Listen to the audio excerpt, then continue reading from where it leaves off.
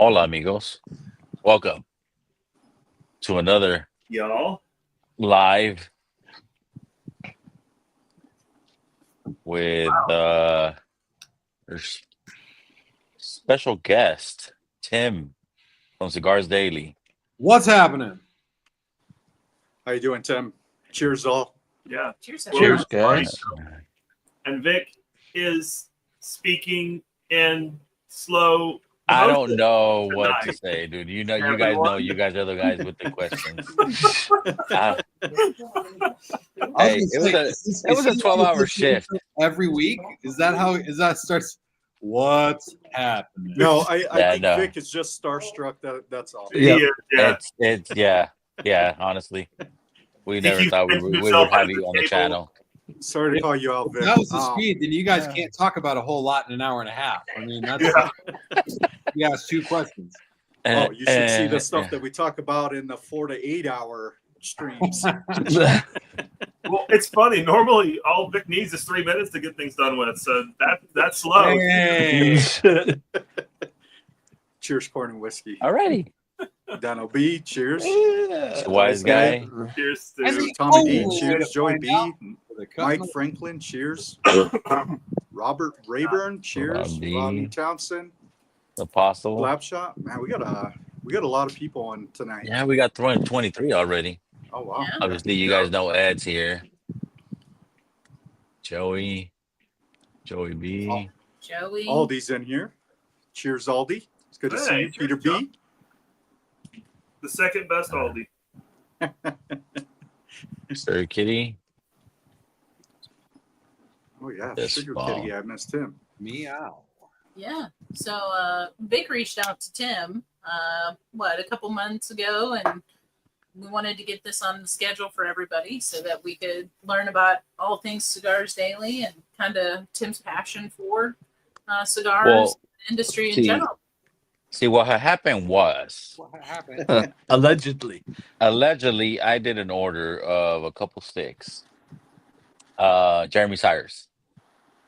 Yeah, dude. And I ordered, I think, 3 sticks, the last 3, and they were short. So then, what's his name? Lawrence? Parents. Terrence. Yeah, Terrence. He reached back. So then I called just to make sure I gave him the right stick that I was going to get replaced. And I'm like, yeah, don't worry about it. I'll put it in the box. I'm like, oh, by the way, you think Tim would like to jump on a stream with me? And I start telling him about puffs and pours and all this. And I'm like, yeah, just email him. And that's how it happened. Tim reached back, and here we are. Terrence was like, "There's this guy Vic, and he's had a podcast." I said, "How much did he spend?" Yeah. Oh, no, we're gonna go through that. Ed is the one that spends a lot of money. I was gonna say, All right. yeah. No, Yeah, this is great. guy Thank you right guys. here. Thank you all very much for having me on. This is a blast for me. Like, cigar industry's got a lot of wonderful assets, but getting together with people and hanging out is by far the best one. Yeah, this is awesome. I mean, This is the best part of this community, just hanging out and shooting the shit. Yeah, talking about everything that we enjoy together, that we have the same interests, and the niches that we choose to indulge in, and it's fantastic. Got to meet a lot of great people, and I always look forward to Thursdays, puffs and pours. We really kind of focus on some pairings and talk about the cigars, talk about coffee, talk about whiskey, sometimes different brews. Yeah, that's about that. And so I think most of us have daily edition cigars as well. yeah. I'm smoking the Oliva La Fermentada. I got the Oscar. Yeah, me and Jake, we both got the Oscar. I've got the Liga Zebra from the Filthy Viking line. Yeah, I was like at odds of like which one I wanted to pick, man. And I was like, well, I'm doing a Turkish coffee right now with some Burundi from Drifting Drams. Thank you guys. I was able to get fine enough grind to get this type of brew type. And I wanted to see how it paired well with this. And so far, it's freaking excellent. And, I'm loving it. It's what I love. Wonderful. I've got the Dama Volata. I'm doing American Viking tonight. Nice. Oh, okay. That was going to be my second one. I have that sitting right over here for the second cigar. I also have some Drifting Drams coffee going here. And my beautiful wife was going to bring me the bag so I could remember which of the two roasts she made for me right now, but she didn't bring it. I don't remember which one it is. I had handwriting on it, which it looks like was probably Katie's handwriting because it was legible. Yeah. Yeah. Yes. Yeah. And so maybe started with a B, but Oh, Bar Sound Blitz. that's it. Barstown That's Blitz. the one. Bar Bar Sound Blitz. That's what one in the cup too. in my Filthy Viking coffee mug. And this is like a divine pairing. This coffee is unbelievably good and brings out a lot, quite a complimentary pairing. It brings out a lot of the Dama Volata that it's not like normally the feature of the flavor. So this is nice. Awesome. Yeah, it's a majority Burundi blend and then Colombian in there as well. So it's kind of got the fruitiness and the chocolatey from the Colombian. Yeah. Fruitiness from Burundi, chocolate from That's what we're drinking too, right? Yeah. So we got the Blitz as well. And man, this Oliva is just gorgeous. It's got that like it's raw in the way that it's not been oiled up to look all fancy and shiny and everything, but it's just gorgeous. That's what I liked about Yeah. this one is like Yeah. how just raw it looks, and not raw in a bad way, but very earthy, of course, right? Earthy, you said? Earthy? Earthy. Go figure. Oh, So when did you start getting into cigars, Tim? Got into cigars the day I turned 18 years old. I saw cigars as sort of a rite of passage to going from being a boy into a man.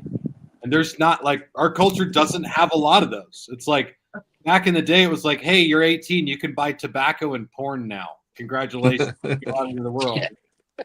So I was like, I could get a cigar, and I grew up watching movies with Arnold Schwarzenegger and some of the badasses of the day. Really, the cigar was the victory dance and Independence Day, and it was sort of like I've arrived type thing. And so the day I turned 18, I walked into a cigar shop in Tucson called Crescent and got a cigar there. And, I asked the guy for a recommendation. Robert says, may well. This is like one of those Chuck Norris scenarios, right? Yeah. Yeah.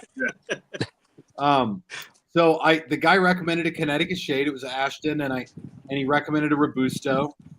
And right next to it on the shelf was the Churchill. And I'm kind of like, if you smoke the short one, aren't you kind of a bitch? And so I took it. I'll smoke this one. And he was like, all right, like whatever you want. And so I took it and smoked it that night, made myself wildly sick on it. yeah, of course. Probably fell. For 10 years after that, I smoked primarily just occasionally on the weekends, poker games, going out in the desert with friends and stuff like that. It was, really more of a hobbyist. And then about 10 years ago, I got into the industry. So since then, that's all I do now. So you're Stacey, Top Dog, EJ, Yeah. Peter B. Yeah, if anybody in chat, you got any questions, you put them down in the chat, and then I'll highlight them, and then Tim might be able to answer those, or for anybody in the panel. So how did the idea for Cigars Daily come about? Like, I mean, I'm sure that's fast forward a little bit in a couple of years from 18 to what did you decide? Cigars Daily was not my idea. I was working at another cigar company, and I'd been there for a couple of years, and I was doing social media, and I was doing a lot of the online stuff that I do now, and it had turned into a dead-end job. It wasn't going very well. It certainly wasn't going the direction that I wanted a career to go. Jason says, Vic is short and his wife dresses him funny. Also doesn't know how to grill food to save his life. What did you do to Jason, Vic? You're gone. I love you too, BC. Fucking asshole. Allegedly. Allegedly. Oh, So I had sort of a dead-end job at another cigar company, and then I told my wife I was going to quit, and quietly the whole time I was there, my father-in-law had been watching me, and he took me out for lunch, and he said, I saw what you did over at that cigar company. He's like, the social media following you built there was pretty incredible, and the work you did on the. He's like, could you do that again? Could you do all that online cigar shit again if you had to? And I was like, probably. And he said, how about we're 50-50 partners? And that sounded amazing. My father-in-law, Jim, he's my partner today, is just one of the sharpest, most experienced guys I've ever known in my life. And so I get to learn from him, and that's a blast. But we started that together 7 years ago in February, and it's been such a rush. It's been like every part of it has been such a rush. That's outstanding. Yeah, that's awesome. You built a super huge following. I know you got tons of people every week in your show. You got a lot of people in and out the lounge. The lounge is beautiful. I've seen video clips. I've seen heard from firsthand. This guy right here just came from out there. Yeah. yeah. I think. Do you have any kids, Tim? I have 3 kids. Oh, well, I think I may have spent enough to put one through at least a couple years of college like for last week. That is the truth. Listen, It's true. keep smoking because my granddaughter just turned 1, so we need to get that going too. Don't slow down. Right.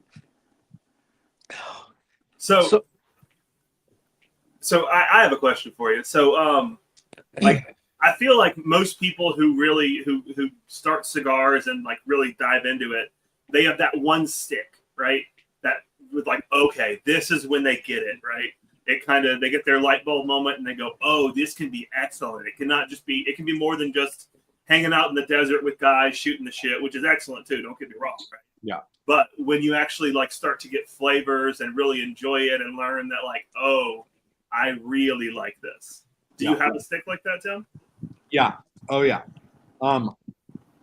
So from the days that I was doing, that I was in college and just out of college, I didn't have no cigar. I liked the cigars that I smoked, and I had a cigar journal, and I would rate and review all the cigars in there, and all the cigars got ridiculously high ratings for me, 98, 99, 100, all of them. I was every single one. I was like, oh, this is as good as it gets. And now I go flip through that journal, and I'm like, oh, gross. It's like when you go back and watch a movie from your childhood and you're like, what was wrong with me? It's not a good movie. So, but my first real recollection of getting into of lighting up a cigar and when, for me, the profound thing about how a cigar is really good for somebody is they light up, they take a puff on it, and then they just sit back like this and look at it because you're got to take it in with your eyes because the flavor's blowing your mind. That's what I do. I chew on the smoke, and I sit back and look at the cigar. It was the Oliva Serie V. That was the first one. I got into the cigar industry. It was at the company that I worked at before Cigars Daily, a place which sadly doesn't exist anymore. And listen, this is the craziest thing that's ever happened to me. But I worked at this company, and I went in a day from being a part-time clerk, filling in for the full-time people, to the next day being the operations manager for a chain of 5 cigar shops and running their website. So it was a wild ride. But I literally went from being part-time to being full-time, and I started smoking the Oliva Serie V. And man, it was the first time that I got that sweetness. And maybe it was that Oliva Nick taught me how to retrohale back then or something. It unlocked. It was new level unlocked. Your character has reached level 91 or something probably for me it would be level 10.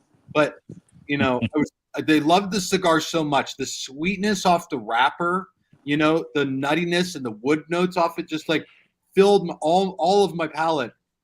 And I smoked that Serie V so much that I literally had customers who were coming up to me. They were like, hey man, we think you're smoking too much. We're worried about you. These are cigar shop regulars. These are lounge lizards. These are guys who are in there every day. So Monday through Friday, come hell or high water, they're gonna be there, and they're all like, "We're worried about your health, man. That's not. Nobody should be smoking that many cigars. That's too many." And I was like, "All right, maybe I'll cut back a little bit." But that V was like, that left an impression on me. Yep. Yeah, I think every once in a while, like I'll get to that moment with a different stick. But Tim, have you ever gone back to anything that you first started with and you were like, this was what I thought it was? I mean, the Series V still holds a special place in my heart, and I love the cigar. And every time I light it up, I enjoy it. You know, there were a lot of brands. My first couple years in cigars, I got really exposed to a lot of brands because when I started doing cigars full time, I had to learn everything about the industry. I legitimately didn't know a single thing. I'm not even certain that when I started in cigars full time that I could have told you the difference between a wrapper, a binder, and a filler, like what those things were. And I really was just a cigar, like I just liked cigars. Yeah. And I couldn't have differentiated Connecticut broadleaf from Connecticut shade. I'll tell you that for sure. And so I was getting exposed to all of the brands out there, and I didn't really know who to listen to. And so I just like, whoever told me something, I was like, that's got to be what it is. And I was getting recommended a lot of brands that I quite frankly haven't smoked in a decade. I mean, I'm talking about brands like Ezra Zion and freaking like, and not that these are bad brands, they're good brands, but HVC was one of them. Oh yeah. What were some of these other guys? Some of the other like up and coming guys at the time. Those were brands I was really sinking my teeth into. And one cigar that really just blew me away was HVC Pan Caliente, the hotcakes. Oh, That's yeah. I still have that was a great cigar. It was a wonderful cigar. But since then, I haven't had a lot to go back to because at that first company, I didn't really have a lot of exposure to the mainstream brands. Like a lot of the guys that I work with now who are my friends in cigars, like Nestor Plasencia and Plasencia Cigars, and the folks over at My Father Cigars, and Steve Saka and his family over at Dunbarton, Eric Espinosa, Terrence Riley over at Aganorsa. I mean, the list goes on and on there. Robert Holt, those guys have become my friends and make some spectacular cigars. So, it's been an upward trend for me. I've just kept learning more and more. Nice. So here's a question for you, Tim. Listen, Nicaraguan Puro, any day of the week. There's not a lot of Dominican cigars that I would put above most Nicaraguan cigars. There's a few guys in the DR that are doing great things. Yeah. And I work with a factory in the DR that I love everything that comes out of the factory. But truthfully, there's a reason that the majority of cigars we import into America are from Nicaragua. There's a reason for that.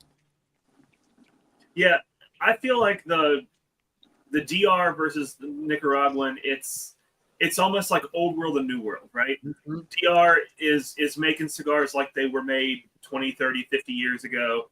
And a lot of the Nicaraguan sticks are new, right? They're amped up. They're looking for more flavor and experimentation and things like that.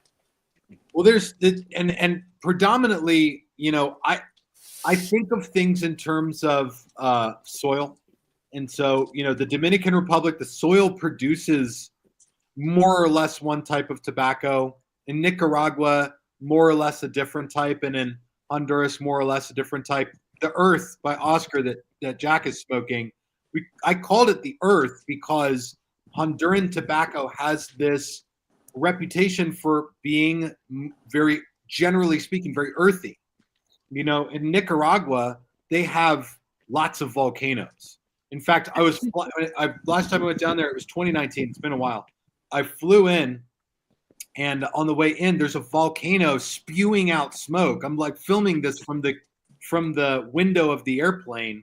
So there's just so much volcanic activity. The soil is super nutrient rich. And then as you go up north in Nicaragua toward Honduras, just south of Honduras is the Jalapa Valley, which is really its own microcosm of amazingness in terms of agriculture, and the tobacco they grow there in Jalapa is incredible stuff. And then going forth north into Honduras, you have the Olancho and San Augustine region there, which is really kind of on the border of Honduras and Nicaragua, has some of the characteristics of each. But up in the Copan region, which, Jack, the earth that you're smoking has a filler tobacco from Copan, Honduras. It's very known for being very sweet, and it adds this really nice sweetness to the sort of spicy, little bit pepperiness of the Corojo wrapper that kind of takes that earthiness of the cigar and broadens it out with more complexity. Anyway, if you haven't figured it out, I will literally talk until someone stops me. It's good. So I love it. So I do get a lot of like the dark sweet chocolate notes off of it, a little bit of earthiness, and it's going very well with the Turkish coffee. Now, speaking about pairings, is there anything that you typically have a go-to, like for coffee or spirits? I saw Aid, by the way. He said, "Do I still love my Ember mug?" I do. I love my Ember mug. And if you guys should be reaching out to Ember on this channel, by the way. Yeah, Ethan has one. Yep. Yeah, it's magic. If you don't have an Ember mug, I don't know what you're doing. I will say the only downside of the Ember mug is they do not like my Android phone. That sucks, dude. But I have an iPad, so I just hook it up to the iPad and do it that way.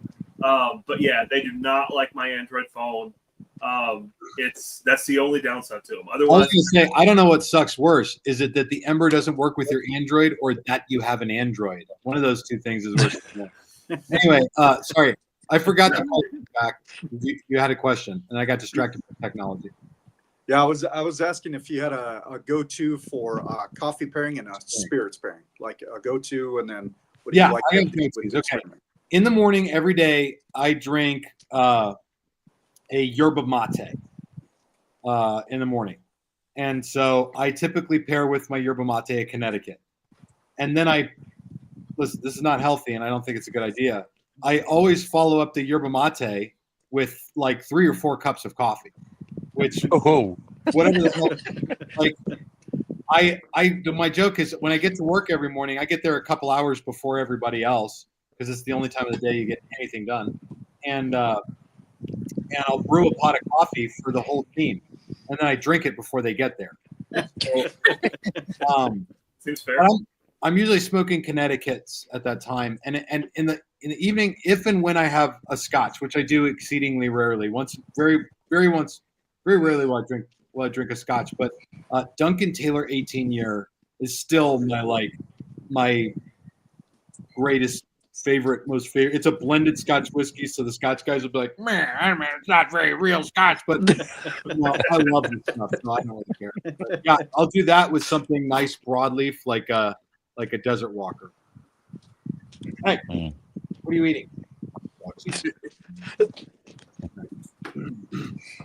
I thought he was asking Ethan. So, Yeah, Ethan, what are you eating? Quit chewing on your stick. What are you eating? stop licking that. Dude, Theodore told you, Ethan. He said it. Yeah, he did. I'll do it, man. Yeah, Eddie Boo Boo.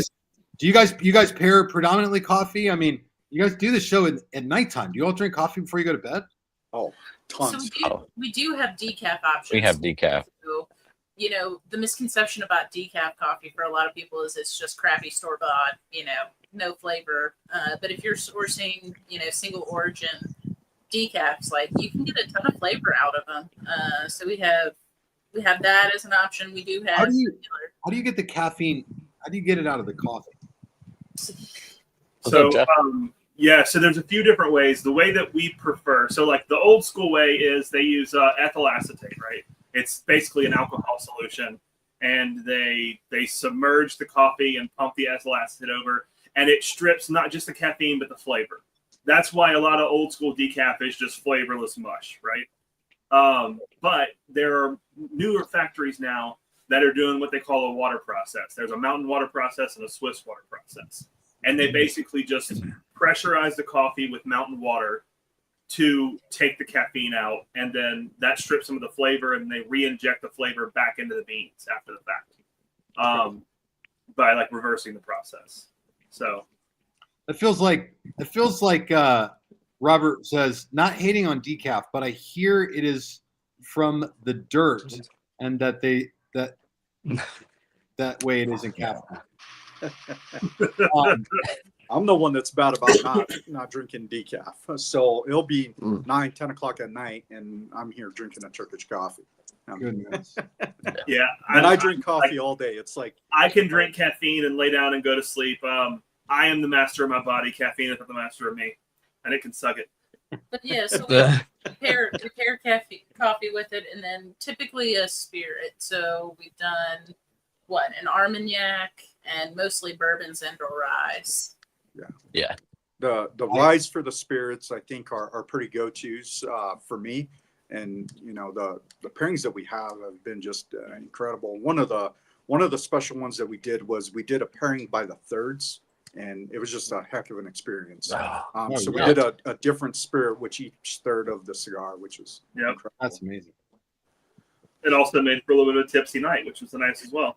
Yeah. But yeah, typically we'll start off with the coffee, and then as everyone kind of finishes their coffee, gets to like the second, third, we're moving on to the spirits for the most part. Yeah. The Drifting Drams decaf saved my life, because I love drinking coffee to start off with the cigar. And when we first started doing this, I was drinking caffeinated coffee. I couldn't fall asleep till like 4 a.m. It was nuts. It made for a rough next day, but you pay the price sometimes.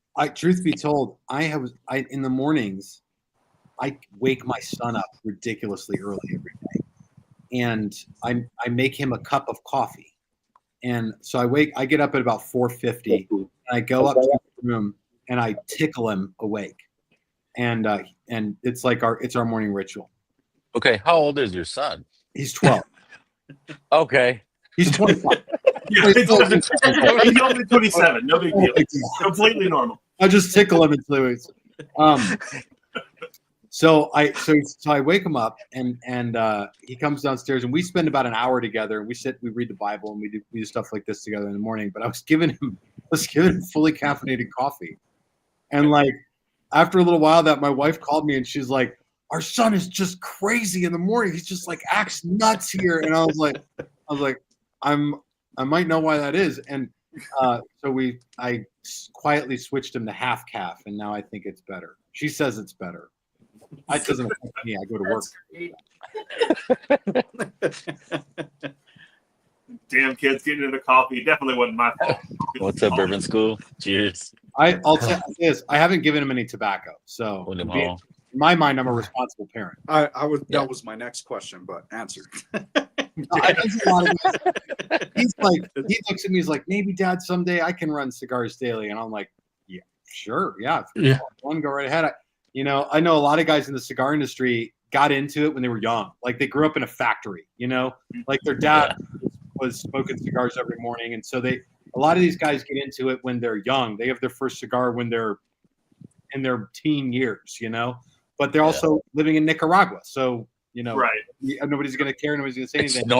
It's normal out there. Yeah. I saw an interview with Doc Oscar from GTO, and he was mentioning that, like, I think he started off when he was like 10, 11 years old. Yeah. Now, do you have a cigar selected for his first cigar that you're going to allow him to? No, I mean, I don't. I haven't really thought that far ahead. Get him a good lunatic 7x70. Really start him off. No, I haven't really thought that much about that. I would probably let him. If here's the deal, the way that the boy and I get along, if I let him choose, he'd want a Filthy Viking. If he knew, cool. I think he's aware that that's my cigar. I'm not even sure if he's cognizant of that, but like the cigar thing he looks at from afar. He's aware of it, but him and my relationship's kind of separated from that stuff. So I think he's interested in having a cigar someday and probably be a Filthy Viking, which ain't a bad beginner cigar either. Good. No. Speaking of which, how did that come about? The Filthy Viking, like what? You just like one day just said, oh, you know what? I want to make my own cigar. No, I got cock blocked on the trade name. And so, like, here's the deal. I worked for this other cigar company, and my job was to make their e-commerce side of their business work. I did all the ordering for this company. I managed several of their retail shops, and I was supposed to make their e-commerce work. I was supposed to make it successful because before I started there, it was not. And they had some house bundles that were like naked cigars with a sticker slapped on the bundle. And this is back in 2016. And I started doing the cigar thing, and I'm trying to figure all this out. And I noticed that the bundled cigars with the stickers on them in the brick and mortars, they sold really well. Like, people were like, oh yeah, they're your cigars. They're my local tobacconist cigars, right? Yeah. And like, at the same time, I was like, hold on a second. Can you just slap a sticker on a bundle and call it something? And like, that's a new cigar. And at the time, every cigar manufacturer had like catalog bundles, just naked bundles in their catalog that you could order. So, you go to brand X and they have the brand X Connecticut and the Habano and the Maduro and the 10th anniversary thing and yada, yada. All the cigars you would expect to see a brand have. And then they also have some bundled cigars and often these naked ones that just didn't have nothing on them. And I was like, I can do this. So I started, making some cigar brands. And as I got into the world of social media about cigars, like, that really became a powerful thing. And I made lots of different brands. I made brands that got that company to get the cease and desist letter from major cigar makers. I made them one. Oh God, I hope I don't get in trouble for this. I made them one called Liga 10, and I made a sticker for it that looked exactly like a Liga Privada thing. That's awesome. I love it. And like, those sold pretty well. And like, after I left, they definitely got a cease and desist from. That's when you know you made it. When you made something good. Is when somebody says, "Nah, you can't do that." Yeah, shortly before Drew came out with the Liga Privada number 10, they got a cease and desist. So I'm making these cigars for them, and at one point it was like, okay, I had enough of a following in social media that it was like, all right, I should make a cigar for me. I wanted to make a cigar called Valhalla because I'm way Norwegian, predominantly 90%, Scandinavian or Viking blood. And I wanted to get Valhalla, but the trade name was taken. And it was at the time Kaizad Hansosha had it, the owner of Gurkha. And so I called him and I said, I've been in the industry at this point for a little while and kind of was able to get a hold of people. So I called Kaizad and said, hey, you got this trade name for the cigar called Valhalla. I'd really like to have it, and you're not using it. It looks like you haven't made that cigar in some time, so can I buy the trade name off you? And he said no. At the time, Thompson was selling to CI. And so he said, that was a house brand I made for Thompson, so I can't sell it to you. He said, but if you let me make the cigar for you, I'll give you the brand name. And I said, I had another factory I was already working with. I had another blend I'd already picked out. I was like, already down that road. I said, no, man, I can't do that. I'll find another name. And I was just dicking around in the office, and I was like, Filthy Viking. That's me. That's what I am. I'm just, it's a little obscene sometimes, and it's never totally clean, and I'm the Filthy Viking. And that, I knew that wasn't taken. So yeah, I jumped on it. Yeah. So, yeah. Cool, man. So when you made the Filthy, or was coming up with the idea, did you I'm assuming you had a blend in mind based on your experience that you wanted that to be, or was it like it kind of like, and how many iterations did it take to finally come out with the one that you said, yep, this is it?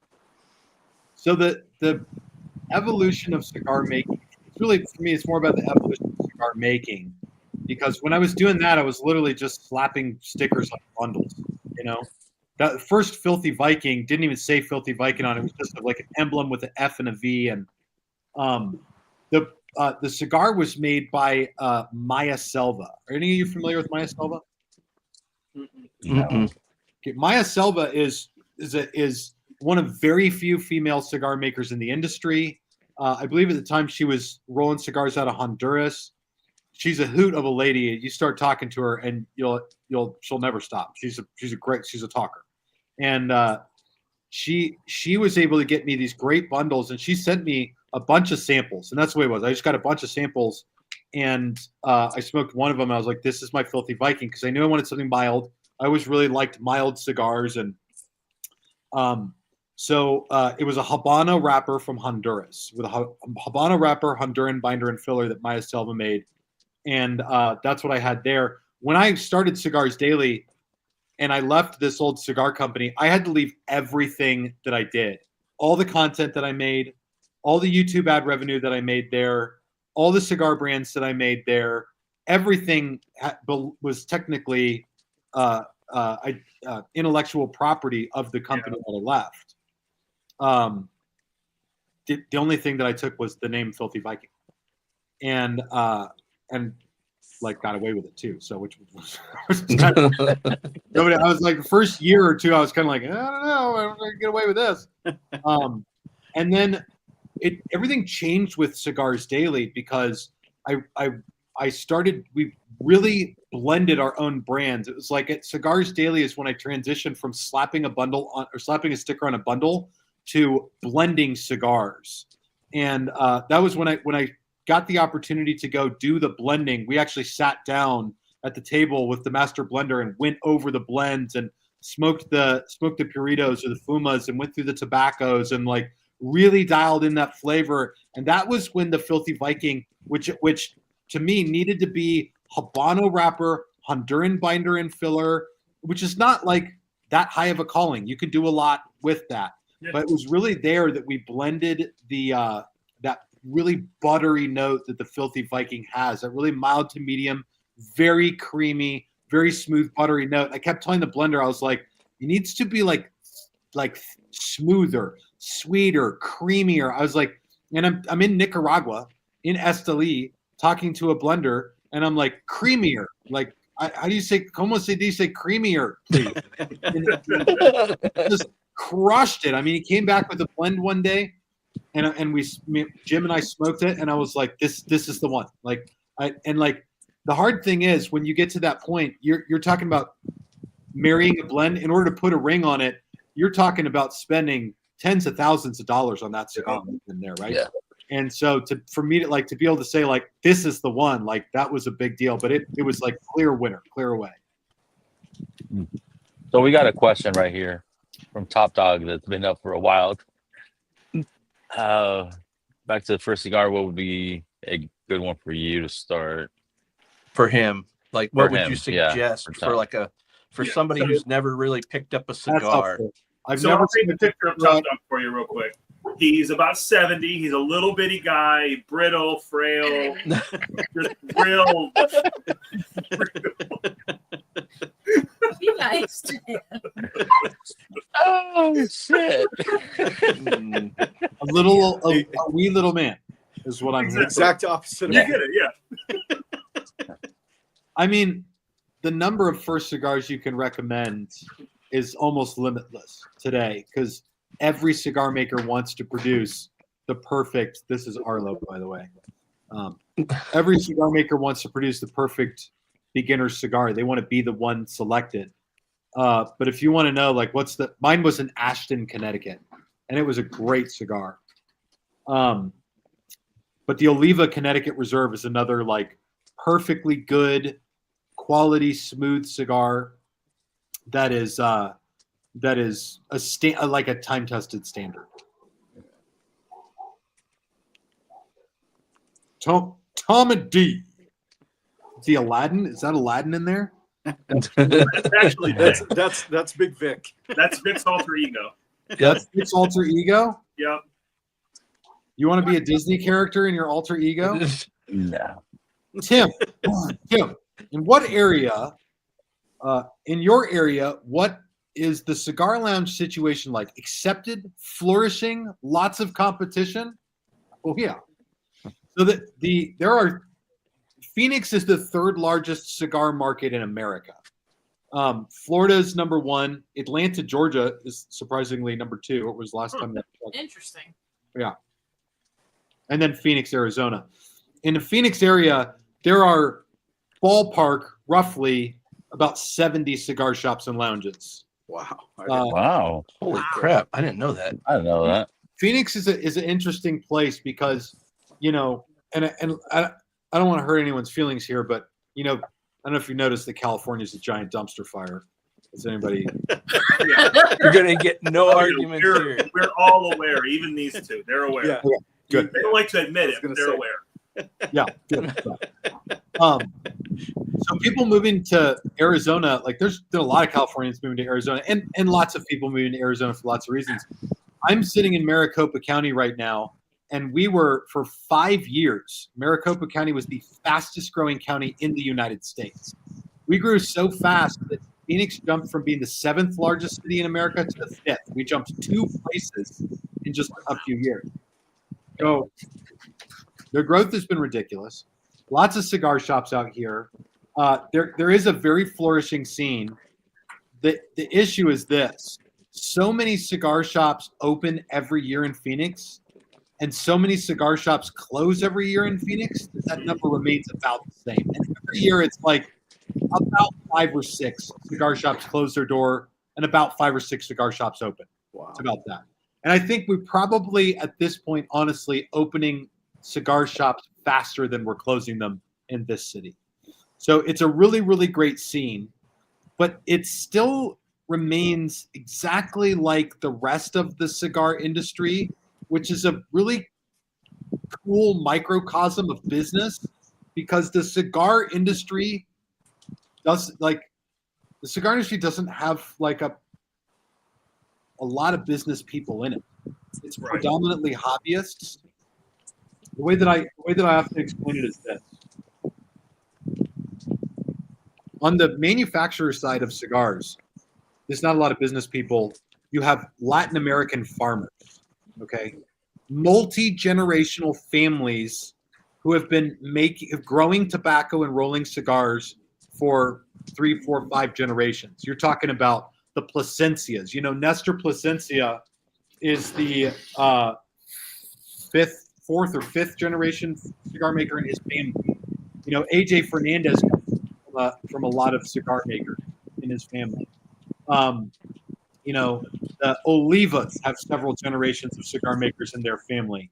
And these days, well, I'm going to talk too much here, but I'm going to kind of like tell you guys a big part of what I'm going to be doing in the next couple of years. So there's a lot of Latin American farmers. They're not really business people. In fact, when I was in Nicaragua, I got to spend 5 days touring around with Nestor Plasencia. It was one of the greatest experiences of my life. Nestor Plasencia is a wonderful man and a role model and an icon for me. And I told Nestor, I said, why don't you have like an Instagram? Why don't you make videos to let people know about your cigars and stuff? And he goes, no, Tim, I just want to grow tobacco. He's like, I just want to be a farmer. I'm a farmer. That's what I want to do. And he does the business side of it, but only because it's part of what his family's done for a long time. Okay. Yeah. That's manufacturers. On the retail side of it in America, there's not a ton of business people there either. Your typical cigar shop owner in America is a dude who's retired, who needs a place to go during the day so that his wife doesn't have to put bleach in his coffee until it kills him. Exactly. Yeah. Right? That's like legitimately most guys. Like, Yeah. How are you feeling lately, Ethan? It's fun on this limp to the right. I don't know what's causing it. yeah, Ethan's like, this new coffee's tastes kind of like bleach, but It's got this like acidic thing going on. It's a little weird, but it's good. So these guys are they want to run their shop in the black. They want to keep the business open. They want to do well, but like they want to smoke with their friends, right? So I in Phoenix, legitimately at this moment, and this can change because the world is changing fast. since the inception of Cigars Daily, out of the 70 cigar shops in Phoenix, Cigars Daily has 2 competitors. There are 2 shops in the Valley that are sort of in the same sphere and arena as Cigars Daily. And really, Cigars Daily came up into their sphere and arena because we're the newest one. These other 2 companies have been around significantly longer. And one of them is called Cigar King, run by a guy named Mitch.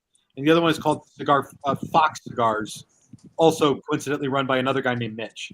And you know, they're considerable players in the Southwest United States, and I think probably like at least a little bit annoyed that Cigars Daily just kind of like sprung up, and you know, now here's this gap tooth bald douchebag just kind of stealing some of the thunder. But that's how the market is. So like over the years that you've been in the retail side, have you seen any like trends of cigar smokers? I know Terrence kind of talked a little bit about it one time, about like it was like a new hipster thing, you know, the past 10 years. Have you saw that? Yeah, I mean, there have been colossal trends in cigars, and they're all great, you know. The biggest trend was cigars exploded as an industry during COVID. You know, that the average cigar smoker who smoked 1 to 2 cigars a week suddenly was working from home. So that guy was smoking cigars every single day. And so we brought in a lot of new people into the cigar world and the cigar community, and it was cool because for Cigars Daily, for content creation, I really have always focused on the beginner in the cigar world. And so a lot of those guys, I mean, legitimately hundreds of thousands of the people who got into cigars learned a lot of what they knew from watching my videos, which was such a cool privilege. So I get to be a part of that trend, and that was a treat. And the other trend that's really cool that I've seen, it's not so much about hipsters, it's women smoking cigars, which is neat. Like not just the female cigar portion growing, but like couples smoking cigars together, like Ethan and Katie. Like I love that you guys are hanging together and doing the cigar thing together. And I see more and more of that online. People are like going out for date night to a cigar bar. And that's, to me, that's brilliant. Like what a great way to take the community and sort of do it. And it really pulled me off the throne of thinking that cigars were a rite of passage for men and learning that they're more about community. Yeah. Most underrated cigar currently from each person's opinion. I think Wise Guy wants me to stop talking, so I'll let you guys go first. Oh no, he's fine. Stu's normally the guy who fills all the silence, so I think he's jealous. Right. Yeah. He wants to jump in. Underrated. Yeah. Dude, that norteño. Highly underrated. That's one of my favorites, man. The Norteño. Oh my Norteño. gosh. Yeah, that one will always be a staple of mine. You know, pretty sad that they're going to be discontinuing, which I don't think they 100% will, or at least I'm hoping. But yeah, spot on, Vic. That's a good one. Ed, you're muted. First of all. Rookie. Yeah, because we got the airports, got planes flying over. I don't know if underrated. I can't think of one that would be too underrated off the top of my head. It also has a bunch of 98s, 99s in his humidor too. Exactly. Yeah. Yeah. Most of Ed's cigars get three thumbs up. So. Yeah. Well, I do. I like to. I mean, watch a lot of reviews. So your show was one of the ones I've watched the most, and I've smoked a lot of the cigars that you've had on there. Recommended, there you go. Enjoyed it. Break House. Yeah, Marty. Yeah. Yeah, Brick House is a decent one. But yeah, I mean, I've tried to I'm only a year into it, and last year I just bought a bunch of 5-pack singles, just trying to smoke anything, trying to develop my palate. understand, what the flavors are and things like that. This year, I've kind of dialed in what I like. So now I'm into boxes. So now I buy boxes so I can age them a little bit, go back, visit them, and understand that whole side of things too. So, So how is that palate development going? It's not bad, man. I mean, there's some I've tried last year that I thought were great, and then this year I was just like, ugh, maybe I wasn't thinking so You're clearly. broken. I'm You're broken, bro. You're broken. Done. Next.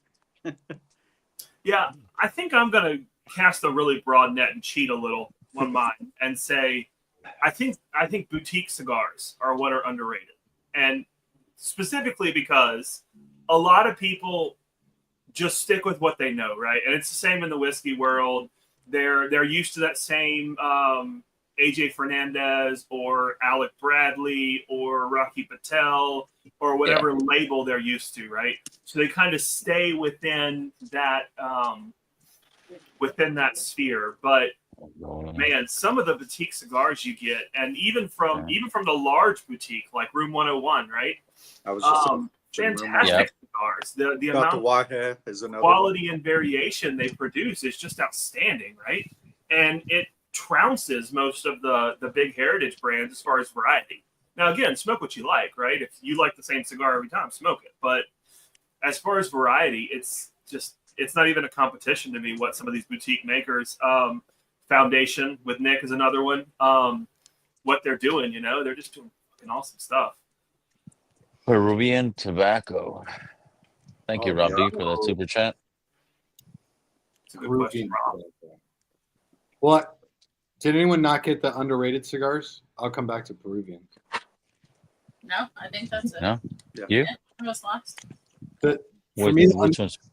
underrated cigars are based on inventory and sales numbers, and I think about cigars in that way a lot.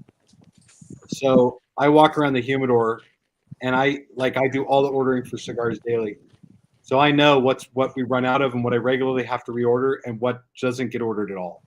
So for me, an underrated cigar is one that I know is just a banger. It's just really fucking good and doesn't move fast. And so I can tell you, like, off the top of my head, because I smoke these cigars because I know if I throw off the inventory, I'm not going to get myself in trouble. And the team's going to come to me and be like, we can't ship a box of cigars because you smoked half of them, So Partagas Cortado, Foundation, Axum Claro, the Toro size, San Latano, any of AJ San Latanos, all three of them are very good and very underrated, undervalued. The Hoya de Nicaragua Antaño CT, the Connecticut, is a great cigar. That's a great cigar. I love that one. And Aganorsa's Anniversario Connecticut. All of those are bangers. As far as Peruvian tobacco goes, like, Peruvian tobacco is great. I think probably underutilized, and it's a pretty remarkable thing when you see a cigar with Peruvian tobacco in it, and it doesn't get used. I don't know why it doesn't get used a lot. It has a very nice, interesting sort of great character to it when you put it in a blend. Yeah, I think we had a couple of Peruvians, right?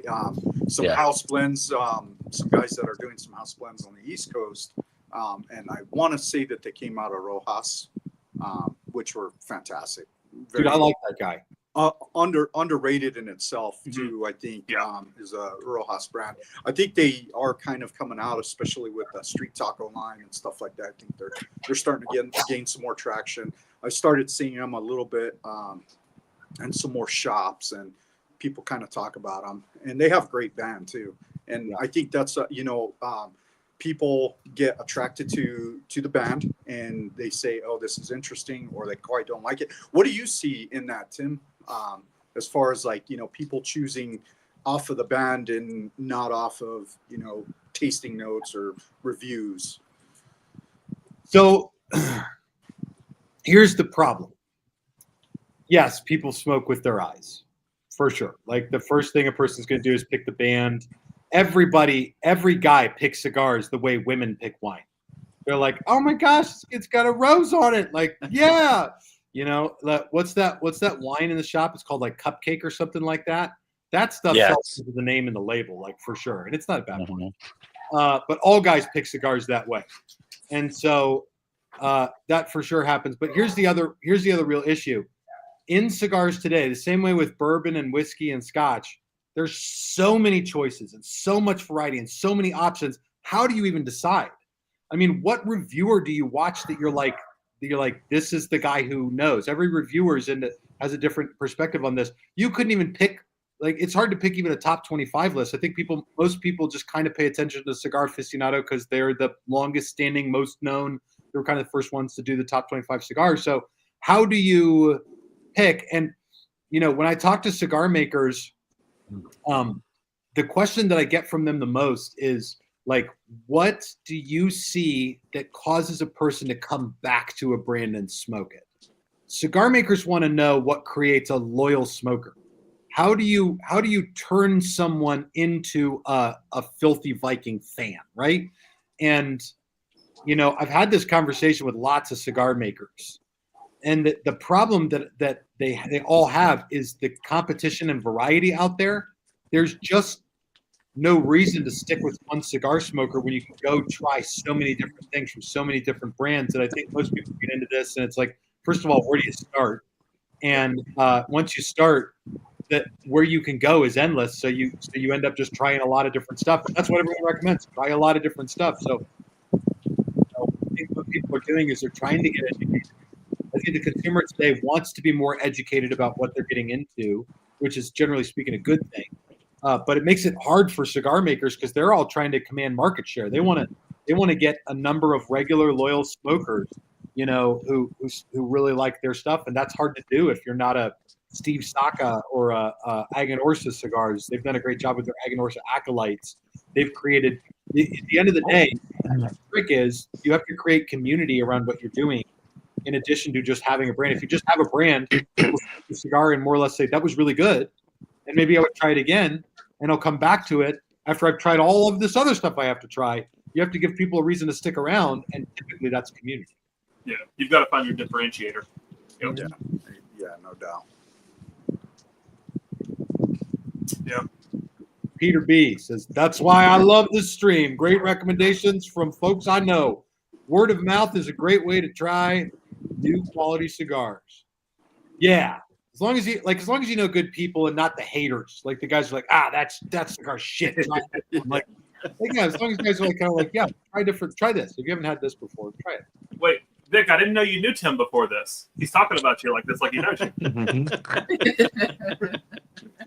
I think that's pretty big in the whiskey community too, right? Is you get a lot of the haters, and but I think when people evolve in the passion, I think they kind of gain away from that. I was guilty of that myself, for years. I was like, I like this, I don't like this, I wouldn't recommend this to you, but everyone's palate's different. What they drink, what they eat, it's all going to change their palate and what they like. And hey, this is what I like. You can try it. If you don't, maybe you like this, and kind of go on. And I think with Puffs and Pours, what we wanted to do was introduce stuff that people normally wouldn't get and normally wouldn't pair. We look at stuff that, might not be completely known. And so we'll introduce that to people, and, it's worked for a lot of people, hasn't worked for some people. And the same thing with us. We don't like everything, but we go through a lot of different types of cigars, and we'll have the smoking panels before we get on and say, hey, I think this will pair well with this, let's try this, let's go through this isn't going to go good with this, and smoke it and say, hey, I love this cigar, but I didn't like it with this coffee, what do we go to next? The bourbon engineer. And one of the cool things is, like you mentioned, Cigar Aficionado, right? They're the behemoth and the print-ish media as far as cigars go. One of the things that I've just, because I'm buried my head in the sand for a while, one of the things I've picked up is Half Wheel and the way they do their reviews, where every cigar they review, they smoke 3 times, right? Yeah. And that's such a simple thing, but it's so brilliant, right? Because like we've talked about, your palate changes based on what you've eaten, how your day has been, who you're talking to. And I just recently, I had a cigar. The first time I tried it, I was like, oh man, I genuinely hated the cigar. I threw half of it away. I was like, oh man, that's so bad. But I thought, let's try the half wheel technique. I went back to it a few days later and approached it differently and had a very different experience. Enjoyed it, right? And so I really like what half wheel's doing in that regard. Just again, being, I guess they're kind of like undergroundy and campy in some sense, but in a good way. But just trying the cigars multiple times is a simple, easy thing to. Half wheel is they say they're the cigar. They're a cigar news hub. Cigar Aficionado is they're more like a magazine. Half Wheel's more of a blog. But I'll say this: Half Wheel is the way. If you took a bunch of like cigar snobs and started a cigar publication, that's what Half Wheel is. Like they're a real dyed in the wool cigar nerds. Yeah. And Charlie Minato and Patrick Legreed, those two guys, they're great people, but they really just get into the leaf. I mean, you read Charlie Minato's reviews, he's like horse manure and fondant. Like it's all like really, really involved flavor notes. I never get flavor notes really as deep as Charlie gets. For me, flavor notes are always more simple. They're always like, it's like coffee, chocolate, cinnamon, cedar, vanilla, almond, stuff like that. And I like it when flavor notes are attainable, stuff that people can like get, especially for people trying to figure it out. Oh yeah. Yeah, I've never been a fan. I mean, I saw Cigar Aficionados and I saw the last year because, like I said, I got into it last year, and so I went back previous years. And the one thing I noticed with a lot of them is this year I think was kind of an exception in this regard. Is they always had a lot of Cubans, and I'm like, well, I can't get those, or if I can't, I don't know how to get those. Even if you can, right? It's not something that's easily, attainable here because of the laws. But I just know they just flip-flop cigars. Like one that was number one 5 years ago just pops up this year as the new one. It just seems like it's just a rotating list of cigars. They're very similar or the same for that matter. And the variety, like you may get 5-10 new cigars on that list, but I think you got a majority of them. They're all the same ones. They just kind of rotate that first place position. Yeah. I mean, Yeah. Cigar Aficionado's list is always a couple of Cubans, a Padron, an Oliva, some sort of Serie V or Melanio, usually. Yeah. There's an Espinosa on there. There's a My Father on there. There's a Rocky Patel on there. I mean, yeah, it's like very predictable, like almost every year. Does the cut matter in the sense of potency of the cigar, punch versus guillotine versus V cut? Do you think it makes a difference? I'll chime in on this one because I'm a big proponent. You're limited to 2 minutes, Jake. Just 2 minutes. Yeah, I'm big on the cuts of the cigars. I'm very particular on the way I cut my cigars, and mostly has to do with the vitola. So the box press, I'm a punch guy. The Perfectos type cigars, V cut, and regular rounded cigars, I'm a guillotine, and I think that has to do a lot for me with the mouthfeel and what I'm getting on the palate with that particular cigar, but also keeping the construction of the cigar as well. I've seen guys, they half cut, a Perfecto like almost an inch down because they don't know how to cut it. But some of the V cuts mitigate that, and that's going to give a person, I think, a better overall experience when it comes to that. And so I'm very proponent of the way I cut my cigars for each vitola. I usually do V cuts and straight cut. I hardly use punch. Yeah, Never a fan of it. I was never a big punch person until Ethan got that tool that they gave us, and it's got the larger perfect size draws. punch. Yeah, it's got that big. That's the only one I've ever seen it. Now, granted, I didn't go looking for them, but it's got such a big punch on it. It's almost, it kind of helps where it preserves the cap, because that's the thing that frustrates me. If I got to smoke a cigar and I crack the cap or something, or didn't cut it right, and then the thing's falling apart when you're trying to draw, it just drives me nuts. So I mean, I punch most of the cigars. I do cut some, not as much as I used to, but I'm with Jake. Like, when it comes to torpedoes, I like the V cuts. I get better draws on them in my experience when I V cut a torpedo. I've tried the, straight cut at an angle, so far down, whatever, and it just always seems to I always seem to have draw issues. Yeah, that's Yeah, what about for you, Tim? What is your preferred cut method? Fingernails. Fingernails? Just pinch the cap? Yeah, old school. I'll this monstrosity here, I'll literally just serrate with my fingernails around the cigar until I've got the cap more or less loosened off, and then I'll just kind of tear the thing off. I do that with almost all my 9 out of 10 cigars that I smoke, and that's just all. I mean, here's the deal. The only, in my personal opinion, the only cutter that makes a difference is a punch cut. The punch cut, as you draw into the second half, the final third of the cigar, will increase the strength. You get a smaller little spot that you're pulling out of, and so things kind of collect and coagulate at the back end. And other than that, it's a matter of preference. And I do think I get different vitolas, different sizes, different cuts. In my reviews, if I review cigars, I always V cut them, always. I'm sitting at my desk, which is where I smoke 90% of the cigars that I smoke. I peel the cap off and go after it. Yeah, I think one thing that I've realized is a lot of people, their experiences with cutting cigars is kind of colored by those cheap 99-cent guillotine cutters that you get for free a lot of times when you buy, right? And those things are dull after one cut. And so then you end up cutting a cigar and then you just fray the end of the cigar and it's a mess and it comes apart.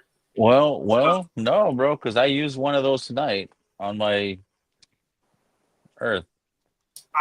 Again, some of them are good, don't get me wrong, but a lot of them are just cheap nonsense. How long have we had these? On that cutter, that Ed, just how tears long? the cigar. Is that the unicorn one? With your little yeah. I love it. It works. Kudos on this cigar. It's really tasty. I have not touched up at all. Excellent. My next cigar tonight might be the Flat Earth, in fact. Oh, nice. Yeah. So question, you got any other new sticks coming out soon? Yeah, we're about to come out with one from Espinosa called the Murcielago. Oh, yeah, I saw that video. Yep. Eric is coming out to Cigars Daily for Daily Con on March 29th. Tickets are available right now. Awesome. I started throwing these sort of festival-style events last year, and they're a blast. So this one will be Eric and me hanging out. We're going to have an axe-throwing trailer there. That's going to be fun. And we just have the best food in the state. It's so good. It'll blow your mind. But yeah, we'll release that cigar there, and it's good. It's good on a whole new level. Like the cigars that I've come out with that are like my top cigars, which you're not supposed to do when you make cigar. You're not supposed to pick favorites. Filthy Viking is my favorite American Viking, and of all the daily editions, Echo Walker is my jam. I love that cigar. But this Echo Hail it's really good. Box pressed. It's got a dark Sumatra wrapper. And the original Murcielago has a Mexican San Andreas wrapper. And I asked Eric Espinosa one day, he came out to Cigars Daily and we were chatting. And I said, could you make me a Murcielago with the dark Sumatra wrapper on it? And he was like, yeah, I think I could do that, And he sent me some samples and I called him and I said, immediately, yes, let's do it, man. He said, you just got to tell me what to call it. And I came up with the Echo Hail idea, but that cigar is going to be special. Awesome. Yeah, I love the Desert Walker until you got to take that band off. It's like a poster. Dude, that band, yeah. That's the result of very poor like design on my part. It's just such a big band, so big, and I always Well, pick. that's not that bad right there. I mean, Just because Viking that's a bourbon. Toro size, right? But you get Yeah. the same band for the Robusto size. Hey, but it's good though. Like, so you could just take it off, and then staple it to a telephone pole, and you get that advertisement. Yeah, absolutely, that's the idea. It's very Red Dead Redemption-esque. Yeah, it really. Yeah, is. people were making fun of it. They're like, "Dude, you just made it look like Red Dead Redemption," Yeah. which wasn't the intention. Like, I came up with the scope of the project and like the design, and then I gave it to my GM, to Ryan, the defender of the flat Earth from Cigars Daily. His son is an artist, and his son drew the actual concept drawing, and I was like, "This is great." And then people were like, "It just looks like Red Dead Redemption," and I was like, "What? You mean one of the greatest video games of all time? Sure, okay, yeah, why not? Call it the Red Dead Redemption cigar if you want. I don't care. Like, a good cigar, people love it and enjoy it. Yeah." Well, and it helps. I mean, the younger folks will recognize that label. They'll look at it and be like, "Oh, yeah, that one." Oh, good, thank God, a Red Yeah. Dead Redemption cigar. Finally. Yeah, it attracts the eye. When do you think you'll get the cease and desist, Joe Campbell style? I don't know. You know what? I haven't gotten one of those yet, and I'm very, very happy about that. So, Yeah. with your cigars, like the ones that the daily editions and stuff, do you specify like aging on those cigars? Like after they're made, do you say, "Hey, I want these to rest for like 2 years, 3 years," or do they recommend for certain blends that you rest them a little bit longer, or just take them out of the box, rip them, smoke I them? let the factories do what the factories do. So Daily Edition project is about working with established cigar makers to come up with new creative projects for the Cigars Daily Nation and followers of Cigars Daily. And one of the values of that project is that every factory does things their own way. After rolling, all cigars are rested. They're not really aged. They're just rested. They put them in a wicking room. And in that wicking room, the cigars are releasing some humidity. The wicking rooms are typically drier. Okay, I think the last one I was in was 55% humidity, really low humidity. This is when you see the cigars in the wheels or the half wheels, and so it's a cold room, it's a dry room, and they're releasing humidity as evenly as they can. The cigars are also off-gassing a little bit of more of that ammonia and sort of smoothing out. Some cigar factories rest their cigars for 40, 45 days after they roll them. Some factories do 90 days. I'm not aware of anyone that does past 90 days after rolling cigars. The only brand I know that does it differently than that is Padron. Rest their cigars for 0 days. They roll them, they put a band on them, they put them in the box, they ship them. They're the only ones. Wow. I don't know how they do that because that wicking process is actually pretty important. Bam. Yeah, that's That's great. interesting. Yeah. Interesting. When you go to do a blend, right? Not when you just say, "Hey, look, I want something similar to this. Like, let me try something." When you actually go down like that 2019 trip you talked about, right, where you're trying the Puritos and you're actually doing a blend, how long does that take? Is that like a 2-week process? Is it one and done? Like, what's your normal process there? Again, this is another thing that happens so differently from cigar to cigar that comes out, from cigar maker to cigar maker. Some guys will get samples mailed to them, and some of the daily editions I've done that with, they send me several samples, and I kind of smoke through them and make changes. But if you go down to the factory, you can do it unbelievably quickly. I mean, you sit there, and in one day, you can really hammer out a lot of the details of what you're looking for, especially if you show up knowing what you want. Gotcha. Like if you're like, "Hey, listen, I'm looking for a full strength cigar, something that bears, a lot of pepper and spice, and that has the presence of a really chocolatey flavor note," you can really dial it in pretty quickly. Especially these guys who work down there in the factories who do the blending. It's amazing. They know which leaves are going to add which flavors to it. It's like this would be like going into a kitchen with a master chef, and you're like, "Hey, I want to make a cake, and I want it to be really bouncy and soft, but nice and chewy." And and have a good density to it, but also have these flavors. Like they can just know exactly what to pick. It's like knowing how to do that with leaves, which in my mind presents another level of complexity. Like not only do these guys have to know what each leaf is going to add to the blend or take away from the blend, but they have to know how it's going to work for combustion rate, because the different leaves have different. There's certain leaves you can't use with other certain leaves, or it'll never burn well ever, right?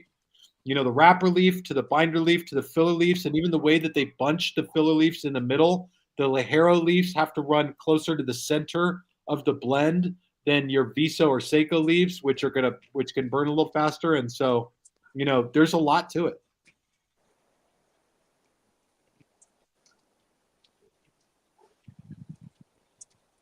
What up, Z-Man?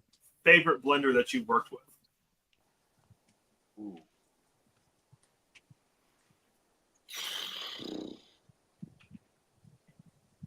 Like, I'm not talking about like the cigar was the best. I'm talking just the experience, right? Because that's really what cigars are for, at least for me. It's the experience, right? I'm trying to. I mean, it's been the process has been so dramatically different with everyone. Gotcha. Like, there's no two guys that it's really been remotely close. Like, to give you an example, for the Echo Hail, for the Murcielago Echo Hail, Eric Espinosa didn't have to shoot very far to get what I was asking for. I wanted the Murcielago with a dark Sumatra wrapper. He sent me 2 versions of that cigar, and one of them was the one. Like, immediately right away, I called him and I said, if it's this one, he's like, I knew it would be that one. He's like, I agree, that's the one. And so that process was very different than blending all of American Viking, where we sat down at a table with the blender and we smoked cigars and we wrote down notes, and it was like, this needs more of this or less of this. We got to turn this up and turn this down a little bit. It was a much more technical process. And I liked that a lot. That was a lot of fun. But yeah, I mean, American Viking's a special project to me because it's my dream come true. You know, you want to, a lot of guys want to have their own brand. I got to have my own brand. That was a lot of fun to do. It's your baby. Here's my baby. Dig it. With a lot of your cigars, I know because you've got the guys that work there at the shop with you. Do they have any feedback into any of the cigars, or is it solely just that? Yeah, I'm sort of the shot caller when it comes to the new blends and stuff. I really my highest value is having Jim's buy-in, because he's my business partner, and he's always like, you know what you're doing, do it. But I really value what he says. But I'm always giving cigars to Terrence and Ryan and to Billy from Cigars Daily Live. And I really want to know what they think of it. Like, I like to give them a cigar, let them light it up, and then like I'll leave for 10 minutes and I'll come back and like I'll like creep around the corner. And I'm like, what's he doing? Is he looking at the thing? Like, is he like taking it in and like looking at the thing, or has he already set it down? Yeah, right, Robert. Throat coat. He most certainly is. Like, has he set the cigar down in his ashtray and gone back to work, or is he taking a minute to smoke the thing and like got that look on his face? You know, that look on their face is kind of what I'm after. I'm trying to gauge, is this leaving an impression for them? And is it leaving the impression for them that it did for me? Like, if I like a cigar, that's great, but ultimately I want to make cigars that people love. Yeah. Have you ever had it with 2 blends, or say like, because you say you get a couple different like samples of the blend, and where everybody liked one and then you said, okay, thanks for the feedback, but we're going with this one? Have you ever had that situation? Yeah. Oh yeah, for sure. There have been a few times Terrence has come to me and been like, yeah, this is the one. And I'm like, you're wrong. It's not. It's ultimately not going to be the one. But no, I mean, for the most part, there's a consensus on it. With the Murcielago, there was like a clear, we were all like, oh wow, this is the one. Yeah.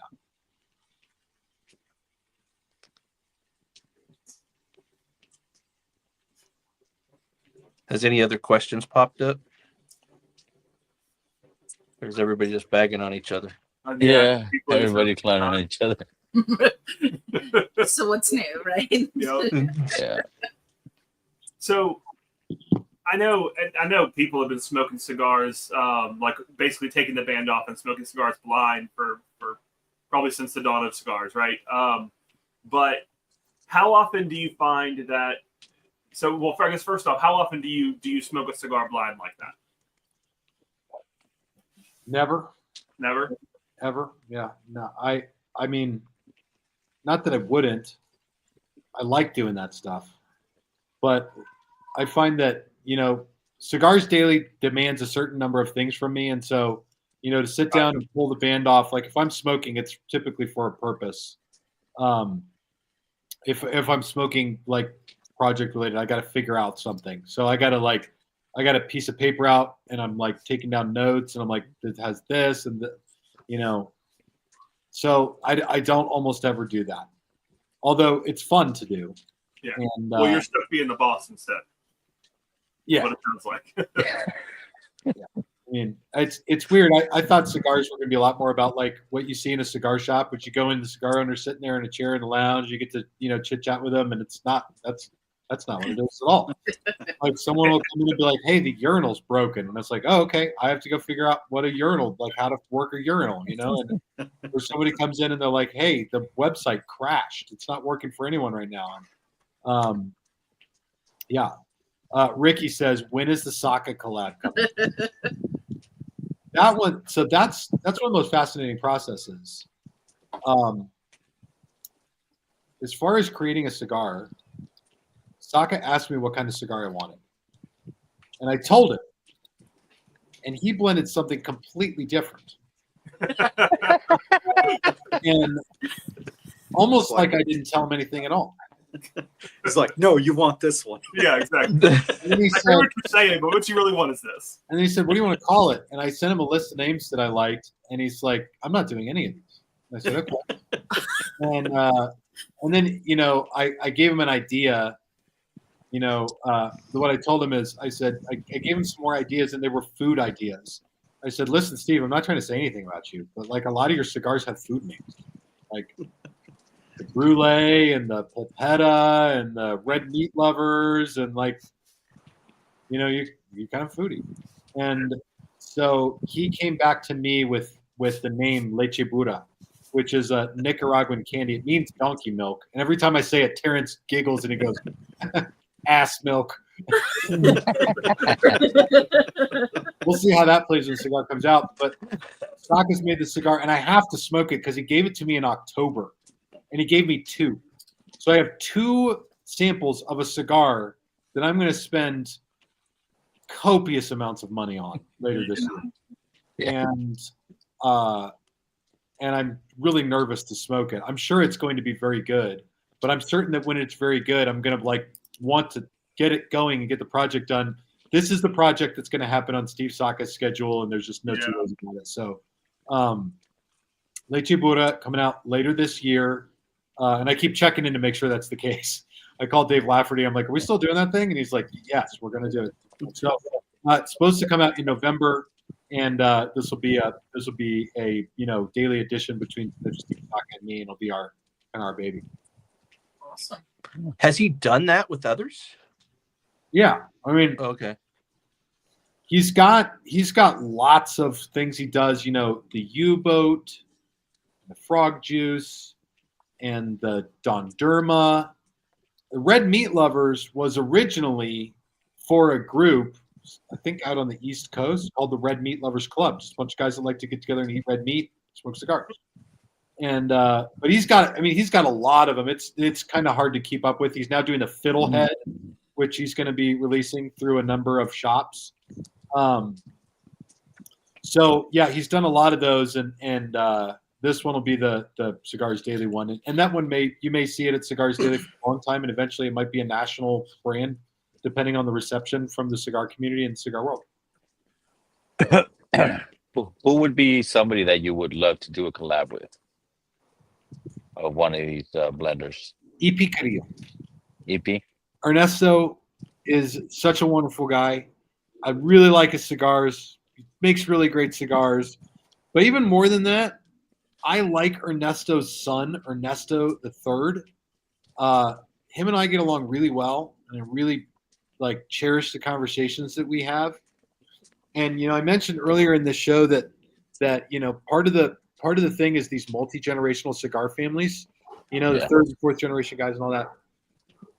Right now, there is a sort of sense to me in the cigar world that a lot of these cigar makers who've been around for a long time are working to bring up the next generation. And you see that with Perdomo. Nick Perdomo is bringing up his son Nicholas, and Nicholas is putting out a new cigar that we're going to be launching with Nicholas through Cigars Daily. He's going to come do Cigars Daily live with me as the cigar comes out, and that's going to be a really exciting project. I can't wait for that stick. Yeah, I think that's happening in April. And you know, there's other guys who are sort of bringing up that next generation. And for me, that's very special because now this year I've been in the cigar industry for 10 more years, which means I might have another 15 or 20 years to do this. And if that's the case, I'm going to get to work with this emerging generation of cigar makers. And in the case of EPC, that's Ernesto III. You know, that's his boy and his daughter, by the way. Yeah. And so I am paying attention very keenly to the cigar makers who are rearing the next generation, training about blending, teaching them about the industry, and really the young up-and-comers doing cigars who have got the stuff, who get it. Like some of these guys get it, and some of them don't. Like some of these guys they're being set up to be the next iteration of their family's name, and they're probably not going to do as well as their father did. But some of these guys will probably exceed what their father did. And so I'm excited about that. The idea is like, what's a 20-year sunset look like in 20 years? Who are the guys that I'm going to be celebrating with when we all got grandkids and we all had a lot of cigars and come out with cigars and enjoyed them with people and done, you know, a million podcasts and, you know, put our kids through school and, you know, fought through all the regulatory stuff together, you know, and bled together in this thing and lived through the hurricanes, you know, all the stuff. And I'm watching for who those guys are. And I'm kind of drawing those people in now and trying to develop those relationships because those long term, a lot of them will be my relationships, you know? Yeah. Well, with PCA coming up, now I'm sure you get a lot more inside information and stuff than the average Joe would. Is there anything exciting coming up in PCA that you might know about and can talk about that you're interested to try? Or there's going to be a ton of stuff. There's going to be more stuff than will even make sense to mention. I am not going to go to PCA though. So I'm going to experience it through Half Wheel like everybody else. You know, I thought you said you were just going to send. I thought you said you were just going to send Terrence and just let him. Just let Terrence go do it. Here's a plane ticket, Terrence. Go out to New Orleans. Sounds dangerous. There's a lot of cigars coming up at PCA. There's none that right now I'm like, this is super big for me at this point in the year, but there's a lot I'm looking forward to. You know, obviously Steve Saka will probably have something new. He releases cigars like a wild person, and you know, I'm always excited to see what my father is cooking up. I'm trying to line up a bunch of projects right now with some of these guys, and for more daily editions. But yeah, there's not one comes to mind that's like that one specifically. So here's a good question. Dan OB, is he worried about the new tariffs coming out? Not yet. I mean, I was talking with some of the accessory guys this week. So far, they're the ones who have been hit the hardest because, you know, it's the 10% tariff on top of the 10% tariff that's on top of the 10% tariff there already was. And so, you know, for lighters and cutters and ashtrays and humidors and all of that stuff, this is like really technical, but they had a small, like an exception for shipping small items, which allowed, rather than taking a palletized thing and shipping a big pallet on a container, you could break all those shipments down individually and then skip the tariff on them. This is how you get things like Temu, you know, and like a lot of the Chinese stuff, but now they might be getting rid of that. So, you know, the accessory world has felt this more than anybody. I was talking most recently with my buddy who works over at Jetline about this, and he was telling me about what their container costs have turned into. And it's shocking. It's really shocking. Thus far, tariffs on cigars doesn't seem to be. I mean, really, the tariffs are Mexico, Canada, and China. Those are that's who we're tariffing right now. So it's got everybody kind of like we don't really know what's going to happen, and there's no guarantees. But at this point, we're probably, from what I know, we're in more danger of sanctions on Nicaragua as a country than we are on tariffs for cigars.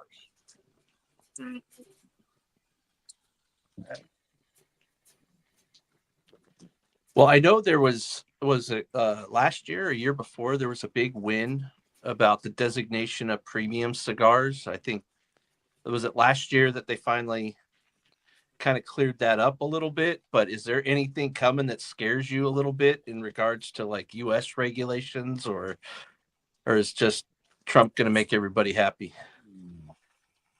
I don't know. How bad do you want me to kill the viewership on your show right now? Like, You won't.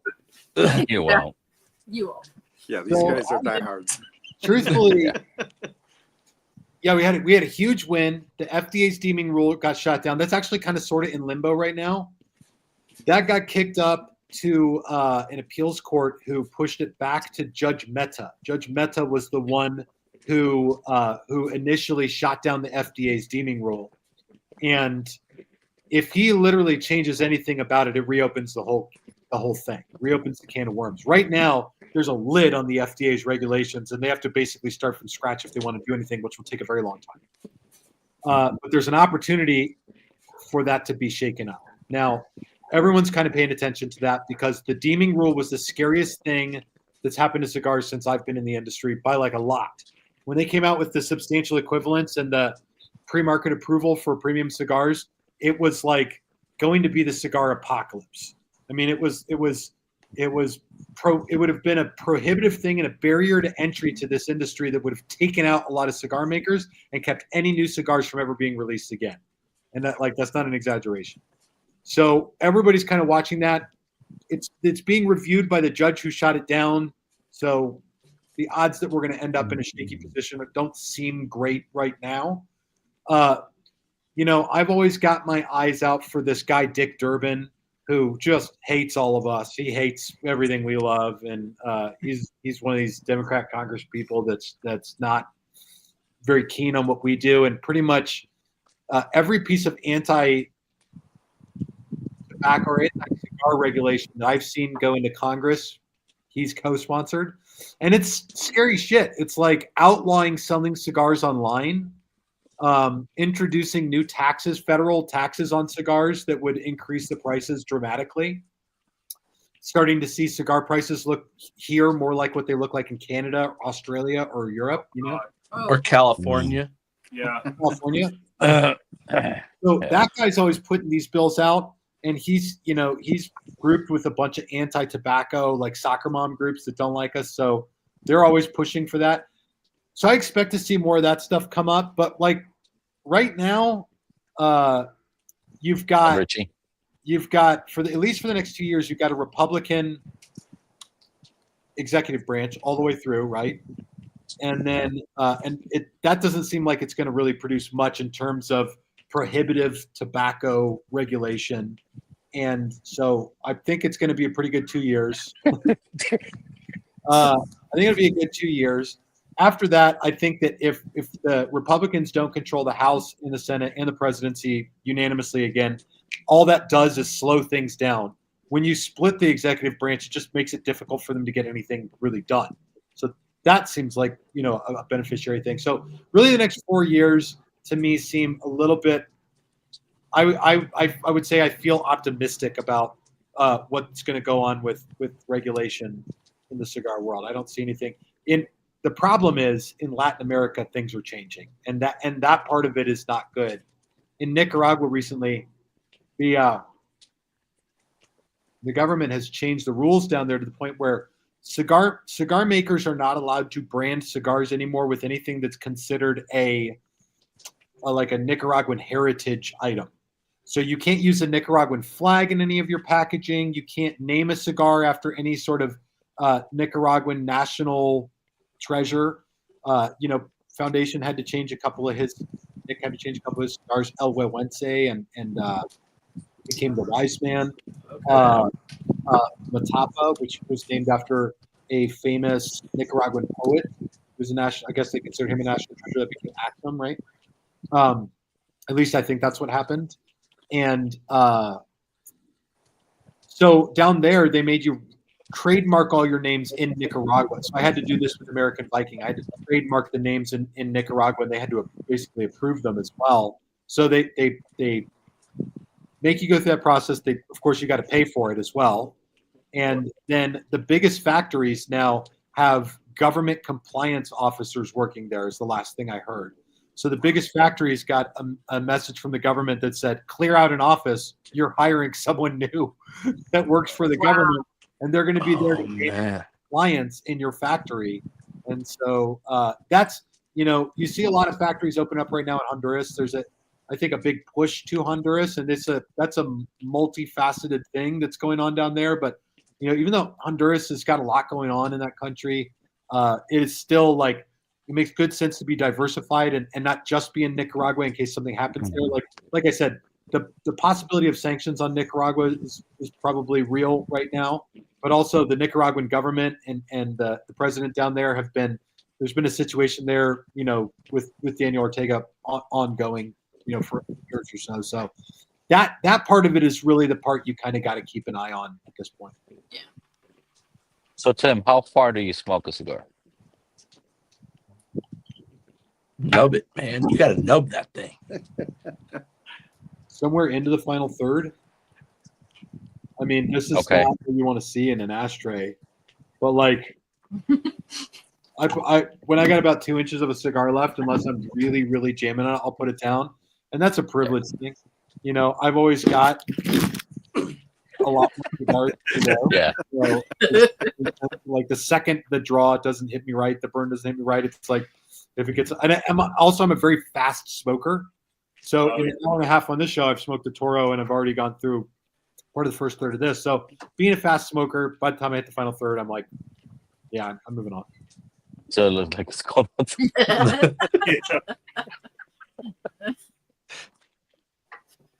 So about average, how many sticks do you smoke a day now? Like 5. See, I'm not that bad. Oh, you're good, Ed. You're good, Ed. You smoke. Ed Me? goes to 3 maybe, and we give him shit. No, I mean, it depends. I mean, it depends on the day and the time I have, but I'll have one in the morning, and if I'm lucky, I'll have one in the afternoon. And then when I come on with these clowns, then I may have 2, 3 more in the evening. But what I've learned over the last year, though, because what I was doing is just smoking anything that looked interesting, right? I didn't pay attention to the blend. So, and I was noticing there for a while that, I'd start off with, like a Liga 9 in the morning. And kind of the rest of the day, everything just kind of tasted At the head. tasted, a little So I kind of started working my way, paying more attention to the blends, start off with a Connecticut and kind of work my way. Now I've been able to taste more of the cigar and have a better experience with it rather than just going through the motions of smoking something. I mean, none of these, even your even the cheaper cigars, it's still, it adds up.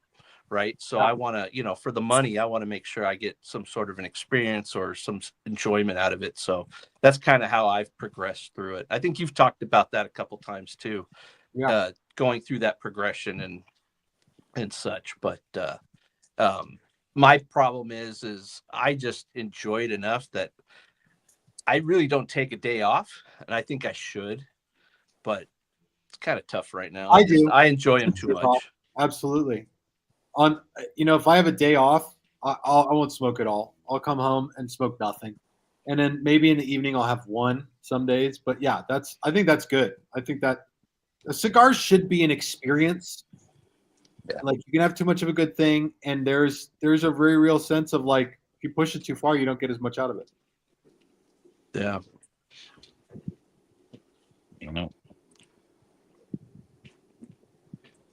This one's pretty good. This is the Dahlia.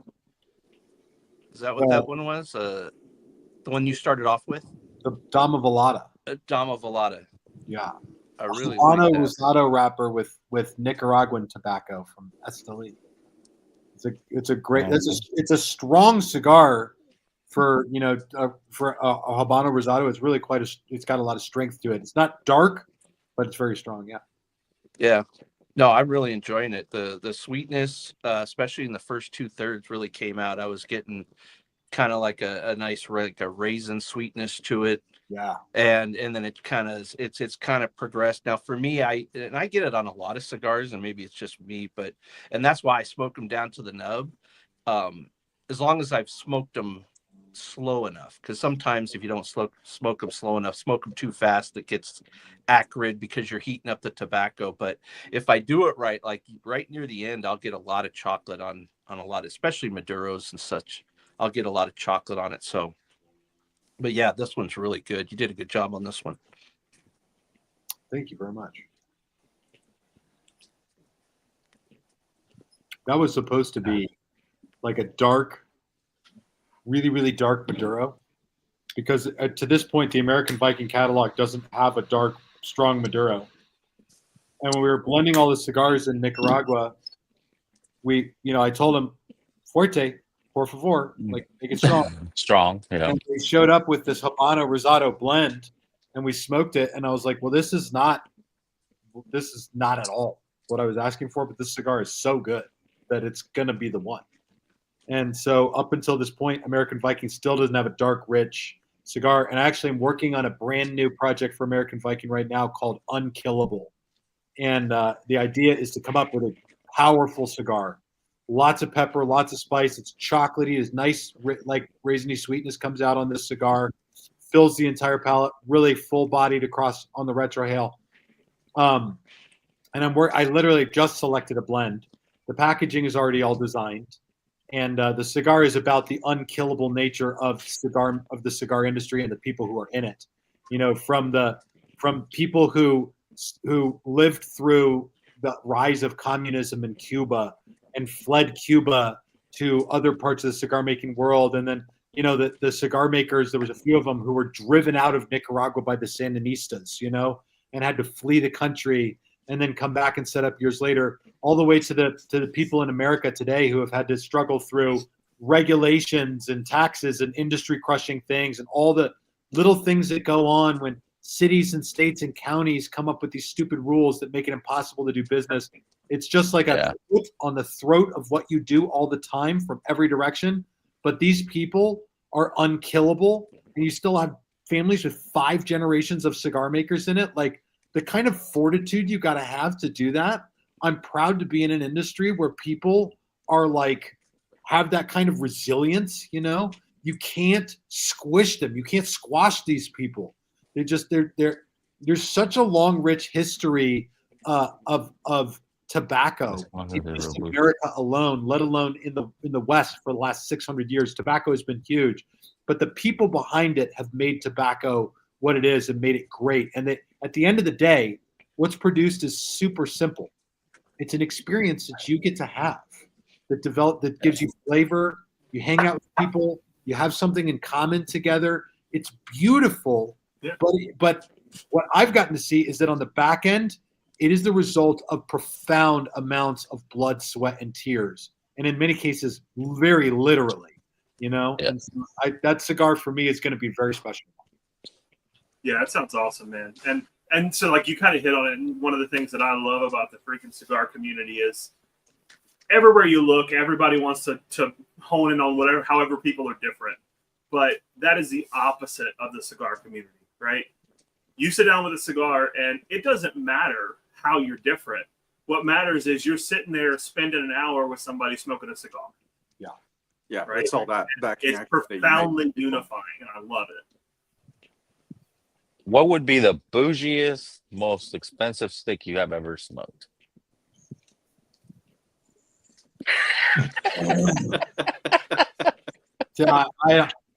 I'm not sure. Honest to God, I was talking with this guy. I went and did this event for a bunch of rich people a few months ago, and I was talking to this guy there, and this guy comes up with a cigar. He's running the event, and He's got this huge, just donkey dick of a cigar. And Earmuffs. Where's the buzzer? he brought me out to do this event, and I looked at him. I'm like, oh, it's a nice cigar. This guy had no band on it. Big naked cigar. And I said, and this guy's, is like super rich guy. All the people there were going to be rich. And I said, you got a cigar there already? I brought cigars to sell at this event. I'm like, you already got one. And he goes, this cigar cost $100 a stick. He goes, smoking it, it's like you're smoking nothing. And I was like, what? Have you ever smoked a cigar before? Do you know what the goal of smoking a cigar is? And he had just this like this sort of attitude about cigars, and he's like, the tobacco in this is so rare, and it's this and that and the other thing, blah blah blah. I was like, okay. And I'm not I don't really get caught up in that, I have a lot of access to cigars. There's not a lot of cigars I can't get a hold of. And so I want to try everything. If there's a unicorn out there, if Steve Saka comes out with another unicorn, I'm going to smoke one. If there's a new Opus thing, of course I want to try it. Like, God, yes, I don't, but I see cigars very differently than that. There's the blends that blow me away are the ones that I keep in my humidor, They're ones that I can get regularly, because if I love an experience, I'm going to want to share it with other people. And so I want to have enough cigars I can give other people. There are only a few cigars that for me are like the get. Like if I could get them, I would go out of my way. And that would be one of JFK's pre-embargo Cubans. If I could get one of those, and verify it's really the real thing, I would legitimately spend a lot of money to do it. One of the they found these ancient Mayan cigars, these in jars, they're rolled up tobacco. They're about 3,000 years old or some ridiculous nonsense like that. I would probably do something stupid to go smoke one of those. But for me, cigars are really about the history of the stuff. I like cigars that have got a great story to them and a great history. Yeah. That is fun. That is So cool. if you're sitting there looking at a cigar and the same cigar, they've got it in 15 different vitolas, what's your choice? Toro. Toro? Yeah, 100% of the time. I carry every cigar that I carry I carry it in a Robusto and a Toro. Those are the two most popular sizes. And to me, they're super simple. One is 45 minutes to an hour. One is an hour to an hour and a half. I almost always have an hour and a half to smoke. So Toro makes the best sense to me. I blended everything for American Viking in the Toro size. All the daily editions were blended in the Toro size. I don't have a lot of patience for Lanceros, torpedoes. I'll smoke them. It's not a problem. I'm a Robusto size. The Robusto. That's why I'm giving shit. Yeah. You Nick's are a very Robusto size, or you like the Robusto size? I like the Robusto size. No, I'm a thirsty. I'm a thirsty. Yeah, I'm a big boy. Robusto's good, man. Yeah. Vic's more of a Corona personally, but he likes to smoke. Shut up, Ethan.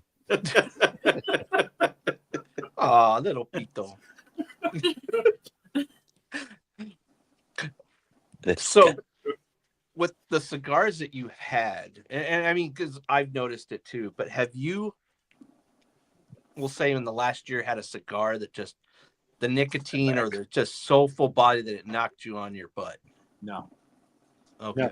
Yeah. It's been a very long time since I've had a cigar that kicked my ass. It's been a very long time. I can't remember the last one. I mean, when I first got in the cigar industry, the Cane F really whooped up on me and made me dizzy one day. Since then, I can't think of a cigar. A few times I've gotten I'm like, oh, that's got I got kind of a buzz, but no, nothing really sets me back anymore. Have you ever had anything as of recent and it's like, wow, that's different. That's definitely different. Like good or bad, but yeah. Yes, that does happen. That happens frequently, and I love that about the library of different tobaccos that are out there. The one that really got me, and it would be difficult to find anymore is Plasencia's Ometepe, the $100 Plasencia cigar. With the fancy tubo. I'm just gonna call it fancy. Yeah, with the ding dong tubo. That's right. That's really it. Yeah, that cigar was different and good. And for the $100 cigars that I've had, that one was like the one that I'm like, that's a great $100 cigar. There's a lot of $100 cigars out there now, you know. Yeah. The unicorns are good. The Ometepe is good. There's a couple others that are good, but those are the ones that to me are like, yeah, that's really good. Do you have a certain nationality of tobacco that's like changed your mind recently, or kind of been up and coming and been really interesting? Yeah, I mean, the thing that interests me the most, if there's Brazilian tobacco anywhere in the blend, I'm like looking for one. I want to get it, you know. I really, really love the AJ Fernandez Dias de Gloria Brazil. Really good cigar. But I find that Brazilian tobacco has this really bright, citrusy nature to it that adds a lot to the blend. CAO's BX3 is great. Espinosa's whole Laranja line is outstanding. Yeah, anything with Brazil in it. I'll say a bad word. Amazon basin. Oh man, I was so excited. I got into your site that day that it happened, and I looked like I got it, and it's available, and I clicked on it, and no pun intended, no cigar. People got fired over that thing, dude. Like legitimately. Yeah, that was a bad day. That was not good. Yeah, that was a rough one. You know, we put out the Amazon. Here's the problem, man. This is legitimately the issue. You've got some cigars that get so much hype. Yeah. And that one has got like, I don't know why the last couple of years, Amazon Basin just has the hype that it has. It wasn't like that a few years ago. It really wasn't. But the last couple of years, it really has been like that. And so when it came out, I literally just put a picture on Facebook. I said, it's here. Please don't crash my website. And everyone immediately crashed the website, but there was a technical error on the site, an overlooked technical error that a developer had overlooked. And the developer who was managing the hosting for my website, and it literally crashed the site. There was an unusual amount of bot activity for some reason. And like, I literally fired that guy. Like, we moved to a different hosting company, moved the whole website to a new environment. And it was like, yeah, that was a situation, dude. Yeah, bots are no joke. I mean, industry I'm in, and it seems like now it's just anything that's popular that somebody's got a bot made for it, and then they you know, and it's so tough to. There's robots attacking every website 24/7. Yep. I mean, to quantify how much of that stuff's going on, you wouldn't believe it. Like, it's going on everywhere all the time. Yep. Everywhere all the time. I mean, the bot attacks on my site are literally constant. And they're, I mean, daily, hourly. I don't know if they happen every minute, but for that reason, that night it was tens of thousands of bot attacks that were happening at the same time that the basin was coming out. So yeah, that sucked. That's the unseen part of it that I don't ever get to like bleed on everyone about, but like, that's the really hard part of it, is that, you know, I got into cigars because I love cigars, and I fell in love with the business of cigars. What I ended up doing was the business of cigars and cigar media, and then somehow also technology. And so you're not going to be good at three things. So you got to be the best you can and try to fill in where you're weak. And so when it comes to the technology part, like, I try to work with the best people that I can, but you know, that's been a big learning process. Yeah. I'm a software engineer by trade, and security is one of those things that it's usually the last thing people think about, and it is the first thing that will screw them every time. Every time, man. Absolutely. I got together with some buddies from college. We were in a band together. One of them works for U-Haul. He's the head of cybersecurity for U-Haul. The other one now works for tech startups in Silicon Valley. He's like a tech startup mucky muck. And then me, the damn cigar guy. And like we got together and we had dinner together and we were chatting, and what we discovered by the time we were done with dinner is that all three of us do exactly the same thing. There's no difference to what all three of us experience in a day. It's all just tech. Cybersecurity is 100% of like a part of our lives. Yeah. So for Cigars Daily, what's the best-selling cigar that you have? Like it's so hard to keep in stock, and that every time you restock it, it's gone. That varies tremendously. By volume, it's factory smokes. We sell those more by volume than anything else, just because you go through so many of them. Probably the most popular premium handmade cigar changes. It's usually the Filthy Viking, usually. But I break things down in terms of like what I order, what I buy from the manufacturers based on what's rolling. So I have to keep constantly in front of that because that shifts so much up and down. Ideally, as a business person, I would set par levels for the products.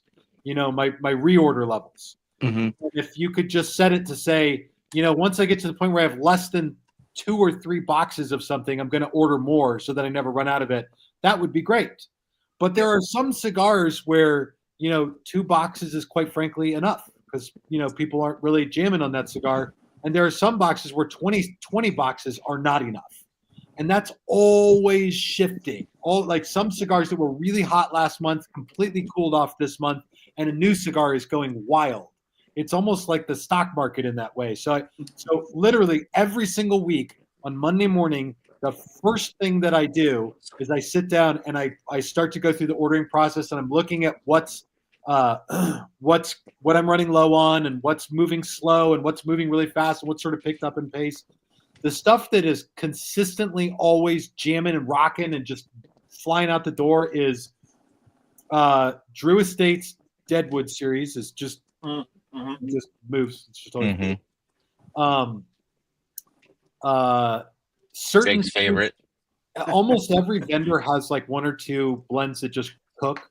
West Tampa's Attic series always flies. Oh, the new yeah. Circle of Life is moving. I It's love still those. very new, so we got to see what the Circle of Life does in the market. Does it really find its place and hold that really strong level of attention it's getting from people? Consistent, Dunbarton is always a very consistent mover. Brulee is super strong for Dunbarton with me right now.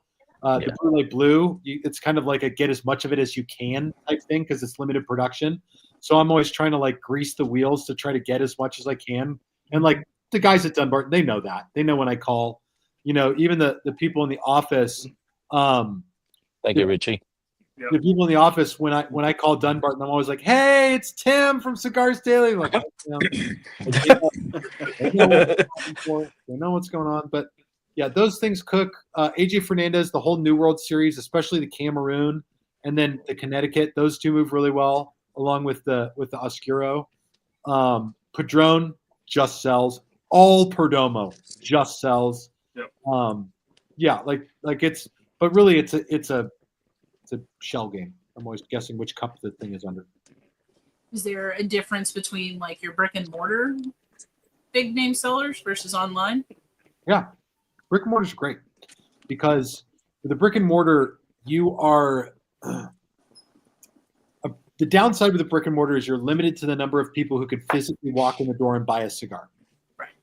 That might be 20 or 30 people in a day. So that fixes what your revenue is going to be because the 20 or 30 people who are going to come in are only going to spend a certain amount on cigars, right? So you kind of predetermine what the revenue of a brick and mortar shop is going to be just by nature of the business. Brick and mortar shops are great because each one sort of has its own DNA. Some brick and mortars are really boutique centric. Yeah.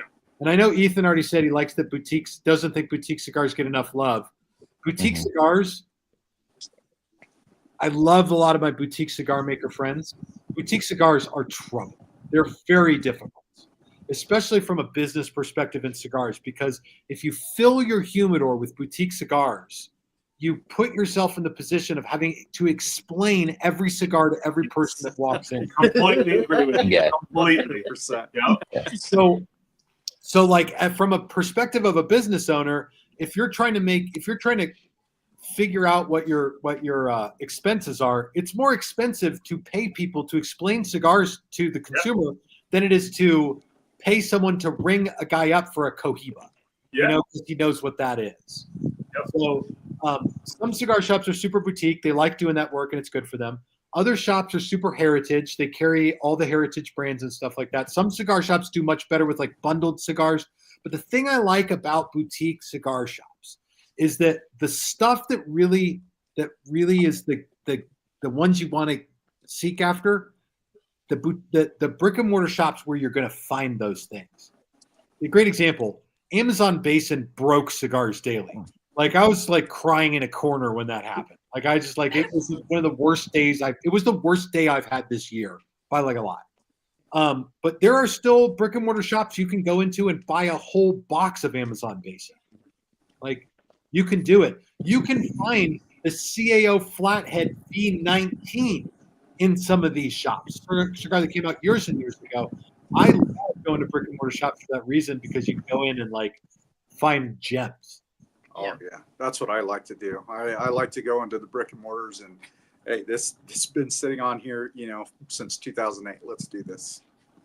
Oh, it's just like the whiskey, Mhm. right? I mean, just like going in and poking your head into some hole in the wall liquor store, right? And you find out that they don't know how to rotate their stuff properly or whatever, and you find that bottle that's been sitting there for 10, 15 years. Yeah. You know? Yeah. Yeah, I was lucky enough a little bit ago. There's a little brick and mortar in Memphis, right? And we don't get out there super often, but when we do, we always stop at this one specific spot and take a look. And they still have them, to my knowledge. It's the Crown Heads Lost Angel, the TAA exclusive from 2022. Yeah. And it's like a $13 stick, and Jesus, it's fantastic. Yeah. And it just sits. Yeah. Nobody knows, right? Yeah. Yep. Hidden gem. Yep. So the question is, why haven't you cleaned them out then?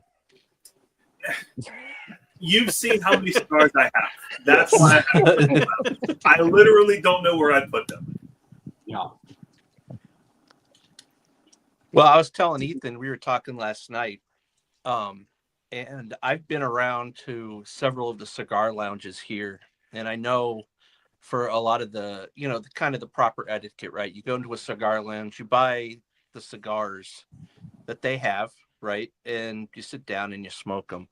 But I found that most of them, the cigars are so overly humidified. It doesn't create a good experience because you're fighting with the cigar or whatever. And what I was impressed last week is when I went into your shop, I picked out some cigars and stuff, and then I just grabbed one to go sit down and smoke. And man, the cigar was perfect. Like I don't know how, whatever you're doing in your humidor to maintain the proper, the quality so that somebody can just go in there, grab one, and really sit down and enjoy a cigar. It was pretty impressive, because that was probably the first time I've had that. Thank you. I appreciate that a lot. You like, the bottom line is you got to pay attention. Maintaining a cigar collection at home is fun, right? Maintaining a cigar collection at a cigar shop is work. And so, what you don't see at a lot of shops is you got to clean those humidifiers. You have to, at some point, you have to take them down, take them apart, and clean them. What makes me nervous is, for the guys that don't do that, essential maintenance on that stuff, what's inside of those humidifiers should scare the shit out of me. Scares the shit out of me. Thank you, Tommy. Yeah, exactly. So I think that, over humidified, that's a danger. I see a lot of cigar shops that are under humidified, just like the cigars are really dry and things aren't kept up. And the challenge is, you get in the cigar industry, you spend a long enough time doing this. If you get burned out, then you stop caring. And that's when you get to the door where the cigars are over humidified, or they're dry, or the service isn't good. The shop's clerk isn't nice. It's the guy that's an asshole to customers, and they're opinionated and they don't want to hear it anymore. And they have no patience for questions that new people are asking. And burnout is really probably the thing that's probably the biggest danger to all of that. Yeah. Well, and you mentioned earlier, the average cigar shop owner is somebody who thought, I really like smoking cigars. I think I'll make a go of this. I need to get out of the house so my wife doesn't kill me. This is going to be fun, right? And what a lot of people don't get, and you're talking exactly on it, is it's a service industry, right? It is absolutely a service industry, and once you get burned out, well, that's the first thing that goes is the service part of it, and This it is makes a huge difference. the cigar, because like I said before, the cigar industry didn't have a ton of business people in it. It also relies on the what I would call a rather lackadaisical, compared to the American mindset of like, you know, we do we run things on time here in this country. You know, we expect it to be the way we ordered it. In Nicaragua, they're like, get to it next week. You know, it'd be okay. And like the whole problem is for a cigar shop, what a cigar shop owner will go through. It's tough, man. It's pretty tough. I mean, a new cigar comes out, and a lot of these brick and mortar owners, they'll have a hard time getting the product. I mean, it can be hard. Some products go back ordered. If there's a cigar that's really popular, you call the manufacturer to order it, and you know that you're flying through boxes of it, and they're like, yeah, we're not going to have it for another month and a half. That hurts you. That sometimes product gets shipped and it's the wrong product, or they overship the product, overcharge you for the product. You know, you're again, the cigar shop owners have to deal with regulations at the local level. That's a pain in the butt, you know. One time I had a lady walk in from smoke-free Arizona into the last Cigars Daily HQ. And she said, one of your neighbors is complaining about the smoke. And meaning that that somebody whose business bordered my business that I shared a wall with, that the smoke was getting into their suite. And Smoke Free Arizona has the authority in Arizona to shut down smoking in your shop if that's happening. And so this lady came in and said, we need to do a review of your cigar shop to see where this is leaking into the other suite. The only problem is I didn't share a wall with any other business. There was no businesses bordering my business because I wasn't in a strip mall. I was in a standalone building. And so effectively, one of my competitors called Smoke Free Arizona on me to hassle me, and they came out and still did a full audit of my shop regardless. Even though I was like, there's no neighbors here. The only thing next door to me is an empty auto bay that's got no business in it. And they still had to do it. And so like there's all kinds of little stuff like that for cigar shop owners that you just got to put up with. And if you open a cigar shop in a strip mall, you're definitely putting yourself in a very tough spot, because all it takes is one neighbor to move in and complain and they become your worst nightmare, and it's very easy for them to do that. So I don't begrudge any of the guys that get burned out doing this stuff. It's not easy. Yeah. So think about it, Jake. Think about it. Yeah, it'll still happen. So, actually, in the same vein there, on the PCA front, do you think it was a mistake moving it to New Orleans? So, a little bit of background: we're native Louisianians, so we saw that the whole like anti-smoking laws in public places and everything. So as soon as I heard that PCA was going to be in New Orleans, I busted out laughing because I knew it was a huge mistake because of the local laws. And so I'm curious your take on it. No, I don't think it was a mistake. You know, I mean, the bottom line is I heard, and I don't know, this may very well just be hearsay. I heard there were issues with the place that it was happening in Vegas. And I don't know if that was what they were getting charged. It was for years. They had a contract with the Sands Expo Center. And some of it was the fact that they were using union labor that was prohibitively expensive. And I'd also heard that the Sands didn't want PCA back, because when the PCA comes to town, like one of the things that the cigar industry people talk about is they basically have to open up the expo center and vent it out for like a period of time after the show. I heard something like 5 days. So like that's 5 days you can't use it. You can't like move PCA out and move in the Better Homes and Gardens Expo the next week. You have to do some stuff. So that's one of the considerations. Where you have it really matters.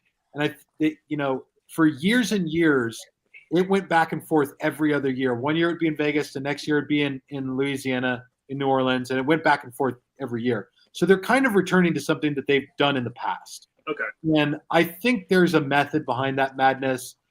I don't know any of this, but in my mind, it's to give I think, better or easier access maybe to some of the folk over on the East Coast, who maybe Las Vegas is a little more prohibitive to get to. I'm not sure, but I know they've got a reason for doing it. It's going to be in New Orleans this year and next year, and then the following year it should be back to Las Vegas, is what they're saying. Yeah, it was crazy to me, again, because of the fact that you can't smoke in within X number of feet of a public space. It's like, what do you expect people to do? Arizona's that way. I'm pretty sure Nevada's that way too. Really? Nevada's obviously got the strip, so you can go out on the strip and like you can still smoke in some areas in the casinos. Some casinos are even no smoking of cigars. Yeah. So. Man. Now, I've heard you talk about this subject, so I kind of already know your take, but this is for my friend up there in the corner. Is there such thing as plume? Oh, I got this. Bye, Felicia. I knew that was going to come up at some point. I knew he was going to come out with that shit. Go for it. I heard a guy the other day talking about plume, and he was like, most cigars just get moldy, but there's a certain type of mold that is plume, and he tried to quantify it. The original idea of plume is that the sugars in the wrapper rise up to the surface and crystallize on the surface of the wrapper leaf, and it's crystallized sugar, and there's no evidence to support that. I have a standing open challenge to anybody that can show me a single piece of evidence to support that anything other than mold exists on a cigar, and that occurs from anything other than overhumidification. There you go, Vic. Well, it was funny because we went to a place that had a throw it at humidor. me, bro. You're the one that's wanted. We were at a place that had a humidor, and we went in there and stuff, and bought some cigars. But on the way out, they had a clearance table, and I looked at it and stuff, and I go, "Oh man, this thing's got mold all over the cigar." It was fuzzy. I mean, come on. I don't know no plume that's fuzzy. And Vic went up to him and says, "Hey, by the way, just wanted to let you know that, this is, looks like you have mold on the cigars or whatever that you're selling here on this table." And the guy adamantly said it was plume. And then I spoke up and heard it. What sticks were they? They were in the little coffin boxes. Which ones were those? Yeah. I don't remember. But anyways, and I go, "That's mold." And he's like, no, that's plume. And he tried to justify it or whatever to Vic, and he's trying to be nice and stuff. And before I walked out, I go, "BS, that's mold." He goes, "That ain't fucking mold. That's plume." And I'm like, "Okay, buddy." I'm like, the best thing is, if somebody says that it's plume on a cigar, just ask them what that is. Yeah, plume. What is that? How does that happen? And then when they're like, "Oh, it's the sugar crystals rising to the top," just say, Can you reference any other plant that happens to on the face of the planet? Can you point to a picture anywhere on the internet of a plant who has sugars inside of it that just rise up to the surface and crystallize on the top? I'd love to see it.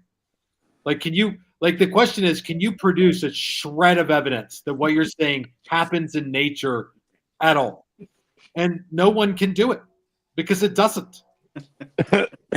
Oh, Ed's gonna call me tomorrow. "Come on, bro, let's go to the store." I'm like, no. No.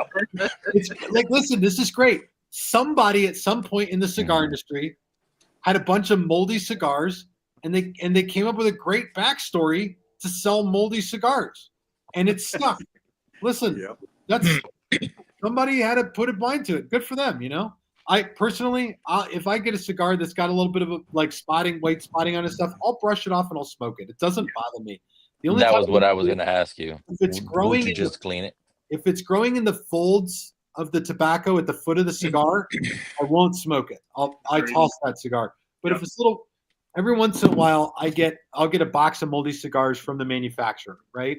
We get them in, we take all the boxes out, we count them, we make sure we check it all into the inventory system. We go in the humidor. My guys will crack open the box and put it on the shelf.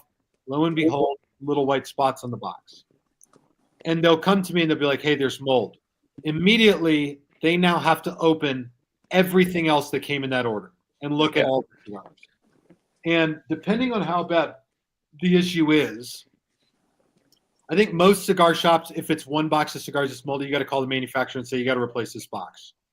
The size and volume Cigars Daily does, it's like if it's 1 or 2 boxes, I'll just keep them.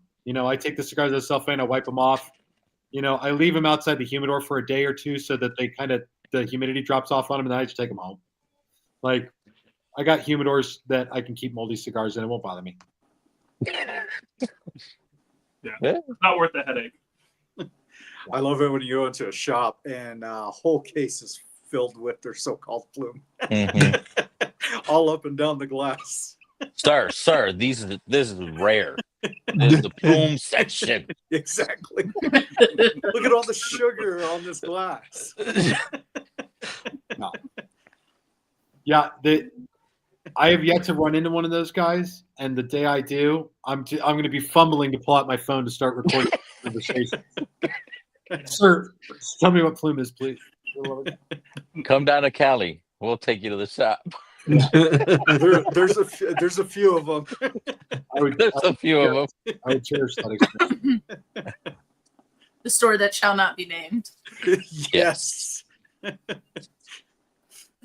So when you're on vacation and traveling, do you like search out other brick and mortars and kind of just poke your head in and see what's going on and Always. see what... Always. I search out brick and mortars in Phoenix all the time. Last night, Alice and I celebrated our 14th wedding anniversary. Well, yeah, it was yesterday. And we went out for dinner. We went to a nice fancy dinner. And we went to a cigar shop that neither of us had been to before. And like we Allison and I do that for date night very frequently. I don't think there's probably not a cigar shop in our part of town we haven't been to. Oh, that's cool. If Have you you ever see been- any... Oh, Sorry, sorry. go ahead. No, go ahead, Jake. So have you been anywhere like outside the Phoenix area and you've gone to a brick and mortar and it's like, man, these guys got it. This is something I'm not doing. Maybe I'll look into this. Like that just completely wowed you or floored you or.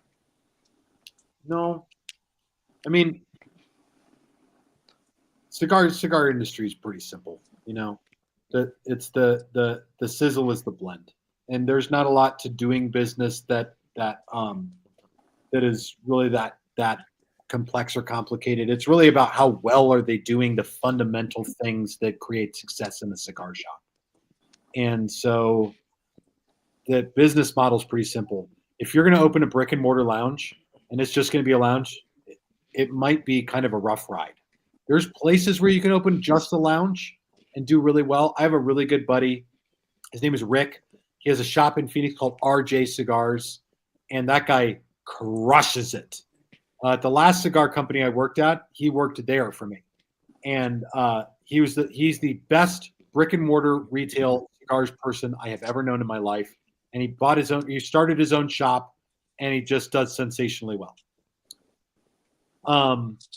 Outside of that, if you're doing a brick and mortar lounge, it's gonna be pretty tough. And so then the question is if to be successful, you kind of have to have some sort of X factor.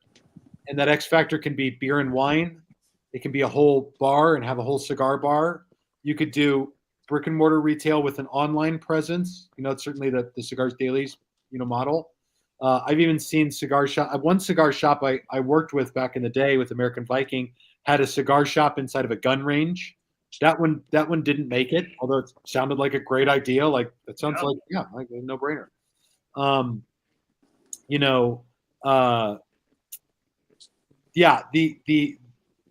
The fundamentals of what makes a cigar company work are pretty simple and they're pretty cut and dry. And there's not a lot you can do that's legal that's going to make that change.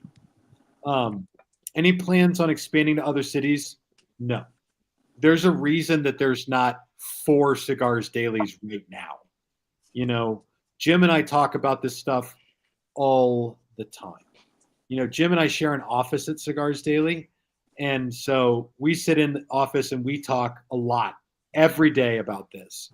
And in the last 7 years, what it's done is it's given us the opportunity to sharpen Cigars Daily to be the sharpest knife that it can be. We literally sit and we just grind on that knife night and day.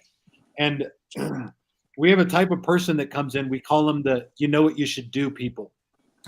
These are people who come in and they always start off with, you know what you should do?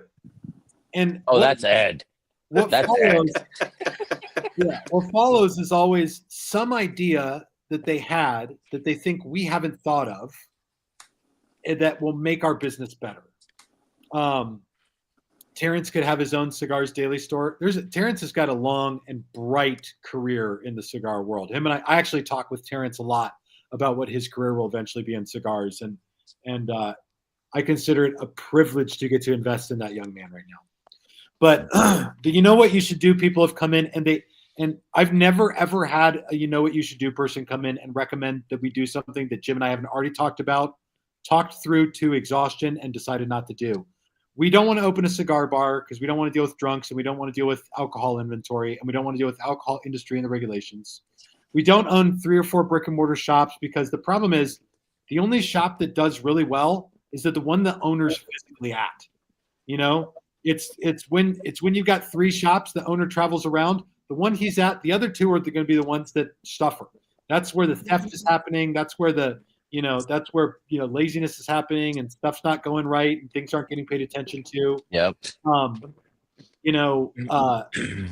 And then who can you really trust to run another shop if you're not going to be there day in and day out? Like those are all real problems. And Jim and I have the tremendous benefit that we work together exceedingly well. Jim and I get for father-in-law, son-in-law, we get along like 2 peas in a pod. We really do.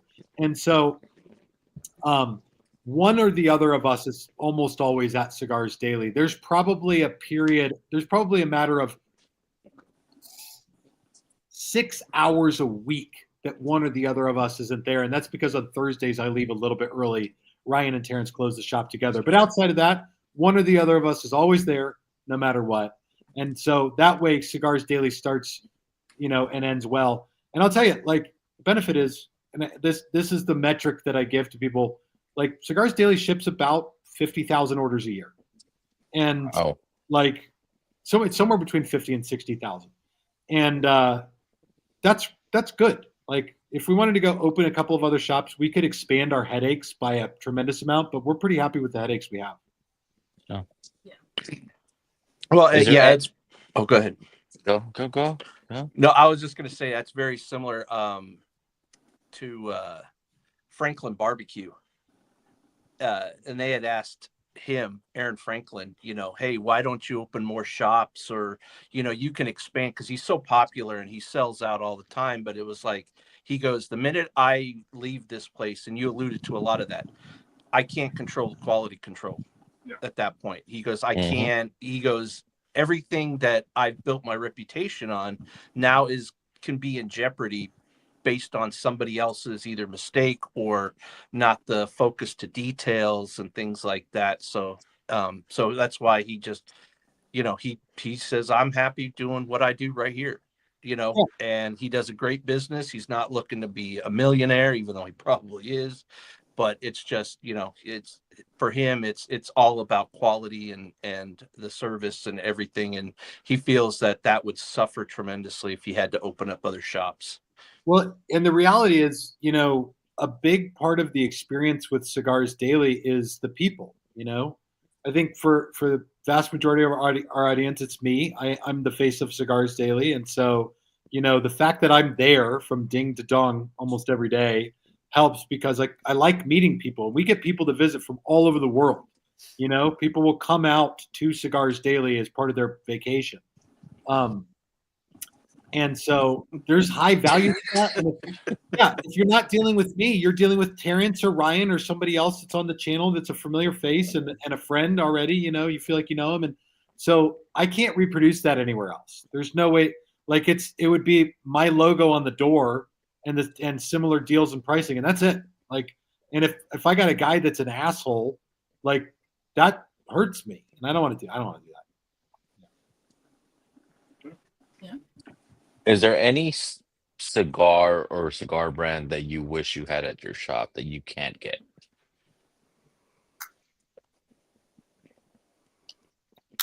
No, there isn't. There are brands that I would carry, but I won't because I'm not willing to do what I'd have to do to carry them. if that makes Good. sense. You got bad knees? Yes. Is that what you're saying? Yeah. I'm not talking about sexual favors yet. No, I mean there are certain brands that I don't know how much I should say about this because I'm pretty sure that this is illegal, but there are certain brands that have requirements in order to carry certain products that you got to do. You got to, in order to carry product A, you got to carry product B, C, and D. And you got to sell the shit ton of those before you get A. Yeah, and then in order to carry product A, you got to order a certain amount of it, every month after that, and carry a certain number of facings and stuff. Mm-hmm. I'm just not willing to do that. So, no, I intentionally search out the type of cigar makers that I currently work with. They are family-oriented, great guys that know how to create amazing cigars, and they want to make cigars for the regular cigar smoker, and the people who follow Cigars Daily are regular, good cigar smoking people. So we work too well together. Yeah, I got Mojo hit it on the 5 more minutes. I'm like Yeah. I'm like Yeah. a half an hour past my bedtime here. So No, Yeah. whenever you need to Whenever go. you need to get off. I got time for 1 or 2 more. But this has been fantastic. Thank you guys for having me on. Yeah. Oh heck yeah, man. Really? That was a Yeah, pleasure. thanks for your time to Our have us pleasure. on with you. It's incredible. Been incredible experience. Your shows are fantastic, man. Everybody loves them. I like the way you do the commentary. Different voice. I dig that. Some people don't like that. They're like, please stop doing the voices. And I'm like, never. I'll never. But if they're asking you to stop, that means I noticed. So Yeah, exactly. It's like the people who put in my comments are like, will you stop yelling in the videos? I'm like, probably not. But yeah, problem solved. Turn your volume down. yeah. I'm not into cigars yet. Yes. Awesome. Well, thank you, Josh. Josh, thank you, Yeah, man. awesome. Yeah, I mean, I have one noob question because I'm still pretty much a noob.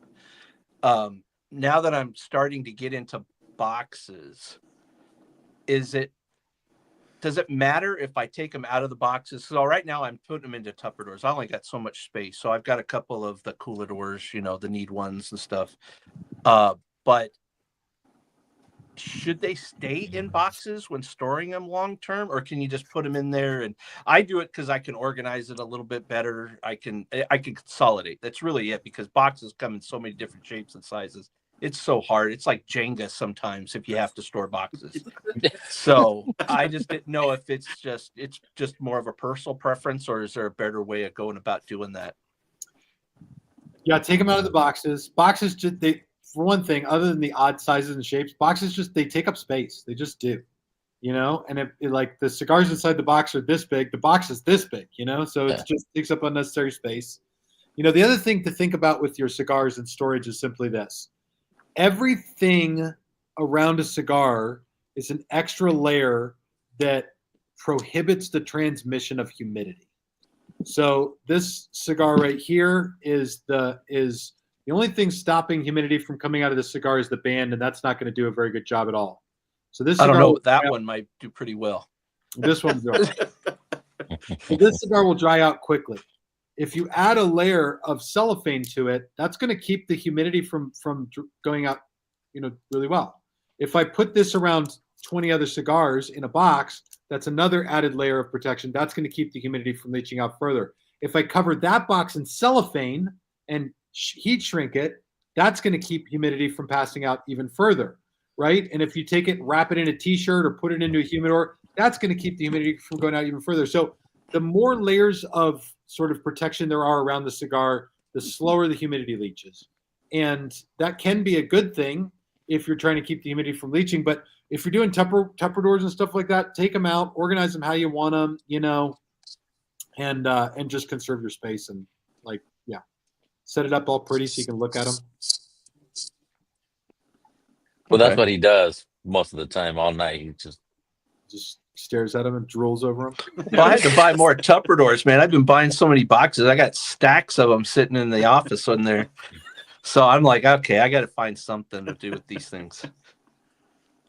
I just felt I could control the humidity better when I put them in Tupperdoors or something like that. And I've gotten into the habit of doing dry boxing and stuff to get it down to where I like to, smoke them. Because here the humidity's, it stays around 50 on average here %, but then in the evenings it always goes up, right? Even during the summer, our humidity, because I'm not far from the water, the ocean, that the humidity here in the evenings will get to like 80-90%. So if I keep them a little drier and I come out here and smoke them, it gives the cigar a little room as I draw, because I'm drawing in that moisture as well, that it kind of helps it, and I get less draw issues, things like that. So it's just for me, just trying to control that.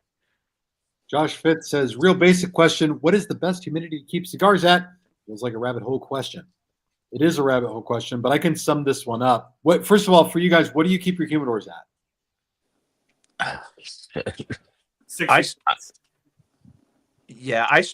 I use 62% Bovita packs in the Tupperdoors, because I've learned that the Tupperdoors hold the moisture in so well that and which kind of like, and it also depends on heat, right? Because as it seems like the humidity goes up as the heat goes up. So 62 is kind of where I store long term, but that kind of brings it up to around 64, 65, I've noticed. So that's kind of where I'm at for me. My Herf, I have it with 69 Bovitas, and my Humidor, I have it at 65s. And they're decent. They don't. I'm happy if I can control anything between 60 to 70. I'll adjust if I need to. It's fine. I used to try to just constantly maintenance stuff. Wooden humidors were my biggest enemy. I got rid of all of them. I'm, with the tub doors, and some of the cooler doors now, but I'm good with that. You think, Katie? What did you say? Did you say 66? 66 is roughly what I go for. Yeah, 65, 67, somewhere in there. So I've got different humidities for different humidors.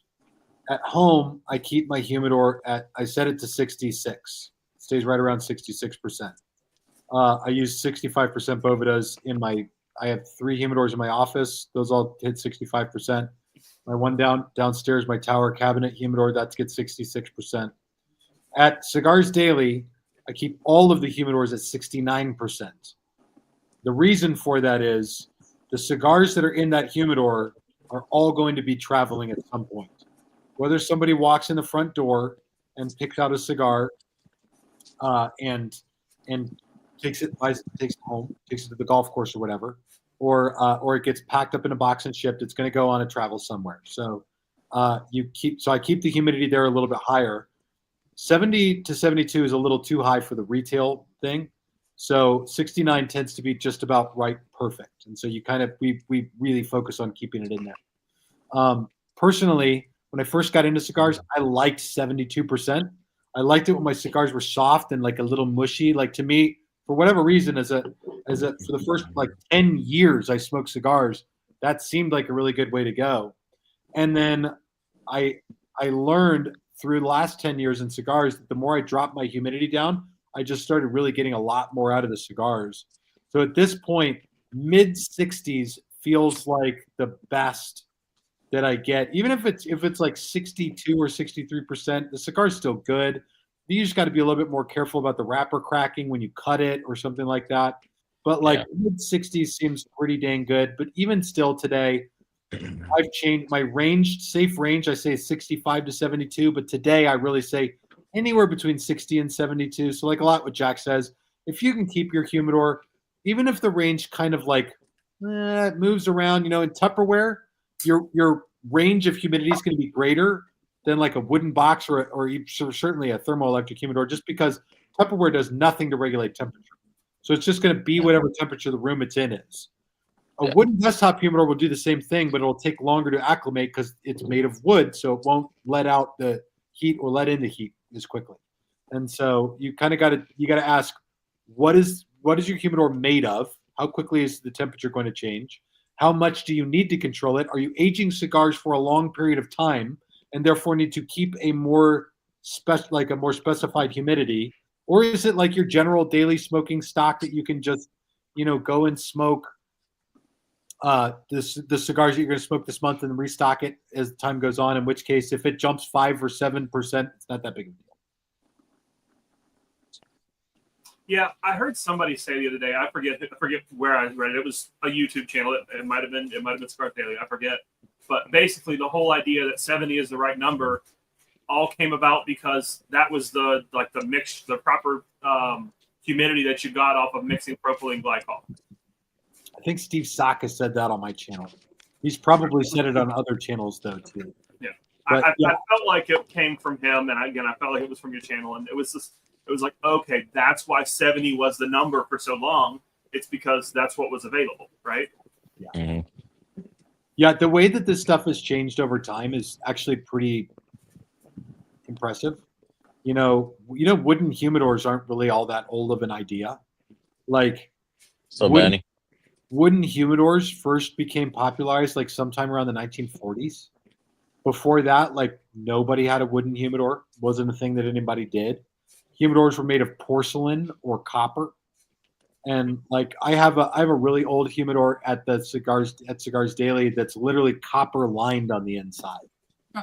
And it's a piece of furniture with a little door that opens, so it's got copper all over the inside. But they made it of copper and porcelain. Like the only goal with a humidor was what will contain the humidity and not add a smell to the cigar. And so they used what they had, and wood wasn't anything that like anybody was using. And even then, when they started using wooden humidors, there wasn't like red oak was a very like common thing for you. They didn't even use cedar like all that often. So that's all relatively recent advent. And even now, like that's all starting to wane less than 100 years after we started using it, because thermoelectric humidors are the new thing. They give you a level of control that no other type of humidor does. Your wooden desktop humidors are particle board. They're plywood with finishes on them that are printed on a printer. So they tend to be, they suck. And like there's cool solutions like the Pelican cases. Now they make big Herfador ones that are huge and hold 500 cigars. Those work really, really well. Yeah, they don't they don't have all the sex appeal that a wooden one does, but they functional as hell. So there's a lot of good solutions these days. And again, as far as humidity goes, the only question to ask is, are the cigars coming out of your humidor hitting your palate just right? If they don't feel too wet, they don't feel too dry, and the flavor is good and cigars burn well, then you got the humidity you need. Thank you guys, by the way, for having me on tonight. I really appreciate this. Yeah, thanks for joining us, man. This has been fun, man. Yeah, really appreciate it. Time. Yeah, this has been great, Tim. Appreciate you, man. Yeah, and you're welcome anytime. Sweet. Thank you guys very much. Seems like we got a good crew here, a good audience too. Oh, this is just a little bit. All the other ones are asking for the link because they want to jump on and shoot the shit. Yeah, they want to go to the pub style. And buy your tickets for DailyCon. Yes. Yes. Come hang out with us. That's going to be so much fun, man. This will be a blast. What is the date What on is that? it going to be? March 29th at the Cigars Daily HQ in Phoenix. First look at the Murcielago Echo Hail. Eric Espinosa will be there. And when you come and you see him and you have him autograph your box, you need to look at that autograph and tell him, I think you could do better. Okay, we're definitely going to have to do that. So, man, so Vic, he's got the same problem you do then. That weak wrist when he's signing, I guess. Him and Guy Fieri came out to my shop. I said it. Guy Fieri. That's the correct way to say it. Yeah. The guy came out to my shop to do some content. We all got snockered on Guy's tequila. And Guy has just autographed everything in the shop, Great. That's so awesome. He's signing babies, everything. Yeah. He also signed a bunch of boxes of the knuckle sandwich. And I was going to do a thing where it's like, hey, we put the video out, and then on Cigars Daily, we had signed boxes from Guy and from Eric. And Guy is just going through like lightning, just signing box after box after box. And Eric couldn't keep up with them. And Guy looked at Eric and he was like, you got to up your signature game, Eric. What the hell are you doing? You're holding me up here, you know? And so I've watched online since that video. It was like over a year ago, and Eric's signature has changed dramatically. You know, it's very different now. It's like an E with a scribble after it, and so I always tell people to give him shit over that. Yeah. Nice. Sounds Emaneckerish. Yeah. Some Emaneckerish. Well, I appreciate you guys a whole lot. Yeah. Thanks for having me on. Yeah. Thank you Oh, again, thank man. you for Yeah, jumping thank you on. very much. That was Keep a up the good blast. work. Have a wonderful night. All right. You too. Good night. Too. Have a good night. That was awesome. Yeah, Yeah, great, a lot of great Yeah, show, guys. thank you guys. Yeah, you guys did awesome too. I mean, great questions. I just All right. All right. There's a well, link. Vic, All right, Turks. Have a good night. you guys up? All right. No. Oh, I thought that was for real. Well, there you go. You got some information there, Jake, for your shot. Yeah. That's why I did not bring this fucking guy on. Look at his ass with his fucking pink shirt. Oh, there we go. Oh, bitch. Yes. What's There up, we guys? go. How y'all doing? What's going on, gents? I'll be right back. Actually, I'm probably going to have to switch devices pretty soon, but I'll be right back anyways. Yeah, sounds good. Yeah, Tim is just super personable, very nice. It was awesome to have him on. Yeah. Such a wealth of knowledge in the industry too. I mean, Oh just yeah. everything he had. Cheers, guys. Sit down What's up, Cheers, Emanecker? Mark. You said pink shirt. I thought you meant Tommy D.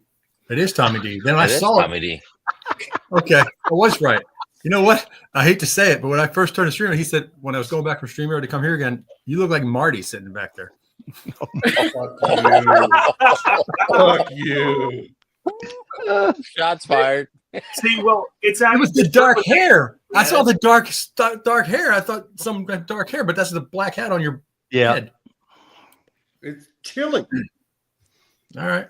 Cheers. Yeah, the shirt was actually red and part of his Santa costume, but he just washed it the wrong way, and now it's pink.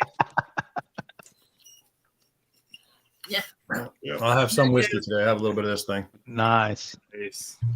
Which version is it? I guess. It's Cigar Rye Batch 2. Oh, yep. Oh damn! Damn, Tommy. These are 1 ounce samples. Come on. It's just I teasing. was looking through my phone to show me pictures from like 3 years ago, and it was it showed the winter whiskey warm up. There's a bunch of pictures I was just scrolling through. This bottle was like Yep. here. Yeah, right I there. took a picture of it. Whiskey warm up. Yeah, I had 2 drinks out of it, and that was it. Probably wouldn't have started with this one if I didn't know the first. Why did you drink that one when I told you to hold it? You never told me to hold God, it. fucking Tommy. You never told me to hold it. Because he got 2 other bottles of copper and cask, evidently.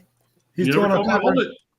I told you we're all gonna drink it together. Tommy, Nope, I'm you never sending said that. Uh-oh. Did I not say that? You guys haven't even got your samples yet. No. No. Well, Tommy, you mess I have up a no cup idea. of coffee. Yeah, I don't know why you're surprised, Vic. I know I'm not. I That's don't know. Tommy's MO. If Yeah. you want that, you got to write a note in the box. Shout out to my No. You boy. talk about it, T-Lab. and then you send me shit. I don't remember that. Tommy's had a little bit sometimes when he's on stream, so he doesn't remember everything you tell him. This fucking guy. You bottle chugging already? Ah, You just down the JD10? Yep. Finished her off. Nice.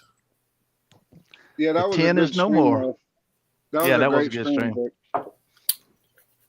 You seen how I said copper before he said it, though? You know what I'm saying? Mhm. Yeah, whatever. Yeah, you did. Hey, T-Rob, I don't know what happened to your package. It's fucking in Georgia. I don't know why. Oh, okay. It ain't no telling. It avoided I wish I knew where it was in Georgia because I'm going to Georgia tomorrow. I could just ride by and get it. I'm sure you'll pass it. Yeah. Mhm.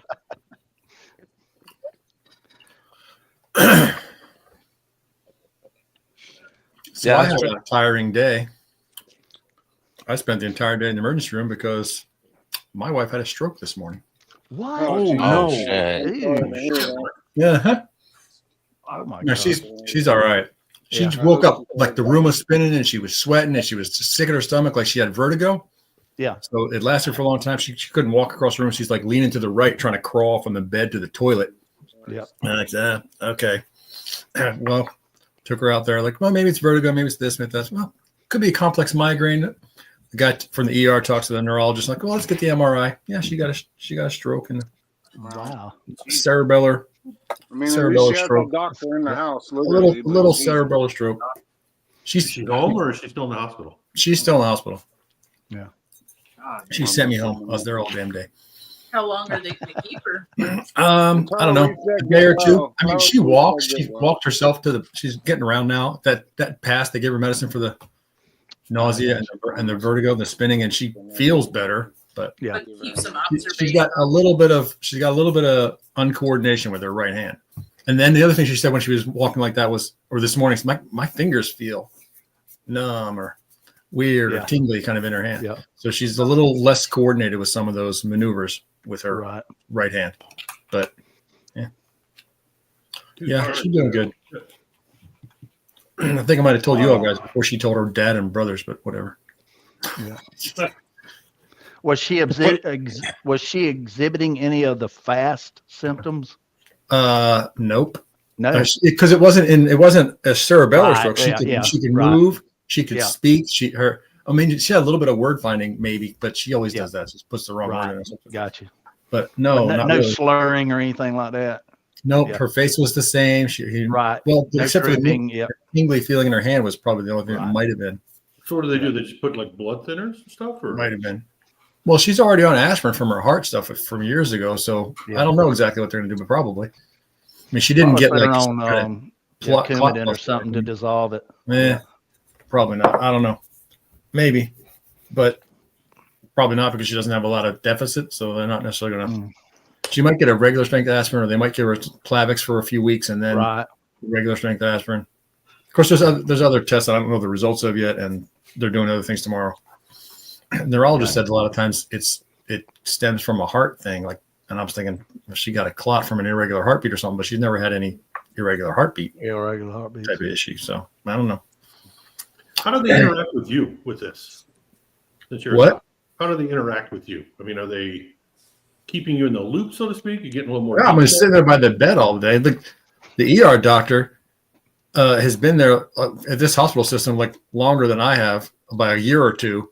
He's like one of the first doctors I met when I joined the system. You went to the place everybody knows you and all that. Yeah. And so yeah, like when we moved, my wife was like 8 months pregnant. We moved in July and my son was born in the beginning of August. And his daughter, that ER doctor's daughter, was born either the same day or our wives were on labor and delivery sort of at the same time. The next day or the day before or something like that. Yeah. Yeah. So I mean, they know that I'm a doctor and they're telling me stuff, about the medical stuff. Well, I'm sitting there telling her, so it's just I know what they're talking about. Well, that's good. She's got the translator, so Yeah. It works sometimes though, but sometimes not. Yeah. Huh? Yeah, I hope she does well.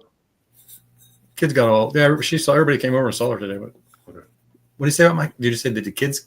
How did the kids handle it? I mean, well, my son had to help. So my son was here. She called. So I went to work this morning, and like as soon as I sat down and got my computer open, started looking at papers and stuff, my phone rings and she's telling me this stuff, and I was like, all right, well, I guess I'm leaving. And I left the office and came back. My son was here sleeping, and she's like, well, I guess I could have yelled for him, but.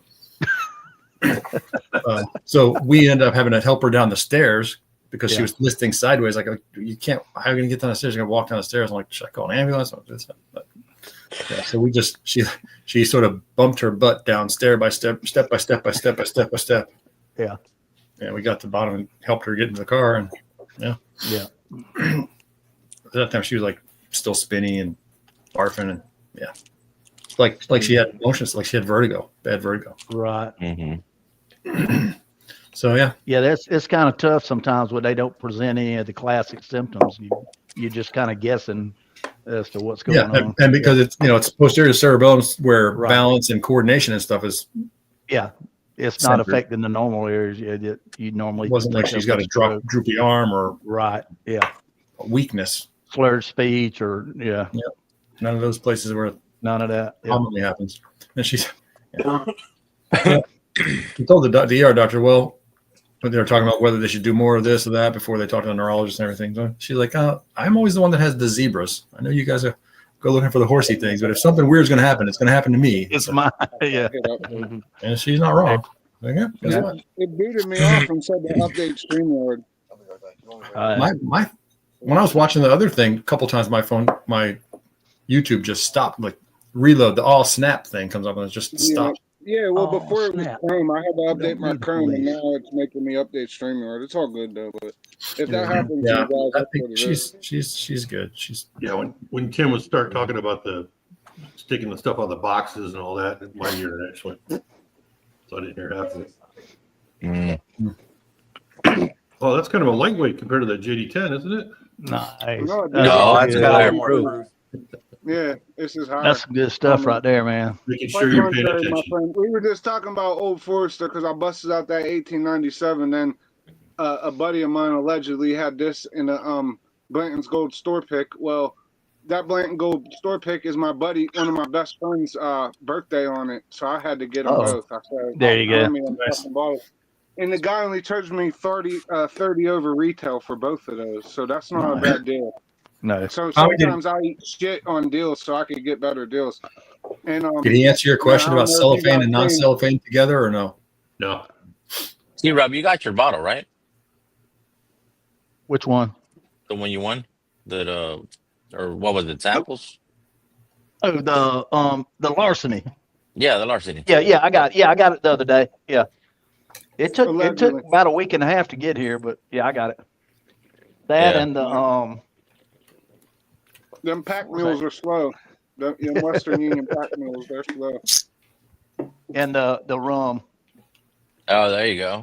Yeah. You had it? Yeah, I had a little bit of it. Yeah, it's really good. Yeah, where are we supposed to put the sticker on that bottle?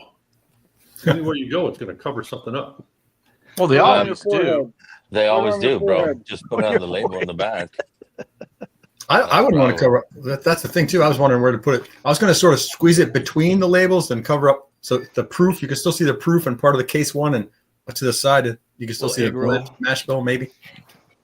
I just put it on my lampshade over there with other stickers. I got my first 15 draft delivery, and I think I've been That's awesome. a regular coffee drinker. Yeah, buddy.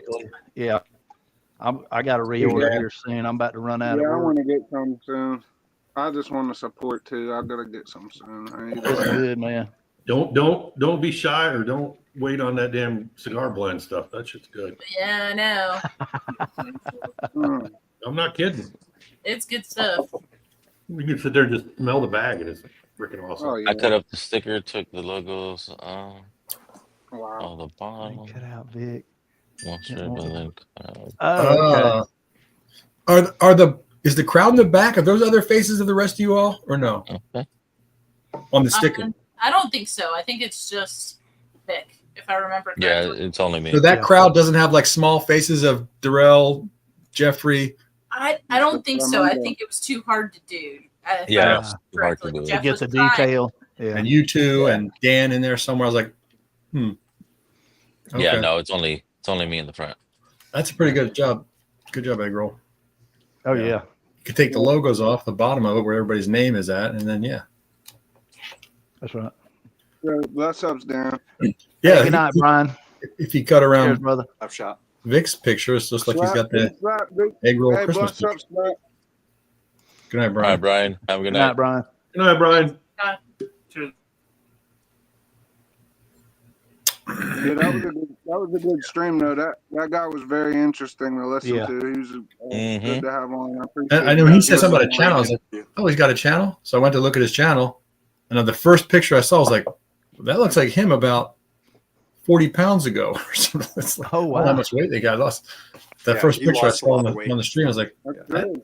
Good. He's Yeah, it the is. biggest cigar online. He's the biggest YouTube cigar guy there is. and I started watching some of the shorts No, yes. while you guys were going. It's like, oh, this is pretty cool. There you go. When did he say Yeah. he got into cigars? Not long ago, right? Or did I miss that part?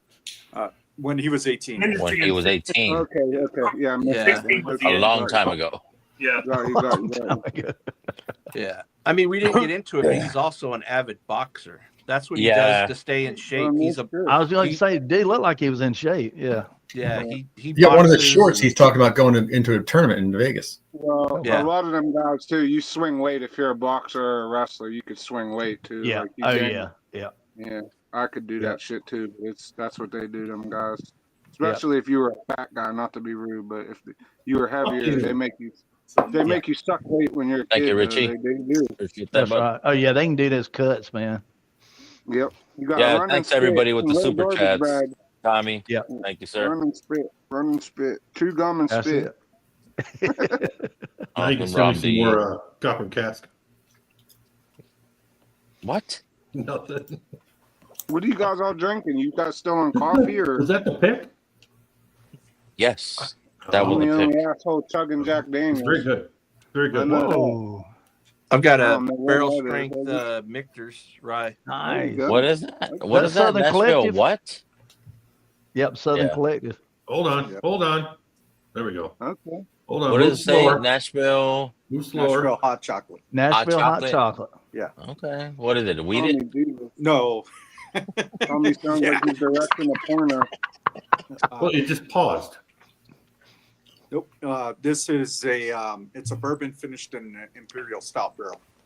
There you go. Sample. Yeah.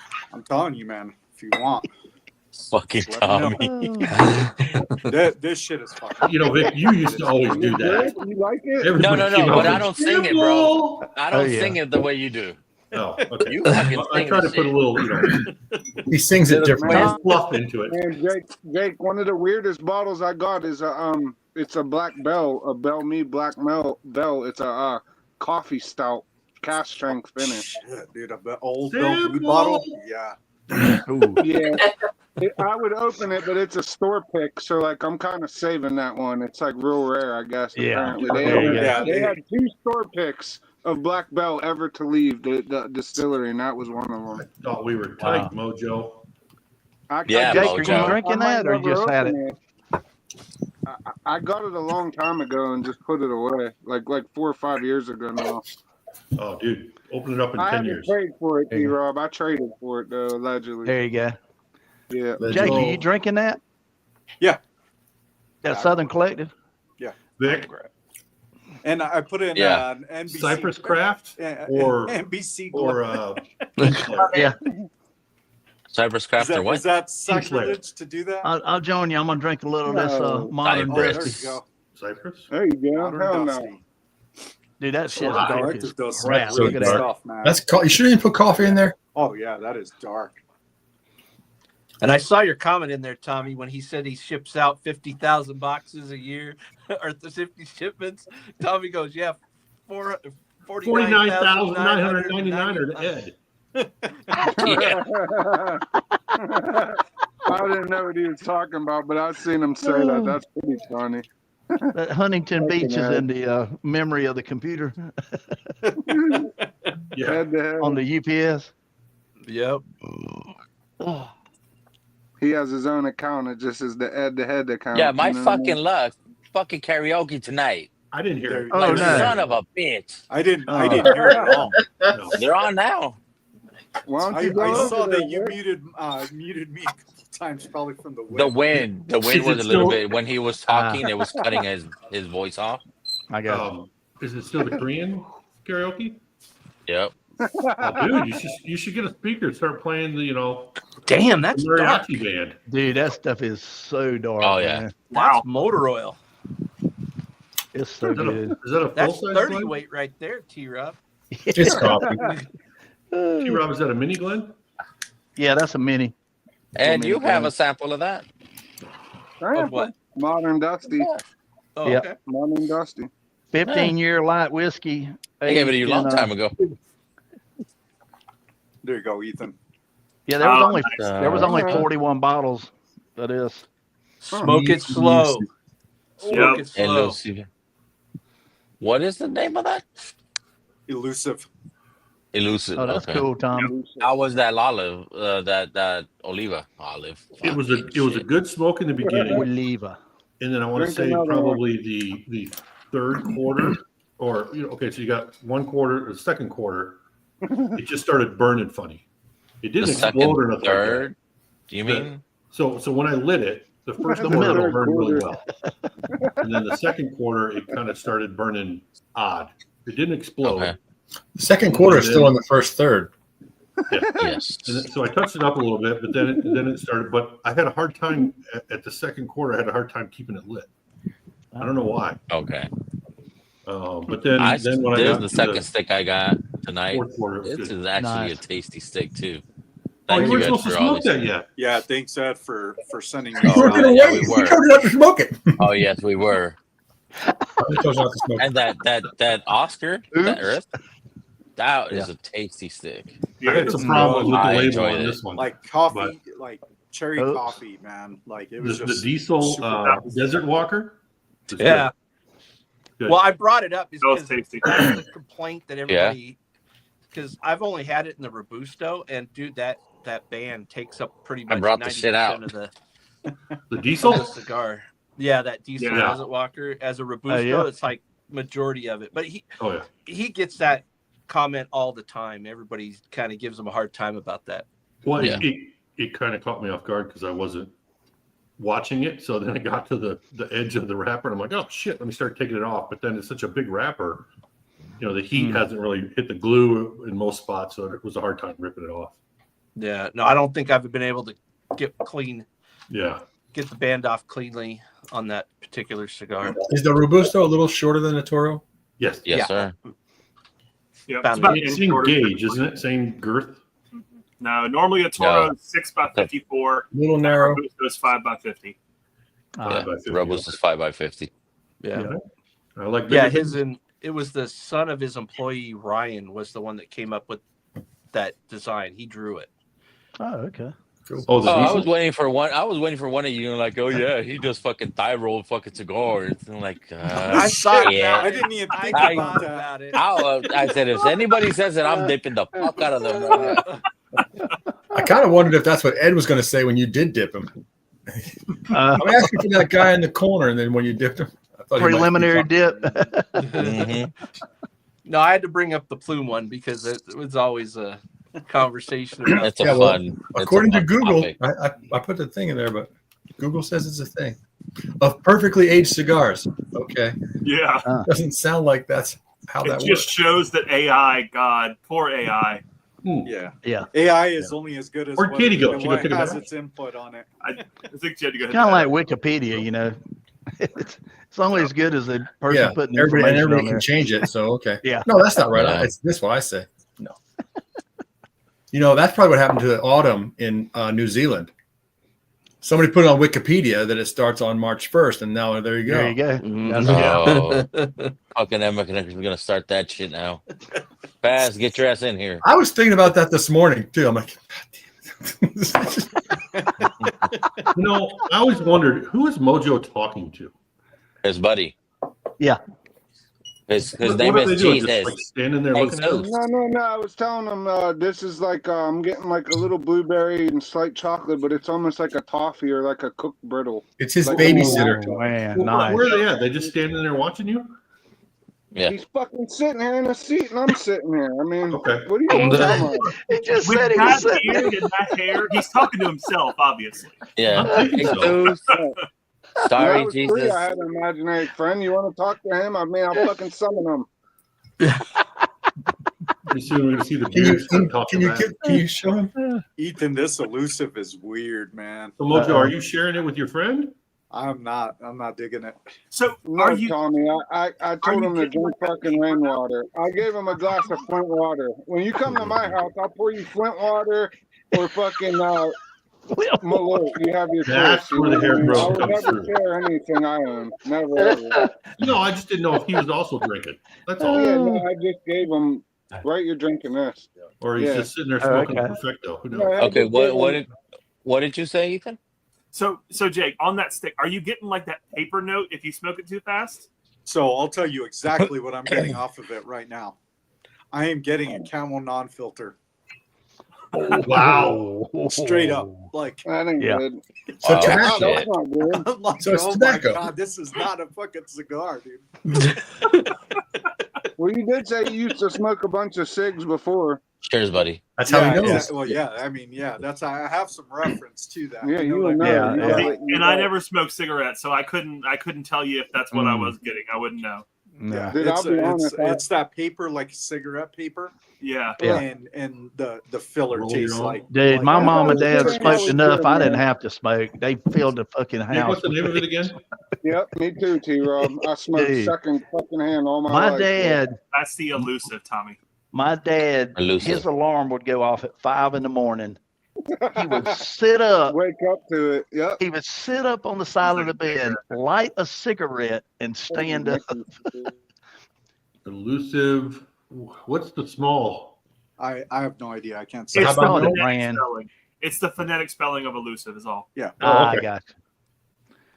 Yeah, No, Mama, there's smaller print under the phonetic spelling of elusive. Something else is under there. Well, no, that's the actual phonetic spelling. That's instead the of phonetic, like, yeah, the syllables. The top Yeah. is the syllables, right, and the bottom is the Oh, actual phonetic. pronunciation. with The the pronunciation. yeah. That's I got you. The phonetic spelling. So you can. Hey, you cut those nails, bro. You're hooked on phonics and it works just. Get them It cuticles worked worked for on. me. Fucking Vic. Hooked on phonics and worked for me. For me. That Hooked on phonics is working for Phonics? me. For me. Mhm. or Ebonics, if you really want to go wild. Yeah. I'm not a fan right now, dude. I'm telling you, man. The first one I did was not good, but the second one was Yeah. much better. Dude, I'm stoked on that fucking Sokka stick that he's gonna get. Yep. Oh yeah. That's crazy. Yep. I was gonna ask him if he was gonna call. I don't think so, Brian. There's a whole whole thing. The urban engineer with could the be food. wrong about T-Rob's Mr. T-Rob. Yeah. Yeah. That was on the way, so he would have it with him when he went to the pisser after he sat up. Oh on- yeah. The name of it is it's donkey milk. Yeah. So, Donkey milk. Only Donkey milk. Something leche. or leche whatever. burra. Burro. Burro leche. Leche burro. butter. Leche de burro. Leche de burro. Yeah. Well, I mean, let's be real. It's Sokka. Sokka is Sokka's the guy who's like, "Fuck you," and he's gonna make a comment about all of its cigars being named after food. So I'm sure Sokka was doing this when he said the name. Yeah. Muestra de saca. Yeah, those Sokka. are fantastic. There you Any go. of them are fantastic, no matter which one it Your is. money where your mouth is. Put your money where your mouth is. Yeah, that one they just released today, that Solita. Got my mind on my money. Oh, and my Dude, money that on my thing cigar. is my like mind. every place. He was the only one that had it. Every place else was sold out of that. Oh, yeah. Cookie. Yeah. Katie bought a few off of Smoke Inn. Oh, Ed, how many did you buy? About a box. That is the question. Okay. A box. So I'm getting one. That's I that's would all. not expect anything less. I mean, I From had, Cigars Daily. Yes. Yes. I had a little course. Tupperware open.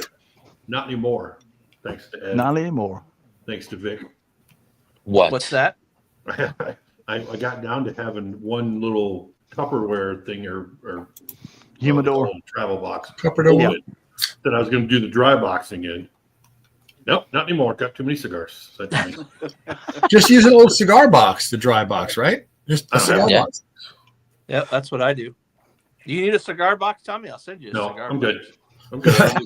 I'm good. Ed, do you have some cigar Yeah. boxes? Do you? I got a couple. Kind of hard to believe. Got a couple. Empty? I do have Empty. a question for y'all. Okay, about he was talking about temperature was the one thing you really can't kind of regulate too much or whatever. 69, noticed- baby. I've noticed That's I used to humidity. keep my Tupperwares in a drawer in my china cabinet, which was up against the exterior wall of the house, so it was cooler in there in the drawer. I've moved them now because I'm trying to sell the china cabinet to the middle of my house, and I've noticed the temperature has gone up on those to like 70. They're at Yeah. 70 now. Room temperature. Keep the house at 67. But when I go to Japan, I'm not going to be able to control the temperature as well. So I'm wondering what I can do to keep the temperature down on the Tupper doors, or the boxes I have. The freezer's I out. don't think the wife's going to let me buy So a you're humidor. you're going to be dealing with more humidity in Japan.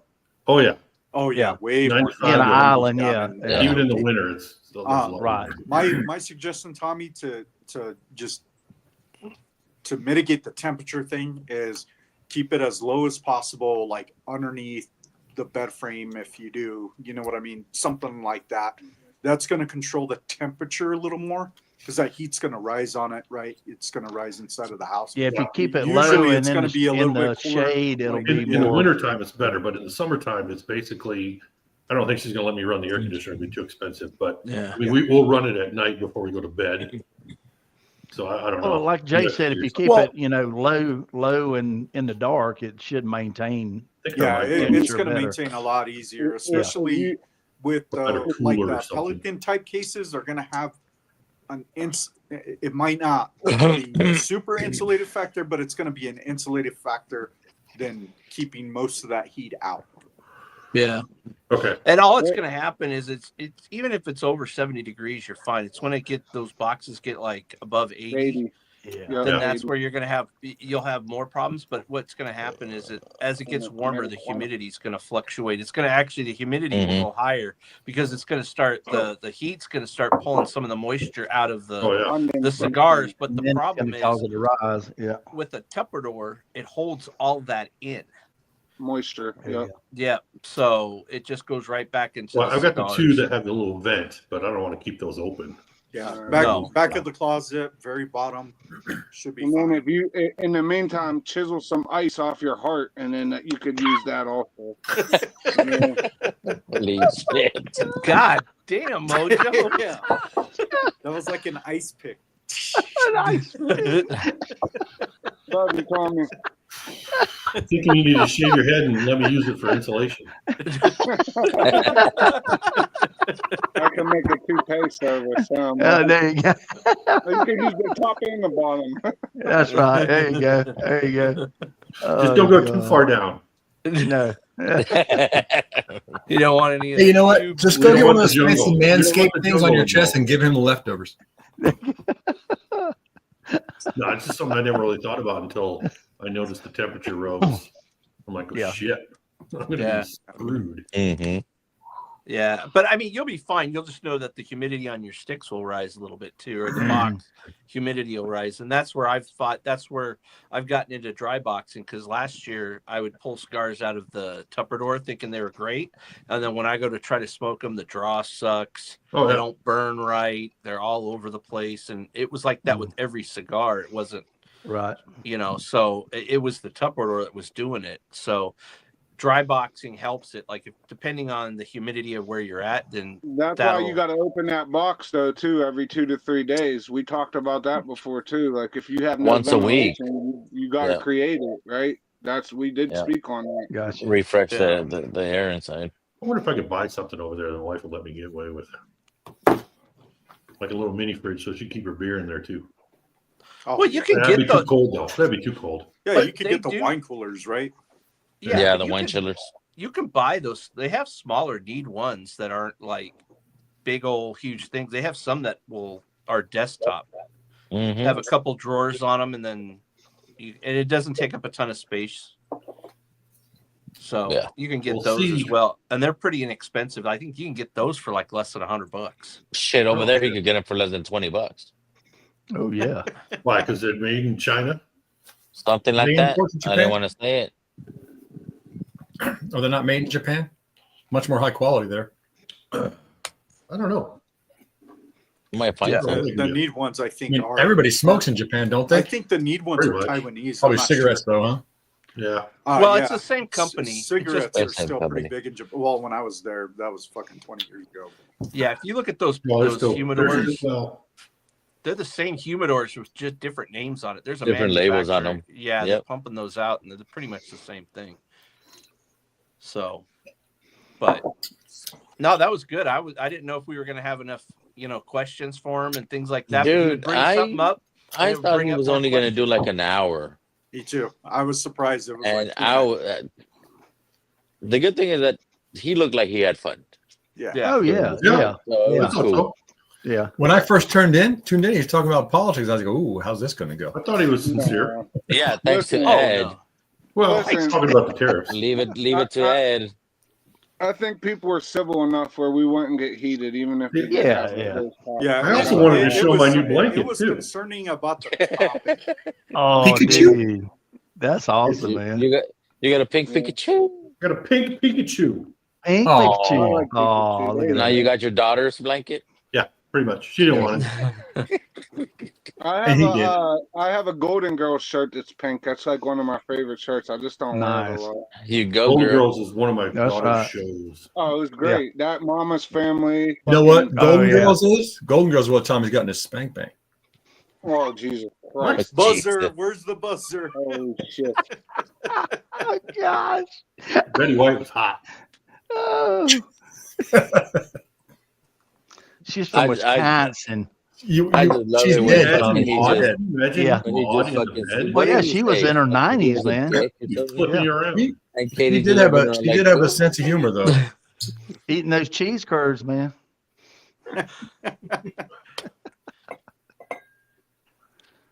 Well, at the start, we were asking, is it okay to smoke? It's your channel. Yeah, do whatever the fuck you want. No, like, that's all I need to know. Okay.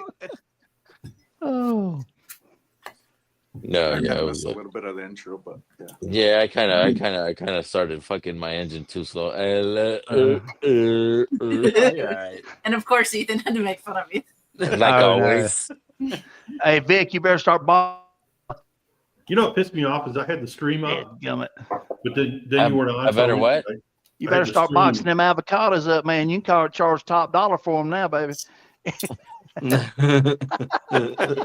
the How come you beginning. didn't highlight my cigar I'm shop? say I'm in the / avocado United States. stand? Fuck the tariff. Yeah, I did No. see that, Mark. No, I've been there. I bet nobody came up in there with that idea for him.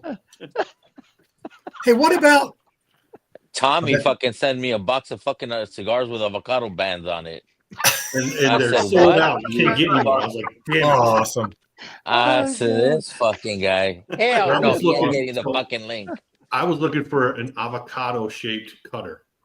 That would be cool. gosh. Yeah. Oh, That And would then be then those suckers Oh, popped yeah. up, and I'm like, oh, damn, that's like the first merch I got to get for the shop, right? Is some avocado There you go. cutters, That's right. some avocado guillotines.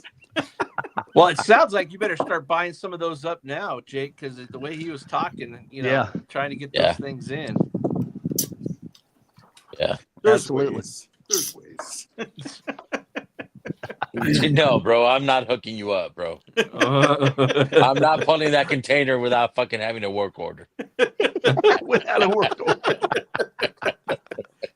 I got the requisition. It's all good. Somebody's getting paid, and I ain't gonna be the last. That's right. Yeah. I want my money up front. You know, when I get the shop I open don't up, usually- I have the guys with the sign that says like open. I have a dude Yeah. there in a freaking avocado suit with a cigar going through it. You know. Oh. Where would it enter? Hmm. That is a question. That is the question. So cigar rye and drifting drams decaf is pretty good. Nice. And I don't usually drink my coffee with like creamer. This one doesn't have it because it's the second one. But I did the most volume I could with my K-cup maker on the first decaf one. I put a shot of bourbon cream in there. Oh, There nice. you go. Buffalo Trace bourbon cream in that cup of coffee. Yeah, it's pretty good.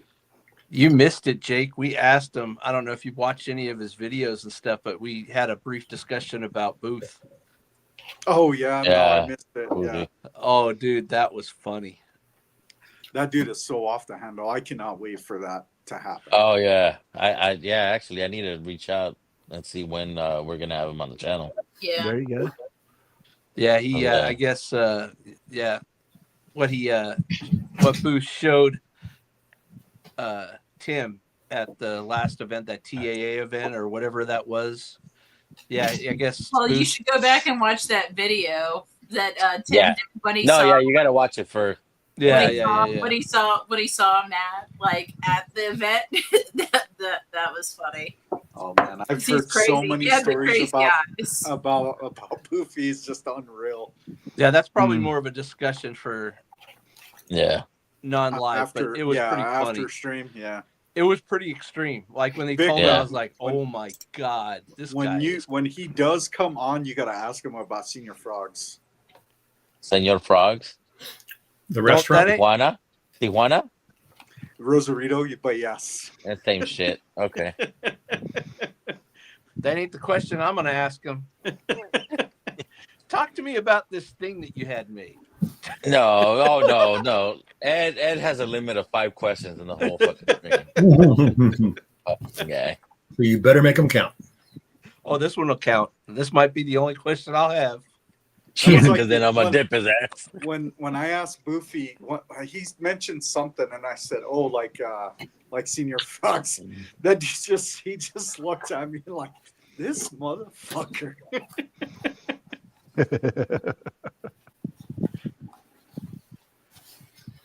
Now I want to know what the fuck happened.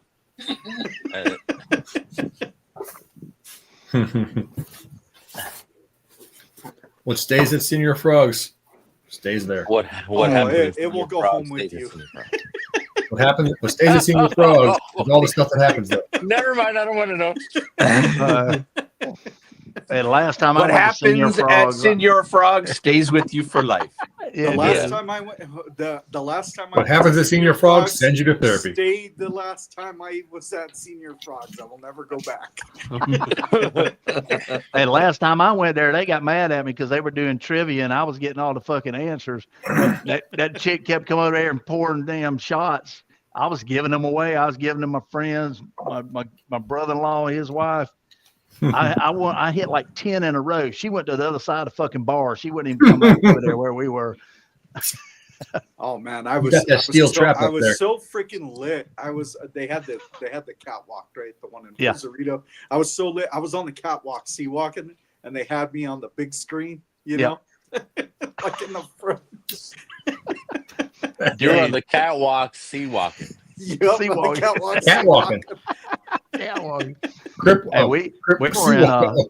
We were in Nassau, and my brother-in-law they were on their honeymoon, and me and my wife went with them on the cruise, and we got off at Nassau and went to Senior Frogs.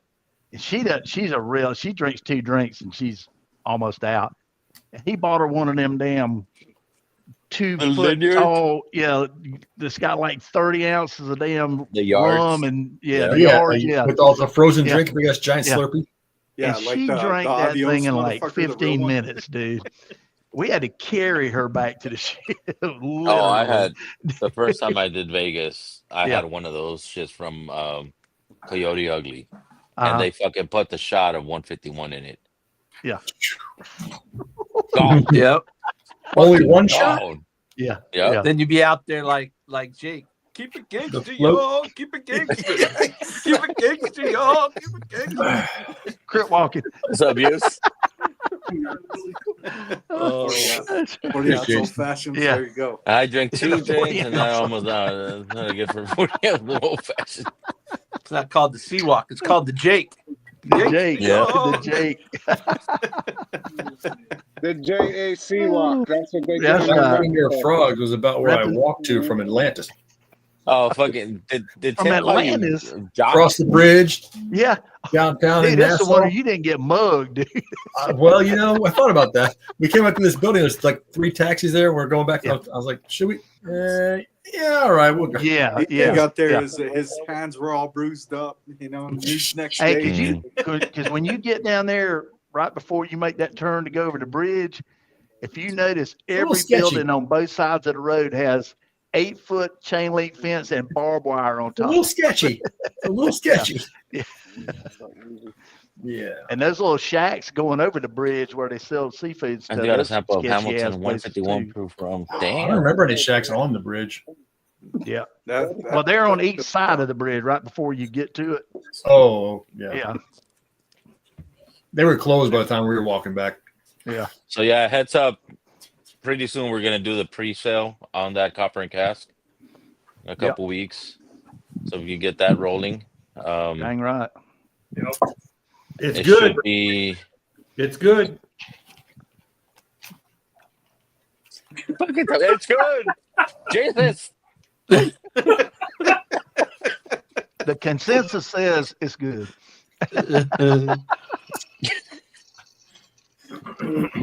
That's a fairly high yield on that too, right? Did they ever give you guys? They still final haven't count? gave me a bottle count yet Oh, because okay.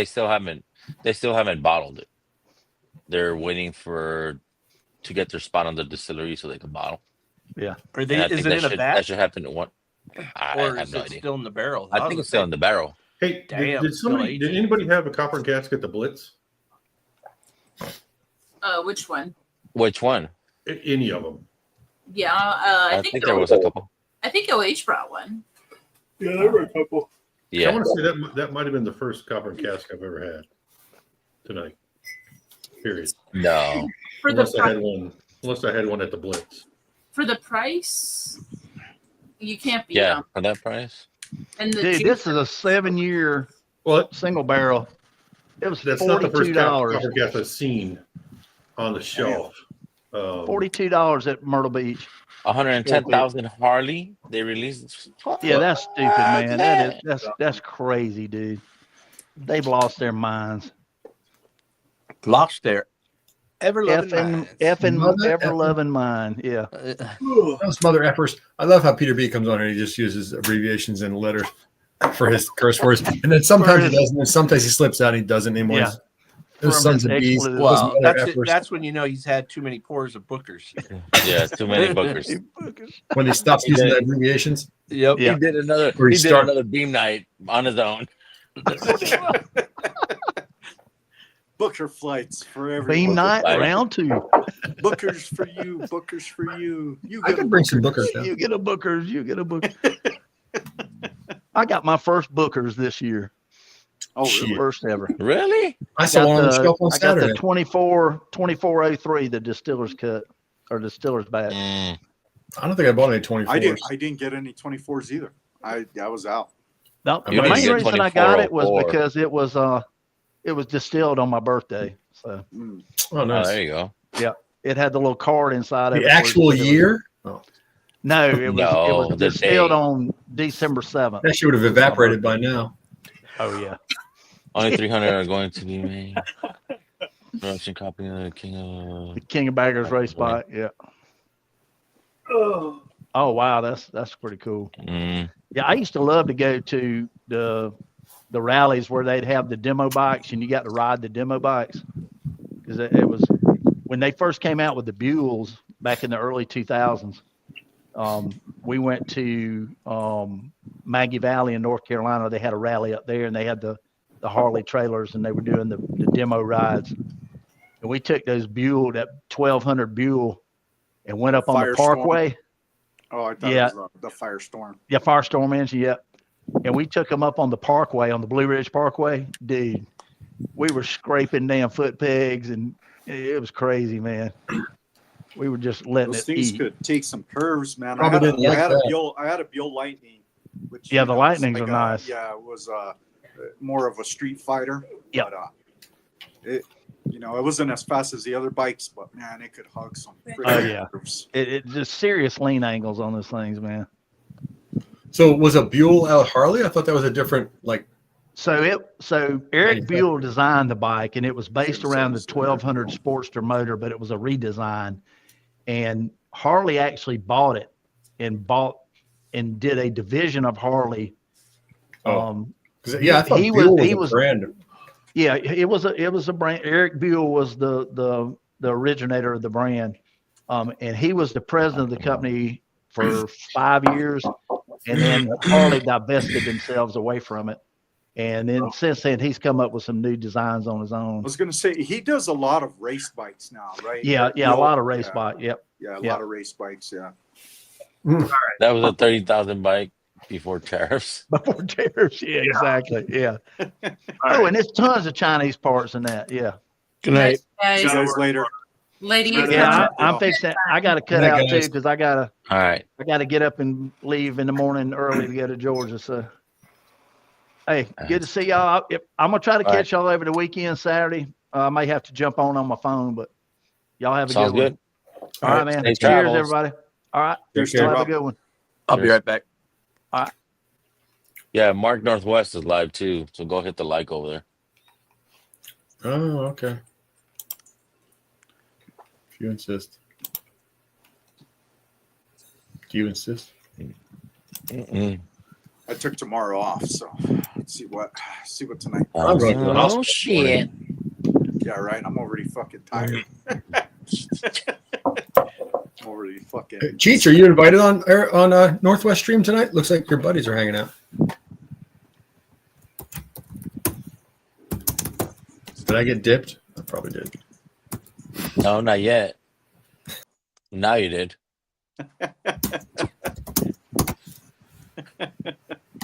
Fucking instigator Mark over here. Oh shit, we're live. Shit. I inherited 1983 decanter, old timer. Well, I inherited from my dad. I told him you sent me, so I'm going to stir a little.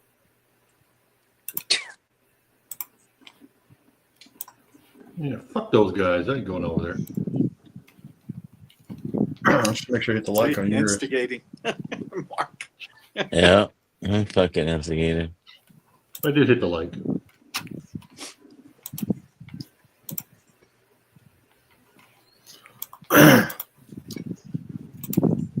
So I'm doing one of those Joe battles. Yeah, good luck York? on that one. Sent him samples the other day. Oh yeah. Thanks. Going for a tie. Awesome. Like, we're gonna go home.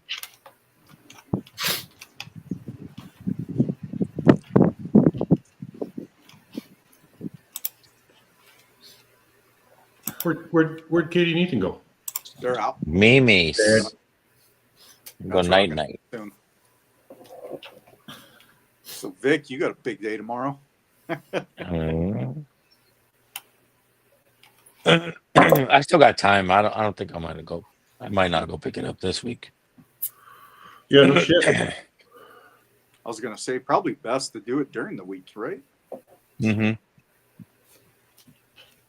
Sample. Yeah, It's like a see whenever I crack it. You already have one, don't you? Don't you have another one of those? No, No? I've never had it. Have you had any of the other VTAC stuff? I have a TH Handy from Handy. like 3 years ago, and that's like that much in it. Yeah. I sampled the shit out of that one. Would you win a lottery Something recently? like or- that. Total Wine. Cool. GTS. Awesome. Yeah, yeah. Yeah.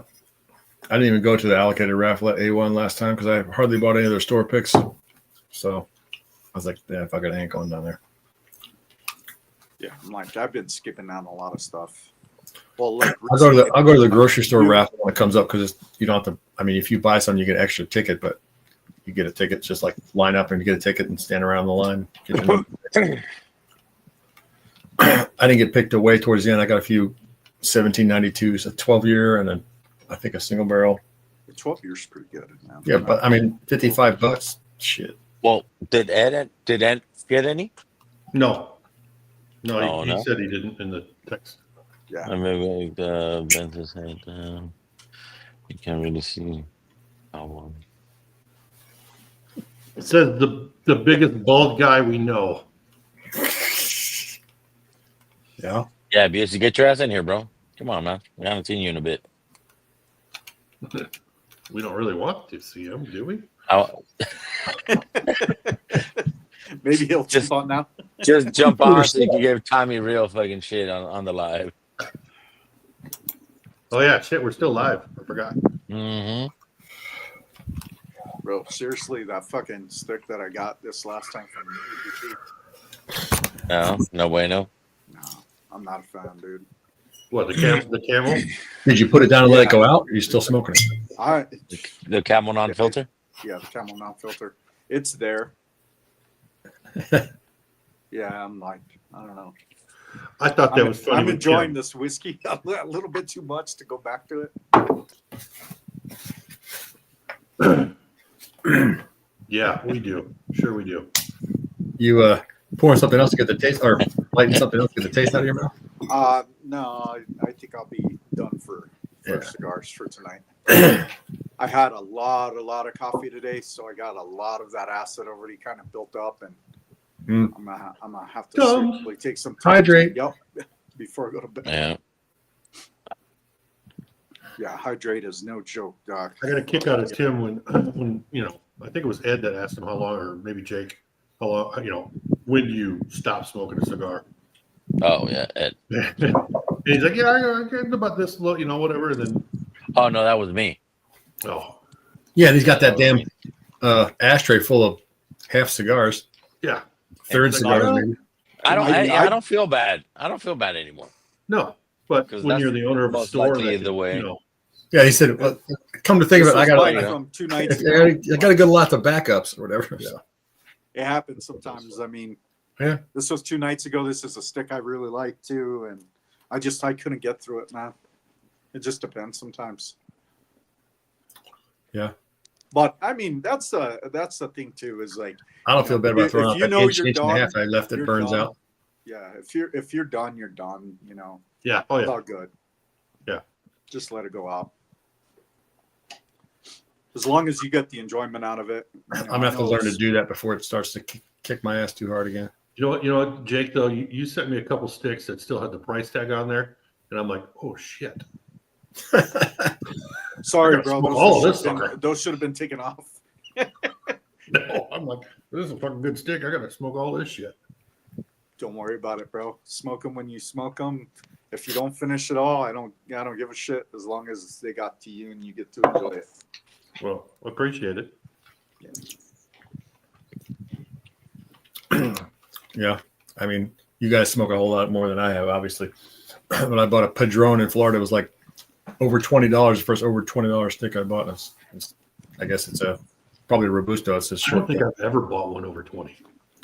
Yeah. I Well, it was probably overpriced for one, but I mean, it's $21.99. No, that for a Padron, that's about what they for go Padron. It was I little. was gonna say that's thing. probably about the price. Yeah. I'm surprised nobody asked him about pipes. About what? About pipes. Ed, did you see that he had like pipe stuff in the store too, or? No, didn't see anything pipe related there. Yeah, I don't think I've ever seen any content from him about pipe. I think the only thing that I know that he's done is the Saka stuff, with the Stillwell, and that's about the extent of that. Is the Happy Smoke available in Arizona? Is it legal there? The weed? Arizona, I want to say yes in Arizona. Yeah. Okay, I don't know. Yeah, it Maybe is. you got pipes for It's that. here too. I know it is in Colorado. You mean too. Mojo Perfectos? Yeah. Well, over in Japan, they call it Happy Smoke. Mojo Is it legal in Japan? No, but you can still get it. Oh yeah, well, is it that way in the U.S. for a long time too? Yeah. Forever. Ever since. Yeah, ever. Allegedly. Ever since Reefer Madness. Yep. Well, really, why weed was demonized is because the Arbor guy. What was his name? Astor, John Jacob Astor. He was that the guy that killed his wife, Mojo? He was buried her involved in in a the lot of backyard? shit. He also was involved in the fur company that made all the trappers like Jebediah Smith and all, like in the Revenant. That was his company back then. John Jacob Astor owned the beaver pelt companies. I think it was like American Fur Trade Company or something. But anyways, he was So like the 1800s when they were settling the West and killing all the beavers? yes, but he was also a lumber magnate. I'm pretty sure that was him. I'm pretty sure it was Astor. What's a lumber? I mean, they all went together. A lumber Yeah. magnate, like a Magnate, like a big ass conglomerate of lumber companies. king of industry. Yes, a king of industry, so to speak. A magnate. Yep. A magnate. Gotcha. But he died on the Titanic. Yes, apparently, allegedly. Was it the Titanic or was it the sister ship that they smashed No. to get the fucking money? It was Britannica. the Titanic. Yeah, How do you fuckers know this? I know all kinds of weird shit. I'm Hey, into conspiracies. Listen, if I was gonna be a loser all my life, at least I should know some other things that are like, you know what I mean, somewhat knowledgeable. No, don't sell yourself short. You're a tremendous slouch. Yeah, exactly. I strive for mediocrity. That's what I Like was taught. as a young age. I tell people at work, I know enough to be annoying, but not enough to make a lot of money.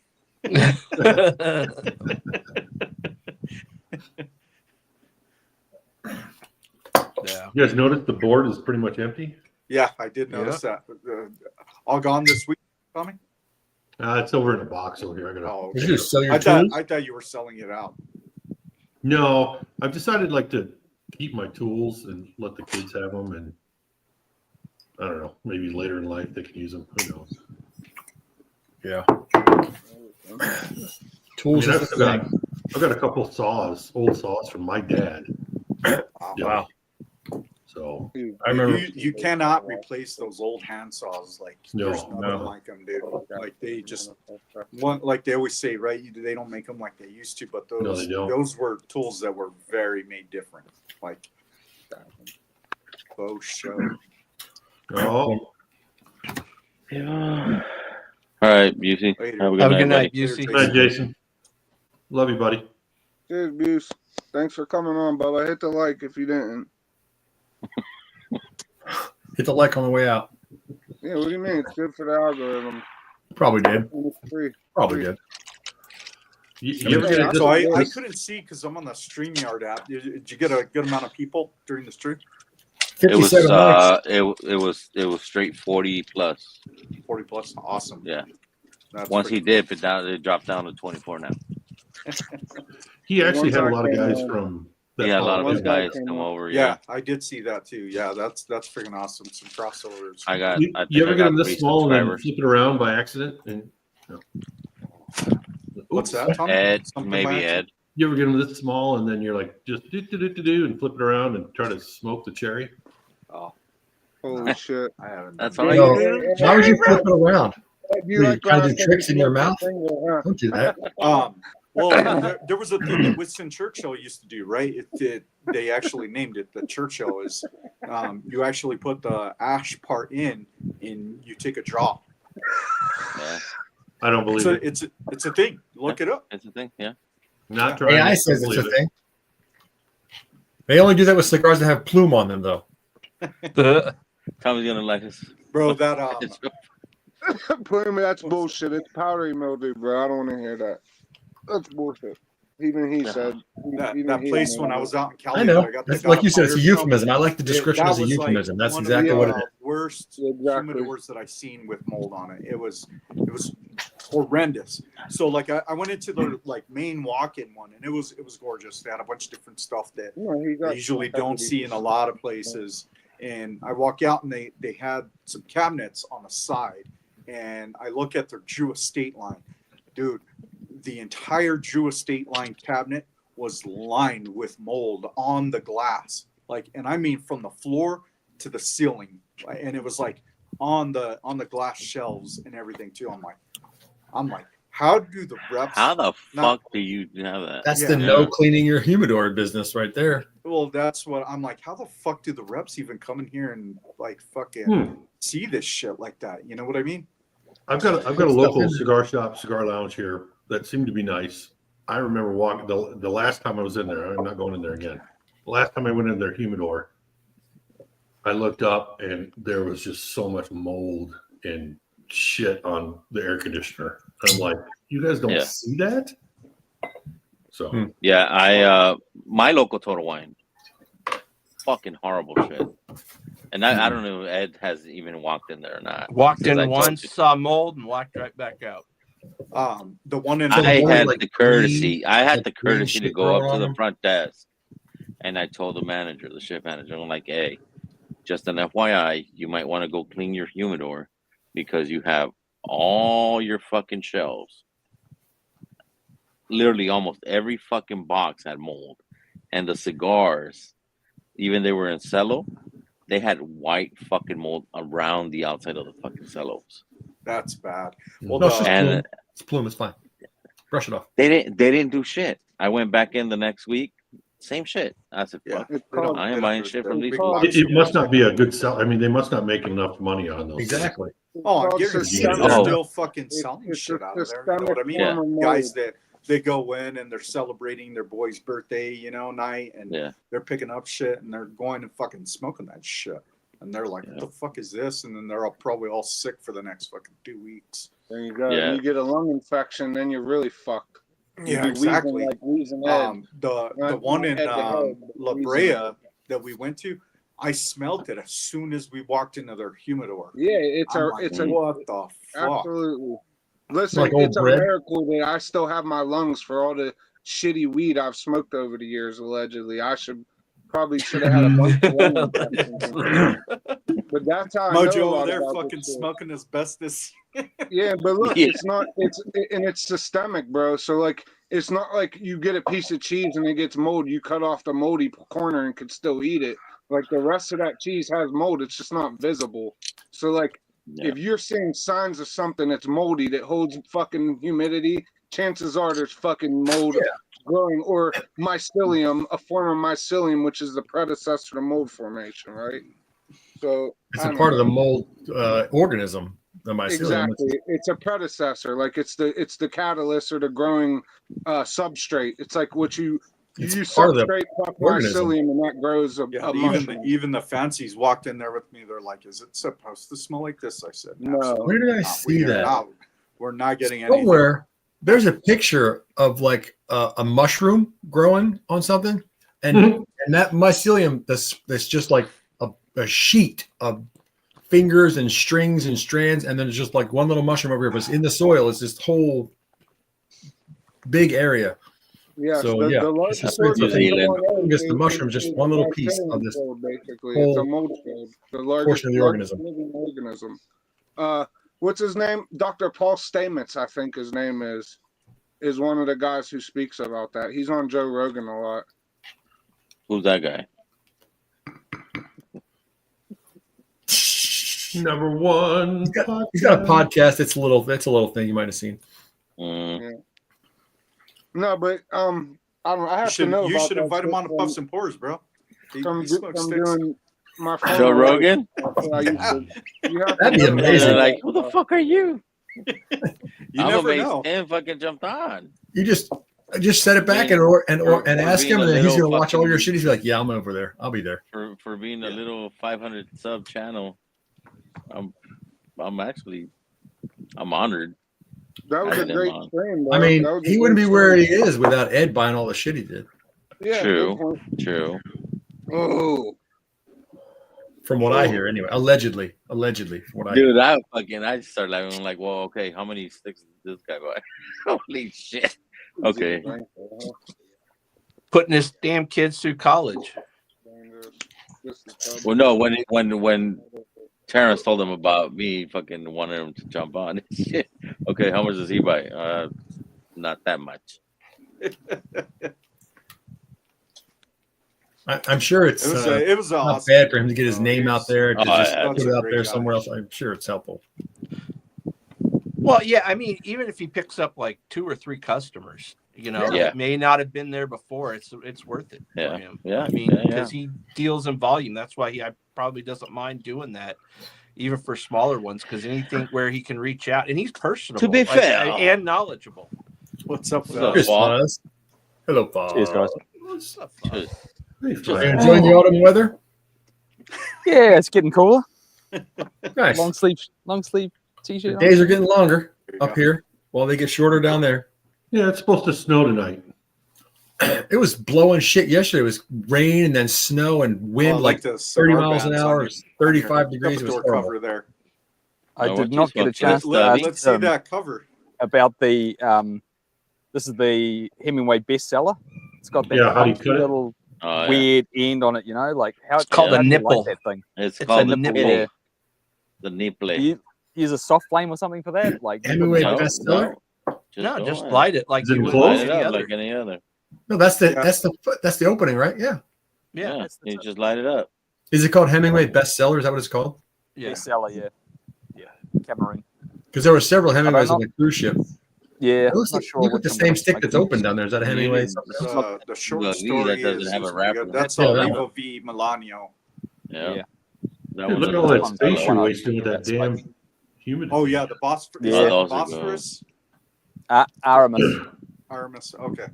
Yeah. I think I'm gonna smoke that. Well, no, he only has Phosphorus those is sticks that you can friggin' see up insane, there. man. Yeah, There's this nothing under it. disappointed me because I ordered the Oscuro and they gave me the Connecticut. Oh, So I'm not sure about this one. The Oh. Oscuro is really That's good. Oscar, isn't it? That's Yeah, a big ass Oscar chorizo, fly. bro. Look at Yeah, that shit. No, They Faz tried has just to got do small hands. That too. yeah. So that can go. Yeah. How often do you have to like wet? So what are that- you smoking? That You humidor. put thing everything in? back in there. Oh, okay. Where they one? That is a good stick. It's got Bovitas on top of it, Tommy. It has a Vovita tray on top, and then he has other stuff in the bottom. A tray. Okay. Next in a second. So that's an actual official Tupperware. That That's- is it's a Rubbermaid with a seal. yeah, it's Yeah. like one of the food grade. Yeah, I saw the way ones. he pushed it down and snapped it. But then that tray, you attach that yourself, or is that part of the? That's Yeah, a The one on tray the that you top, put- yeah. Yeah. Was it got It's- peeled double it's- cape or something? Yeah. Hey, Mark, they're like $17 on Amazon. Yeah, I got the Apache one that was like $9. I'm Yeah. good. I might buy the bigger one because I have more than I thought would fit in there for some It's reason. your fault, I don't know Vic. how it happened. So Mark, were you talking about the Bovita holder? Because that's 3D printed. I Yeah, 3D printed That's it. 3D So printed. I've got one in there as well. So it's just Are there online specs for that? yeah, like it's a free Yes. model, so it's free to print. So My daughter has a Yeah. 3D printer. She does all kinds of shit like that. yeah, I'll give you the link if you. I think Vic's got the link. I don't know what But you're the thing talking is, about. I got the pack lane in there. It kind of fits better. I don't know. It doesn't take Hence as much my- space inside that Even though I Apache have case. I just the put the pack in. this device plugged in, I'm gonna drop. It's not holding fast enough. Yeah. Good night, Jake. On the iPad? Yeah. All right, Cheers, buddy. baby. Good talking to you. Good seeing you. Yeah. You need good to get a catch up power with y'all. pack, buddy. Yeah, Cheers, I'll Jake. catch up Cheers. with y'all tomorrow night probably. All right, Jake. Yep. Yep. Good night, Jake. Take it easy, guys. Later, Appreciate bud. you, Vic. Yep. Yeah. Appreciate you, buddy. I was scrolling through the Cigars Daily. I saw that he's got that same purple paper wrapper, Los Santos, whatever that I got from the dude in Florida. Screw you, Mojo. Mm-hmm. He This, has a good line of sticks. He has a good this purple variety. thing, it's wrapped Yeah. in Yeah. I think that's a Los Stados or the something Los like Statos. that. That's it. Yeah. Who makes it? Los Statos. What it was. No. Oh, no, Probably all no, made by no. Room 101. the Fuente Okay, people. is that? I was gonna say But Room Pepin, who 101, makes but the I wasn't Pepin? quite sure. They're all Hey, Nicaragua. Hey, yo, let me put in a Tommy Rub It In announcement live from Japan. My buddy, he's over there. I was supposed to go, but I couldn't go. But he said this week, just alone, he was there for 2 days. The second day, he got 2 Takara Golds, 1 Takara Red, and what was it? Two Japanese 12 fucking wild turkeys. That's what you $600 need. for everything. $600 for all that. Just wait, buddy. Just wait. 2 Mhm. Takara Golds, 1 Takara Red, and 2 fucking Japanese 12s for $600. Wait. I'm gonna hang them around my neck. Insane, dude. What a fucking deal. I'm gonna build a Blanton's chain. Dude, Takara Gold is really good, man. It tastes like a stag, like a cherry stag without the ethanol or without the I don't know. I like stag a lot, but it was really good. But Are you Is that the using- Don Carlos Bellicoso you had sitting in your Tupperware? Oh Yeah. yeah. Yeah, he had one. Was that what that was? This the Florida guy sold me that one too. That's a Fuente. Toasty That's would be Fuente. proud. Good night, bourbon engineer. Yeah, Mhm. I thought that was what that is. Different flavor of Fuentes. The Hemingways were like Fuentes, aren't they? Hey, give Top Dog a kiss from us. They got a very Okay. similar band, the Fuentes He's and trying to be the other stuff. Yeah, right. no. It's Fuentes makes a bunch of different cigars. they make the Hemingways, don't they? Yeah. Yeah. That's one of their lines. Did you use Rare Breed to clean your cutter? Yeah, so probably last month or January, I got on here with a stick that I did not know had a sweetened tip, and I cut it with this cutter. And like a month later, I literally cut another stick, and I'm like, I was on this stream, and I was smoking a lever, what are those cheap lever The G ones, or the and I was like, O's? this, yeah, like no, it was a D-Flora, whatever it is, Flor Decana or whatever the hell it's. Yeah. So I'm going, this stick's like sweetened. I'm like, what the hell? And then everyone on the street's going, no, that's not sweetened. And I'm like, fuck, why is it so sweet? And his fucking cutter has had like some sweet shit on it, and I've been contaminating my damn cigars, and I keep forgetting to do it. And I'm making sure tonight it's gonna at least taste like fucking Rare Breed. How'd you get Rare sweet Breed. shit on your cutter? Some Because I cigar cut was the tip. flavored? Cut the tip. The tip Yeah. is what was flavored. Oh. So I'm never doing that trick again. Just the tip. Just see how Just the it tip. feels. Just the tip. Flavor yeah. comes from the tip. I got it. I heard that Yeah, you before, but You know, it You comes should from know inside that. the tip. I wouldn't know. Jesus, fucking Tommy. What did you say, Tommy? I said it comes from inside the tip. That's the poison. No, it comes out of the That's tip. evil. Yeah, it's evil. Yeah. Poison. That's why you got to get the poison out. Mm-hmm. It's like when you're bit by a Otherwise- snake. Gotta cut it. You gotta suck the Poison poison out. out. I don't think that works. Yeah, Man. that's actually a myth. It's a myth for sure. It's a myth.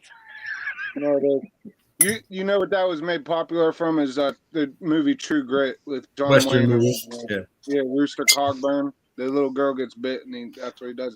You're supposed to put an X over the fucking snake bite and then suck the venom out. That was like a wives' tale, though, I think. Depends on where you suck. Yeah. Depends on where you get bit. Mm-hmm.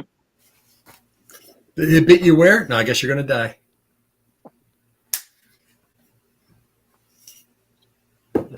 I opened the garage door. Now it's fucking cold. So you know, we were talking about like New Mexico and different history stuff earlier, and like the John Jacob Astor and shit. So like certain Indian tribes, when they would make poison bullets, you guys heard of poison bullets or like poison arrows, right? What Yeah, they would do is fucking they dip the tips in shit.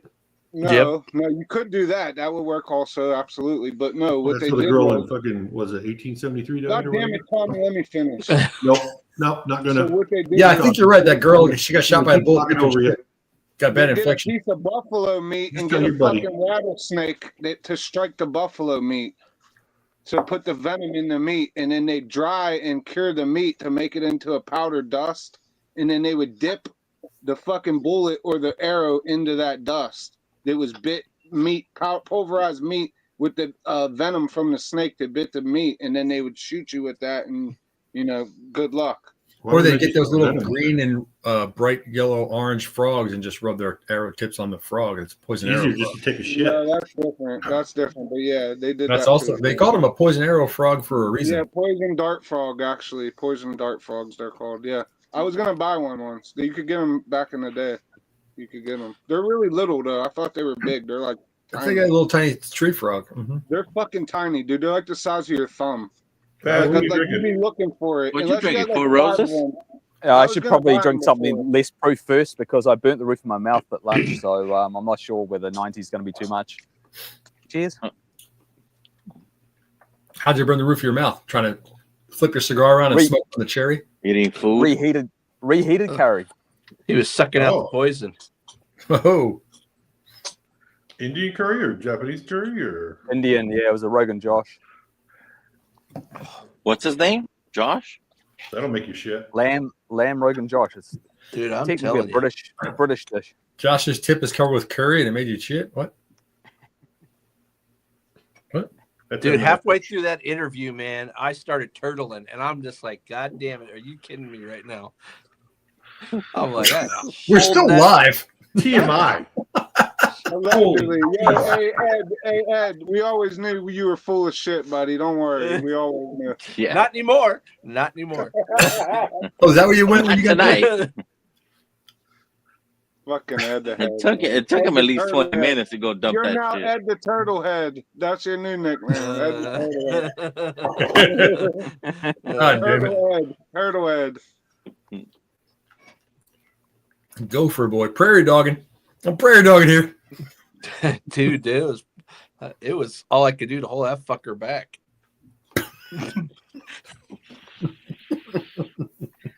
Jesus. Trying to hold my composure, clenching as hard as I could. He's rocking a little faster. Exactly. Trying not to. Holding more than your composure. Turtle pushing cotton. It wasn't cotton, boy. Well, damn, it's Lights to the rescue. Oh, Jesus. Hope a couple times, dude. I was really hoping it was a fart. Thank God it was.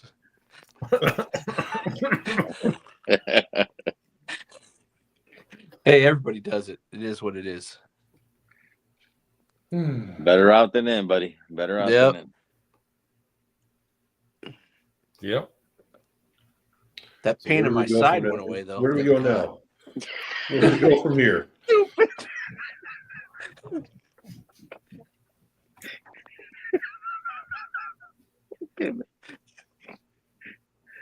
I had this fucking pain right here on the side. Oh, Not anymore. Release the beast, and oh shit, that was fucking priceless. Imagine you would have done that shit on the live, bro. No. Just rip it, dude. We all look at each other. Who the fuck did that? Who did that shit? Dude, you'd see me raise out of my chair. I mean, you know who makes that famous? Tommy. Yes, that's right.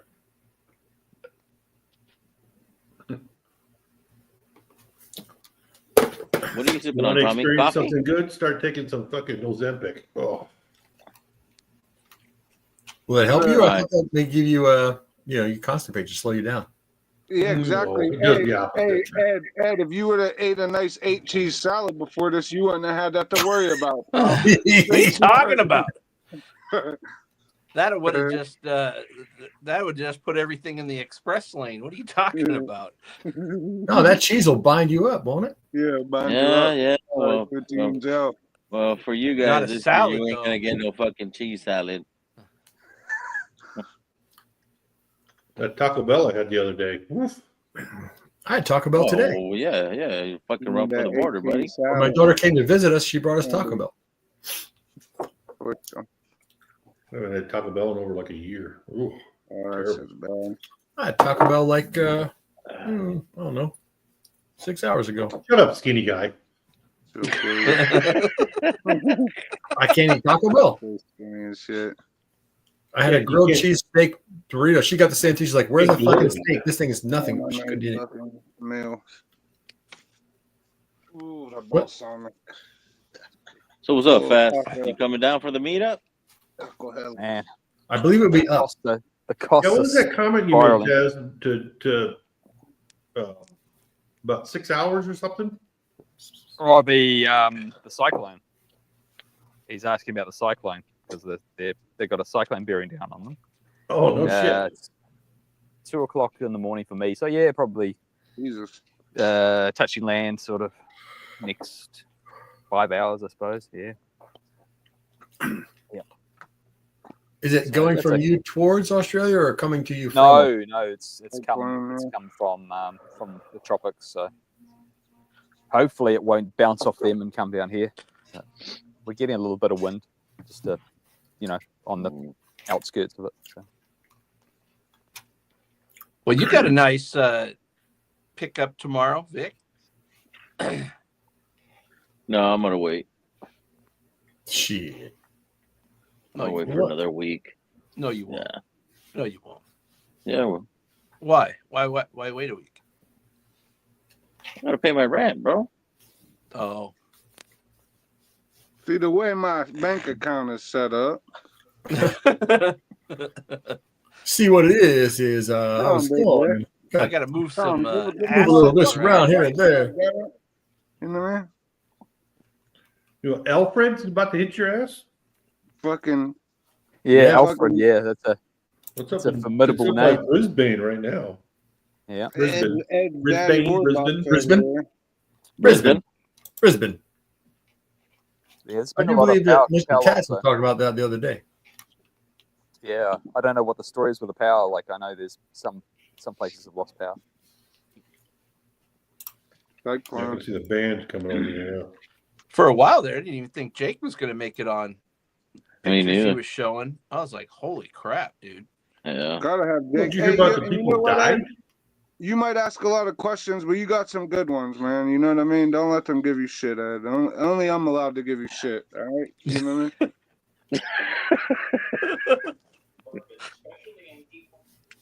No, it was good, man. It I was don't know. You did Good good. questions. Really good. I'm not a big question guy, so I said I'm gonna leave it for you guys to fucking go at it. I'll No, fucking there was a figure lot out of good something once in a questions. while. Throw I was something just out trying to there. keep it with no dead air. We had a little bit, but that was because I was in between draws trying to. In between draws or in between Yeah. turtles? He wasn't yapping. Hey. Takes a little concentration. Why are you still rocking? Because he has a rocking chair. Oh, that makes sense. You need That's to what I'm gonna upgrade. go Get one of grab those. tomorrow. Get one of those I'll toilets rock One of from those up tomorrow. Idiocracy. Yeah. No, you got to pay the rent first, man. You can't get a rocking chair. You got to go get the GTS. No, I'm gonna go get it for my father-in-law. Hero, man. You need to fucking just rock your ass. Fucking right. Rock with you. That's why I like, what's it called? Charlotte Airport. They got them white rocking chairs. It's very calming. Adirondack chair? Cracker Barrel has No. them too, bro. Yeah. Nah. Motherfucking Charlotte Airport. They got white rocking chairs right in the middle of the fucking place. They also got a nice little beer garden Butter right on the end of pecan. the sea deck or sea Butter turn. pecan. Butter pecan. Butter pecan. Butter pecan. Butter pecan. Butter pecan. This cigar ride is pretty good. I'm gonna miss it when it's gone. Yeah, I got bad news today. One of my favorite Big Vic killers is sold out. So now I can only stun on Thank Vic you, for Jesus. a month or two. Sad. I'm gonna put one away so I could stun on you in like maybe 5 years from now. But other than that, I don't know. Was it a painted turtle or an alley? I think he's probably glad it's not a slider. Oh man. yeah. A long neck. A long neck. A mata mata. Well, the best part, it was clean. I mean, there was. So it was a slider. Yeah, it was, dude. I'm telling you, man. There was no magic markers there, boy. It was just. Jesus Christ. Ed has his fire on point. What are they called? Snake neck. Snake neck turtle. Whew. Quick and to the point. Wait long enough. A little pressure gets built up there. You don't have to worry about it. Head to freaking head, boy. That's what I was hoping that was going to happen because, yeah, combustion. Jesus Christ. Man. You've seen how the potato gun works. Yeah, right, boy. Hey, you mentioned it, Mark. I'm just elaborating. All I said was a little pressure buildup. You're talking about. So that's why you have that fucking seatbelt across your toilet, bro? You strap Yep. on before Dude, you oh, hell take yeah, off? dude. You better hold on. You Sometimes, got an shit yeah, that's handle. like that fucking rocket fuel. That's why I don't eat spicy food.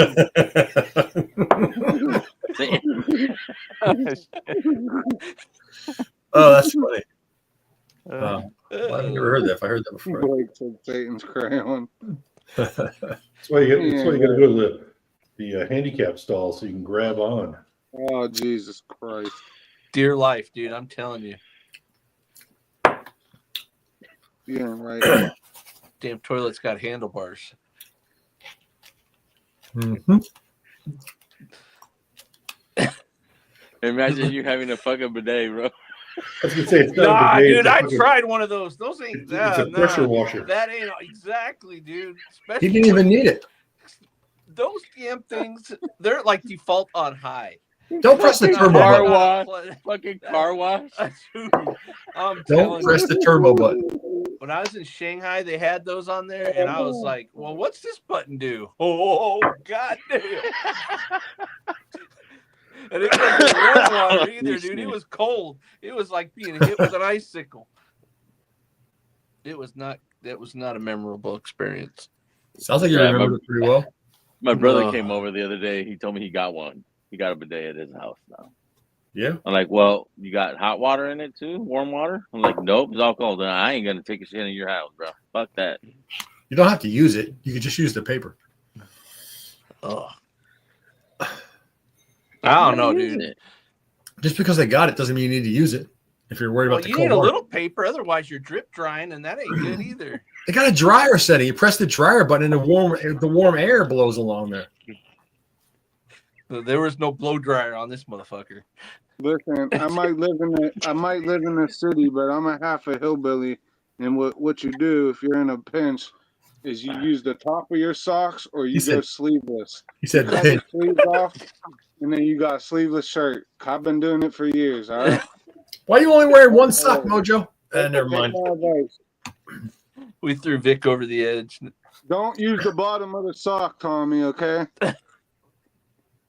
Well, Just if you cut turn the it cuff. inside out, it's a little fluffier. So Just cut the cuff off. You gotta watch. You gotta watch the holes. You don't. You want to use a sock with a hole in it. nope. Finger come right through that. Yep.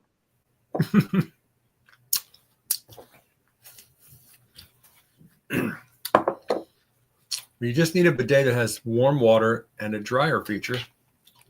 You're good to go.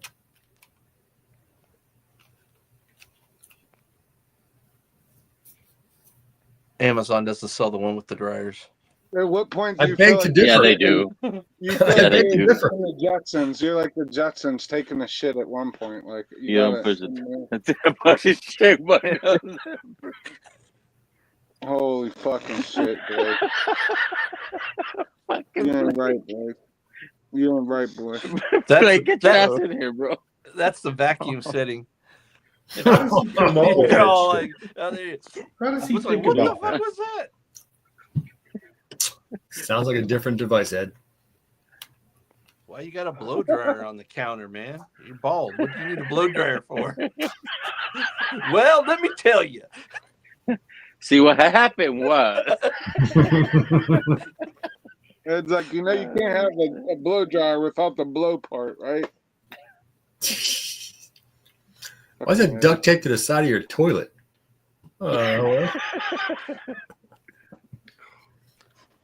Now I got bubble gut. I'm out. All this talk. Now Tommy's got bubble gut. I don't know if it's the caffeine and the nicotine or with the whiskey, the rye, and I don't know. But Get the poison out. No, Get the poison out, Tommy. All the conversation. no poison. Tommy's gonna poop. He's gonna poop. Right, Tommy. on Yeah. Later. Later, Tommy. All right, Tom. You got 3 wishes. Poor Tommy. Oh my goodness. Oh, but we got 19 in the chat. Whoever wants to jump on, fucking hit the link, yo. Oh. This shit show is literally turned into a shit show. Yeah. Hey, don't show it. Don't show it. Yeah, this is all Ed's fault. Big Vic's backyard shit show. Yeah. I don't remember eating that. What the fuck? When the fuck did I eat corn? I had corn 3 weeks ago. What the fuck is Poor Tommy. I need a I little chewed more every fiber in my bit of life. it, and it came back whole kernel. Need to eat more vegetables, The only evidently. way you know that is to eat one at a time and chew it thoroughly, one kernel at a time. Because you bite a piece of corn, you're not chewing all those kernels. It reconstitutes itself somehow. You'll be okay as long as you don't shit out popcorn. You're fine. You know what I mean?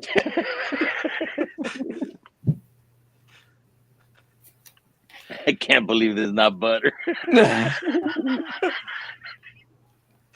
What was that on one of those grumpy old men's or something? The lady was freaking out because her kid ate a quarter or something. The guy goes, "Well, Yeah, you don't have to crap worry out 2 unless dimes and if a he nickel. shits out 2 dimes and a nickel, then you need to worry." The old guy, he was funny, man. The old man. Oh shit. Jack Lemmon. No, it was Burgess. Walter Burgess Jack Meredith. Matthew. Oh, Burgess Meredith. Yeah. Yeah. Yeah, Burgess, his name was. Yeah. Bacon. He said bacon. You keep showing the damn single barrel, so I'm gonna have some of that too. Single barrel what? You're gonna have the Haktua. I haven't cracked my bottle America. I'm still working on that bottle we bought like a year and a half, almost 2 years ago now. though. Oh, dude, those bitches gone. Of what? Of those 100 proofers. Oh, a local picker. Yeah, it was a total wine. Dude, Well, that that was fucking high proof has a fucking A125 less than fucking retail. Really? You bought one? Yeah. No, I didn't pick it up. Oh. But I just know that shit. Fucking Yeah, a couple my Costco's guy, dropped he's Elmer T. Lee's and shit. I don't have any more room on my shelf for Elijah Craig barrel proof. Fucking Dick, I missed it. Huge There was like full. a rumor Ohio was getting all kinds of shit, and I didn't pay attention. I was working out. I guess at 6 p.m.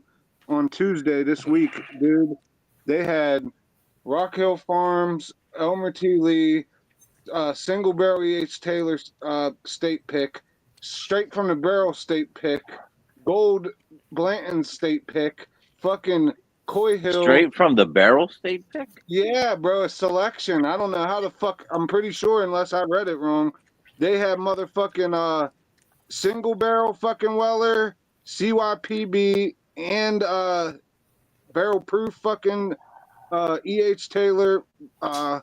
They had a bunch of shit, dude, and I missed it all. But people, boy, that were here. There were people camping out for 3 weeks. they did, bro. Shit. But listen, it was like a surprise drop. But all the insiders warned people, like said, hey, there might be a drop. And then just, I guess, on 5 o'clock on Tuesday, they emailed people, and by 6 you had to be in line, basically. Shock drop. And that's how it was. And bro, I mean, like, my buddy, he sent his wife and his kid, and he got like, I think 8 or 9 bottles and like 2 Rock Hills and all kinds of crazy ass shit, dude. Like, it was just, it's that time of year. I guess they're gonna start flooding shit. So, Yeah. Yeah, once autumn turns, they start selling all them bottles. They're trying to sell Weller 12-year here for the first time, and the price is just stupid. Every online retailer's got it. 12 too. What is it, 40 bucks? 12 for $42 too. It's all 285. Yeah, no. Nope. Crazy, man. But yeah. Yeah, but what is that in the US? That was like fucking $50. No. 190, 180 maybe. Something That's like that. crazy. That's too much. Shit. Over 150 US for that piece of shit? Yeah, no way, dude. $42. It was $42, and they had like a bunch of it came. Only thing that's good for is making poor man's pappy. Yeah, it's Dude, okay. I still have like fucking 200 mils of fucking poor man's pappy that I did a long time ago. I think I sent you some. On my birthday a couple years ago. Yep. Yeah, I remember that. There was so many taters in line. They called it the HFP store. I know. Yeah, it was bad, dude. Damn. I'm sure Blake knows all about it. It was crazy, though. But yeah. So Blake, were you in line? There was a store that my buddy went to, like I was saying, and his son was. There was 16 people in line, and there was 126 bottles overall. So like they let those people at that location go in line until they, until they wanted to. Like you could just keep getting in line. So I don't know. That's a good thing though overall. That means prices will come down. It's like. What is that? More available. Is that the 15 or is that your blend? It's my poor man's pappy in the pappy 15 bottle. Most of those bottles, I mean, really all they're good for is trade bait. It's not, I mean, the juice in them, I'm not a big fan of any of those. It smells like that great Lickamade powder stuff. Kool-Aid. Yeah. Ooh. Yeah.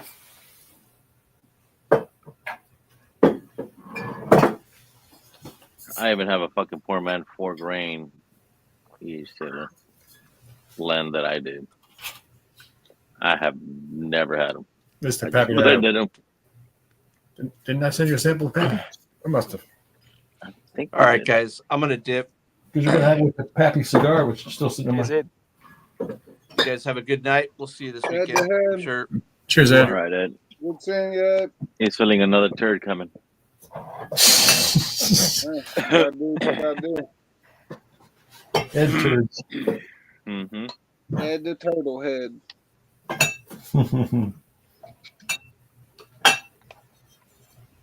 Nah, but that was a good strain, bro. Got that fireball there with the Buffalo Trace. Yeah. Don't you say Buffalo Trace 3 times, Z-Man's gonna show up. Nah, he might be. I mean, from the distillery. It's the behind the Pappy and single barrel Bowman's fireballs over there with that stuff. Mm-hmm. E.H. Taylor tubes.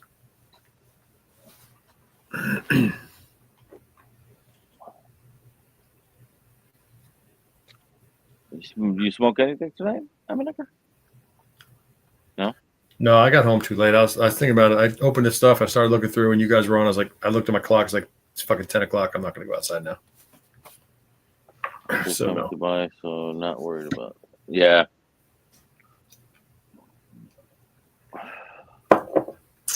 Mm-hmm.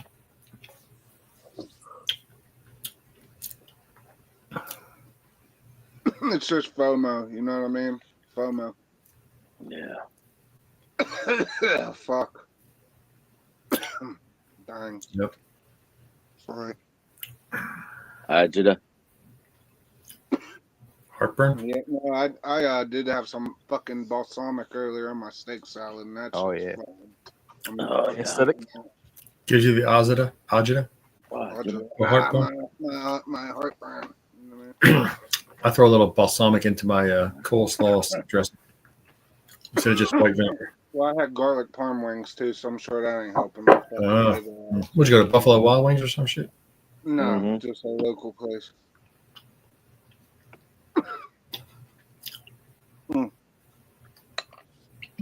Is that an uncut, unfiltered there, Pals? No, this is it's a regular one that I picked up when I was fishing. It's a G, so it's back in 2019, I think. 18, 2018, something like that. It's a G. Is it LL/GG, I think it is. It's a GG. Does the same? I thought there was only 101s. It applies to all the turkeys because the different bottling sector is all the turkeys in that same. Okay. No, so that letter is the first leading letter is the. Yeah, I don't think mine's that old. Yeah. The F that I had was phenomenal. That was the first. You might want to hack that fucking cigar, buddy. No, try to keep it as long as you can. Getting there. Looking a little bit shaky. Falls off, huh? Looks pretty clean. Yeah, it'll fall in your lap eventually. Not bad for a cheap stick. Not bad. Yeah.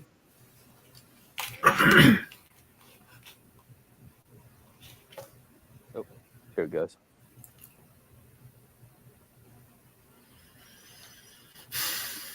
So I missed the stream. I've got to watch the replay.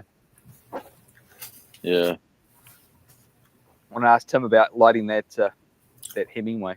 Now I've got to listen to you, Peanut Gallery fucking opinions with toasting it, and I'll never know.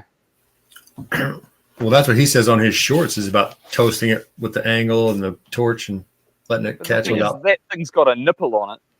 Yeah. You just light up the nipple.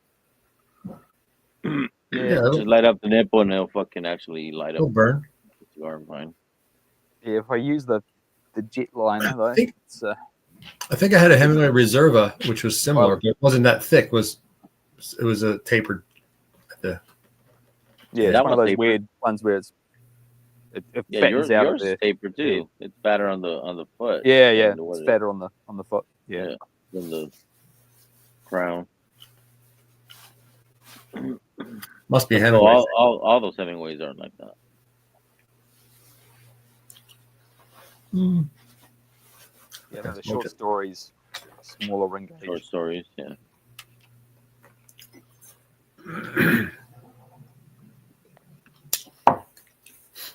Yeah, we got 18 in chat. Lurkers, check in.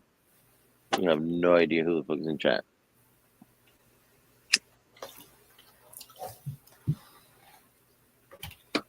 Well, take that back. Now it's 20. Martin just woke up. I'm gonna have a little dessert. This is probably my last bit. Put this on top What of is this. it? Oh, there you go. Little sweet sugar What was dessert. What was that blend they were making the other day with that rum? Jeffrey told me something about that. I think it's MGP with 2 the parts rum. MGP, was it?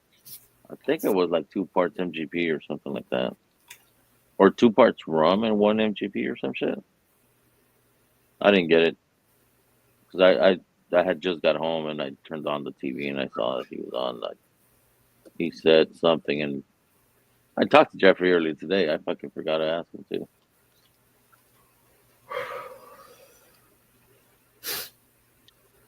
Yeah. It's actually going to make me consider doing my own rum with a single malt finish, because I never would have even thought that would have Jump on, been a Agro. thing and that it would work. It does. On the what? I just like a single malt finish on the rum is something that I Yeah. never thought would be like, I would have never even thought to do that. Oh, you're And gonna try to I've do got- it? Yeah, I've got like Dave's that are like on single malt right now, and I've got rum that's white rum ready to age, and it's like, yeah, I need to Wow. mess around with that. Give it a try. Proof is really coming through on the stuff that I've been drinking. Whew. Yeah, 130. It's 131.6. Yeah, this is Yep. this rye is 108, I think. Maybe that's a 5. I can't tell. It's dark around here. Yeah, that's 105. the 21090 one. No, the batch 2 cigar rye is 105. Ah. As I was drinking earlier, and then the Hawk 2 is 100, and then this is 130. Oh one yeah. point something. I can feel it Step up. tingling back in my nostrils after I took a sip. It was coming out this other way. There you go. Still tasty though. So sweet. Yeah,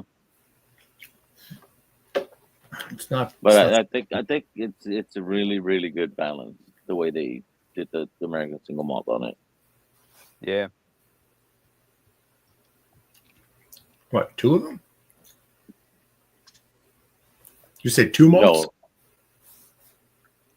No, the balance of how they aged it. Oh. The rum with the American single malt cask. Yeah, the aging, timing. Yeah. But it's crazy, fucking 3 years in American single malt, and it's not That's overpowering. it's like not even a finish, it's a secondary maturation at that point. Yeah, secondary maturation. Huh? Yeah. Mm-hmm.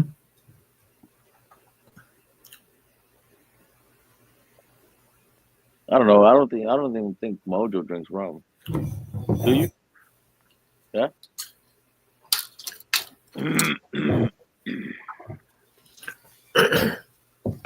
Captain Morgan, probably.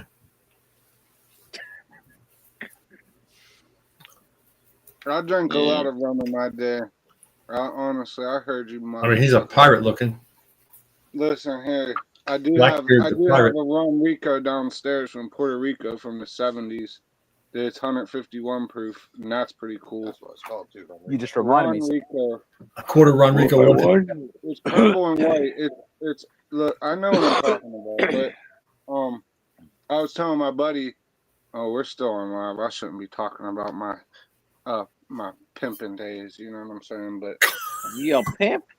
back in college, no, I wasn't really a pimp, but back in college, there was this big titty bitch named Monica, and I clearly remember being at her house in the dead of summer on a long, sweaty summer night. And when I left, I had a bottle of Bacardi Limon and like was walking down the street with it. And Bacardi yeah, Limon, holy shit, dude! yeah, I That drank shit it all, gold. bro. I drank it all. You know. There it is, the Ron I Rico. want to hear. There you go. Yeah, I know what I'm talking about, Vic. Anyways, That- I want to hear another good story. from the 60s, rambling off stories. and it's probably been empty for most of the 70s, 80s, and 90s. I've got no idea. It's probably needs to be proof to Prepare be to be wild. Yeah, if it's dropped Maybe below, not. if it's dropped Take below a 80 sip, proof, I'm bro. not even going to bother. take a I haven't sip. opened the bottle. I'm Puerto going to Rican be rum. doing that carefully. So this is my dad's. Yeah, And- mine has Vic? a tax stamp. Yep. Wow. 1960s. Yep. Tequila That's- Gavilan, that's looking- holy shit! That's looking pretty damn I low have a too. That's- mezcal. Yeah. Old Yeah. mezcal, So- too. but that's from That the is. 60s. That one. So Yeah, that's no pretty proof cool. on it. No proof on it written anywhere. Yeah, mine's downstairs where I get it. No, but I it should think have I've a heard proof. it. So Yeah. we all heard of Captain Nelson, right? Rum? Yeah. No, Yeah. the cat. Yeah. No. You heard of Admiral Nelson. Do you know the story behind Admiral Nelson, my New Zealand friend? Yeah. So So Foz Nelson's knows. Go blood. ahead. Nelson's Nelson's blood. Yeah, yeah.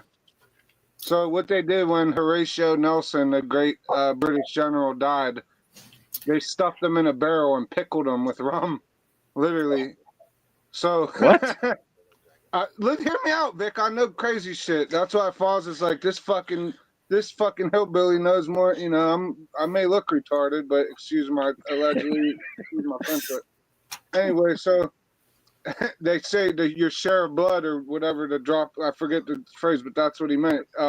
So they pickled him. They put him in a fucking thing to preserve him, to bury him in the funeral. Because when you die on a ship away from fucking England, they need to preserve you so you don't stink like a rotten fucking possum, right? They bury you. Mhm. So the, So they put him irony.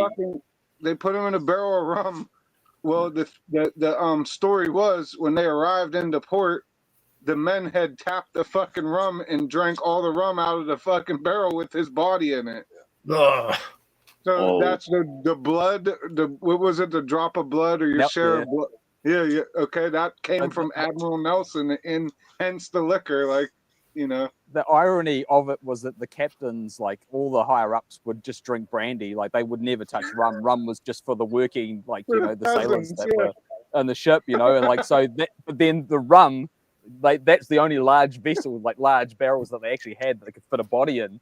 So it's like it gets put into the peasants' fucking swill, like it's like Well, the funny part is no they brandy, weren't supposed no to brandy drink it, barrels. but They're they like did. Yeah, was it actually no- rum or was it no grog? brandy. It was Yeah, rum. They yeah, ran out of barrels with bodies not in it, so he had to go. They were drinking fucking butt. And it would plasma. have been gunpowder proof as well, like proper Navy strength. So it would have been well preserved until of course they drained it. You guys know I love history. Though. A lot of the The Admiral stuff in there like, is definitely Navy strength. I know from just learning, but like a lot of this stuff, the show I watch a lot on here is called History at the OK Corral.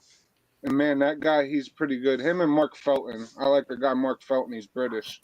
He's like a little more, like less of a storyteller and more of a historian. But I watch those guys religiously, dude, and I learn a lot from them.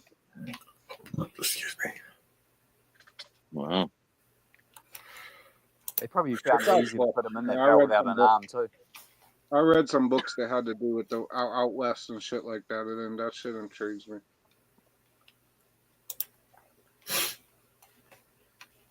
Oh, fuck, that smells good. Golly. I'll tell you what, boys. That Wild Turkey 70, that's all I need. I just drink that shit all the time. So did you work out whether you got a bad bottle, like a bad batch of No, that? you know what, That dude? was I that one just think time. listen, Foz, it's just a different portion of the batch. Like I was saying that in a couple streams ago. When they say quality and quantity, I don't think that it's just like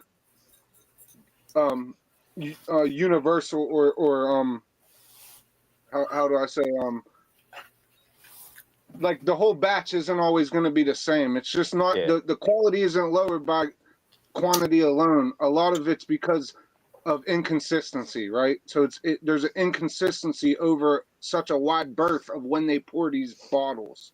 And I think you started to notice it more with non-chill filtered and higher proof and older shit, i.e. Russell's 13, Calumet 15s, those like shit like that. Even the C923s was when I really said, hey, this is like I said before that I knew, or it came that those dates designated over a 2-week period when they poured this vat, right?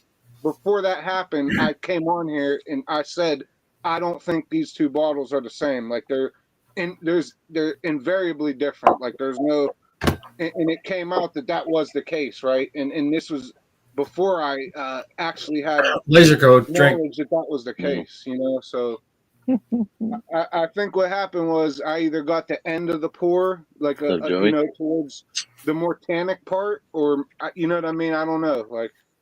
So you got one bottle out of like the 5 or 6 that you bought that wasn't. Okay, so listen. No, one out of the fucking 20 he bought. No, Foz, hear me out. Hear me out so you know what I'm exactly talking about. So the first batch I got 5 bottles and I overpaid for them. So I got 5 bottles, but those 5 bottles all had that brisket, greasy, like that really good aged note you get off a very mature barrel. The shit I'm drinking right now, all the ones that I said, fuck it. Now, in my mind, there's a difference. I'm going to drink the ones I like less and save the ones that I like more. So I put away 2 of the ones that I thought were better, and then I drank all the rest. But the other ones that I got like 7 extra bottles and gave one away to, like, you know, my one buddy who's like my uncle. And other than that, I drank them all. But these last 5 bottles aren't like I'm pretty sure if I put them side by side, I'd be able to pick the one out over the other. I'm convinced. Now I'm saying that having not done it, like I'm not saying that's I didn't already do that, but I'm not gonna say I was upset by the other bottle, but it wasn't like it didn't blow my mind like that one, the first batch of bottles I got did. You still talking about the 70th? Yes. Yeah. And not the C923. No, but I'm saying it's very similar what happened with the C923. Right. The laser code thing. Laser code. Yes. Because it's such a big batch, right? It's inconsistency among batch, not just a quantity and quality issue. It's like the actual variation. Yes, a variation amongst law Embrace of the variance. or median average, whatever the fuck you want to say scientifically. Like, Embrace right? the variance. Yeah, absolutely. Thank you for fucking being on.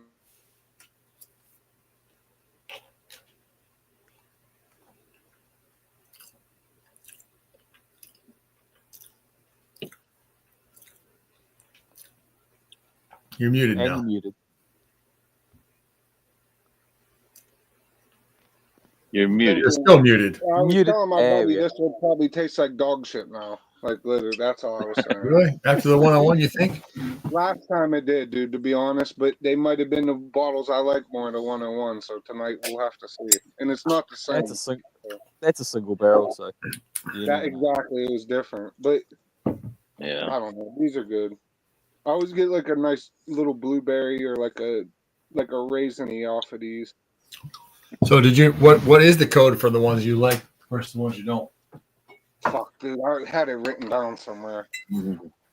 I really did, man. Because somebody, I think Aaron or somebody was teasing me about that. Maybe you Jake. texted me. You texted me that. Okay, dear, I could read you the one I'm pretty sure I don't like here. 271342. I'm pretty sure is the ones I don't like as much. I forget what the other ones though. I had it written down, Mark. Honestly. So that's right after the LL/M whatever. What does it say? LMH. My buddy got the bottle. All right. All right. Here I'm looking right now. Give me 1 second. So I have 2 different bottles. One says LLMH 280132. I think the ones I liked were 28 something. One says 261118, which would be earlier. Yeah. Yeah, so this is LLMH 271342. And these are the ones I didn't like as much. I'm pretty sure. I lost the paper, This, dude. I this actually is wrote it allegedly Camp Nelson, eh? And it's Yours? underneath that LL code. It says Yeah. 2024/08/2603, and the other Yeah. one says 2024/08/2812. There you go. Yeah, I'm not. And the 280132 is unopened, and 26 is the one I have open. Yeah, my point is they're definitely different. Regardless, like I definitely believe that the two batches that I got were not like oh this is horrible, but it wasn't the same. It didn't have those greasy Greasy butthole notes. It was like a brisket or like a saddlebag leather. You know what I mean? Like a well seasoned mitten. Yeah, my rare breed has an F code. Nowhere near a G. Okay, I got like Thomas Wagner as well. LLMH 281. Mark, is that an F? That's an F. Then that is a fucking hitter of a bottle. Like that's the best rare breed I've ever had. And my F was better than the unchilled travel retail one. And I've had a few travel retail. Still got the old label on there. If that's an F, Mark, that is phenomenal. I love that bottle. I wrote the day to open it, but somehow it got a little bit smudgy. I think it says 22. It might say 23. I've never had a better rare breed than the F. That was just fantastic. So Mojo, you sent me 3 different numbers. LL/FL. 281941, 281942, and then 271344. The 28 I have is I got from you. The 28 is what you sent me. There you go. Yep, there you go. So I think the 28s are the ones I liked. I'm pretty sure. Yeah, I think you said the 27 was not the one you liked. Yeah, and that's what I'm thinking now. So that would make sense. But they would be later, so you didn't like the earlier ones? Then you got the later ones, which were better? Yeah, so, and okay, let's just go with my fucking hypothesis. But sit in the vat for longer, blend for longer. Not just blend for longer. Yeah, that's true. But also, it was probably it has more of the tannins and more of that viscous side of the fucking solution. So, they have you mix oil and water and different things. And I got you, Blake. I understand. That makes a lot more sense. Science class, when there's different densities and it doesn't settle, or like when you pour sand at the fucking but they're all intermiscible and soluble with one another because it's just water and alcohol. So they blend in. Is that the one I sent you, Joey? They won't layer out that way because they're all soluble. It's the so Mark, I have a like a separatory funnel, and I can proof down based on like a drop. Like I can set it to like a drop every 3 minutes. I want to really slowly proof something. And the difference between when you use water in that to proof down the high proof spirit versus putting a high proof spirit in the separatory funnel and you have your water, that drop will just sit, the alcohol will just sit on top of that water. It will not even mix. And the first pull that you have of it, you'll be like immediately hit by high proof alcohol. Go, what the fuck? Like it's not even surprised. Like, but you have to at all. Like it just does not even combine. So if they don't agitate it, they don't. Yeah, I think it must be agitated. It's got to be mixed, shaken, stirred, shaken, not stirred, or whatever. Okay, but it's okay. So hear me out. So then you have shit that's poured from the top, and when it's being agitated, technically most of that shit's blending in and falling back to the bottom. So by the time they're at the bottom of the fucking vat, the most dense, viscous fucking solution or whatever it is, salt, right, is being poured now into the bottles. So no worries, buddy. But isn't water more dense than alcohol?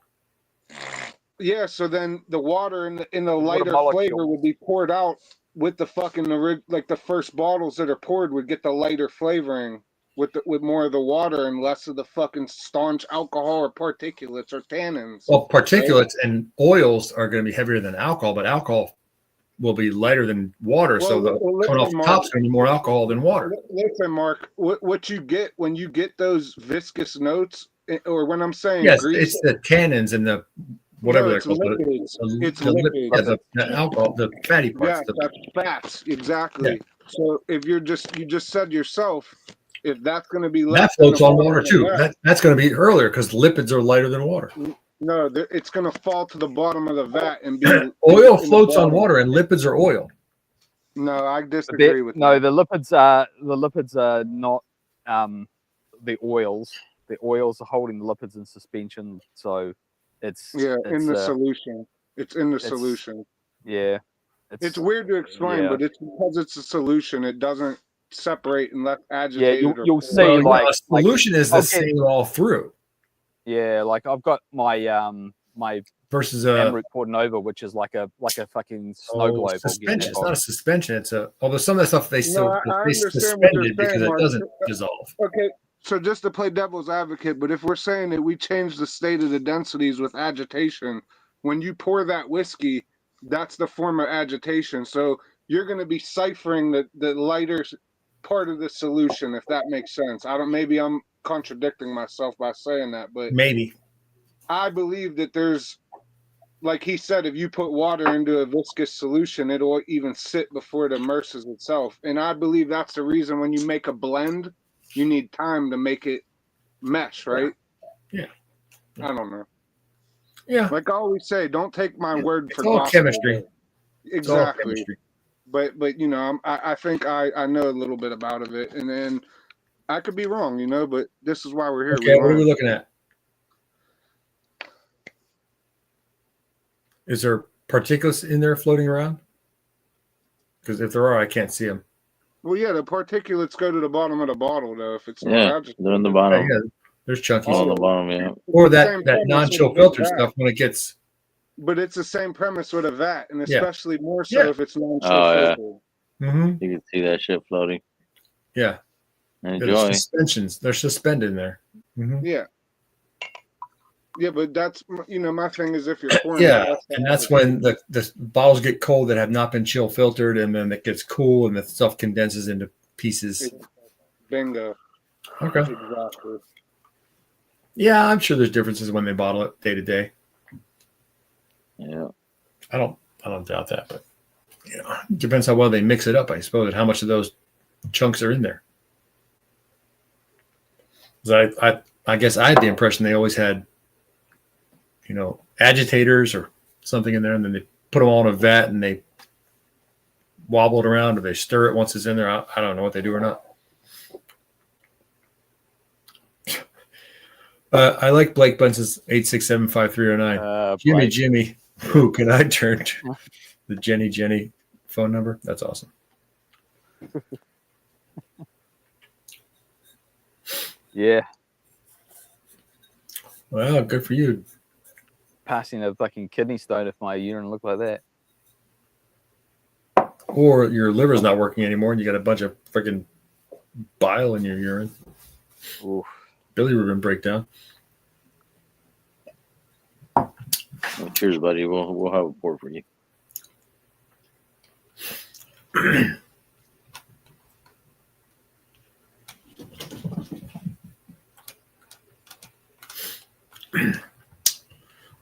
Well, it's been fun. I've been hanging out longer than I expected to. I got to get up and go back to the hospital in the morning, so I'll see you all later. Nearly 1 a.m. I'm going to dip. Cheers, Matt. Good night, y'all. All right, best wishes for the wife, buddy. I hope she fucking gets. Yeah, she's doing good.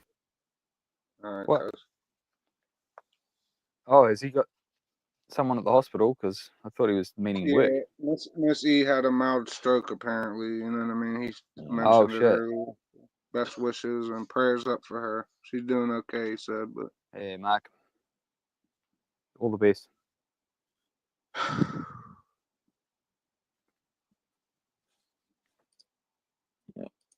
Yeah, but I'm a staunch believer in what I'm saying, Vic, and like we could debate about it, but I have my fucking my logical explanations in my mind, anyways.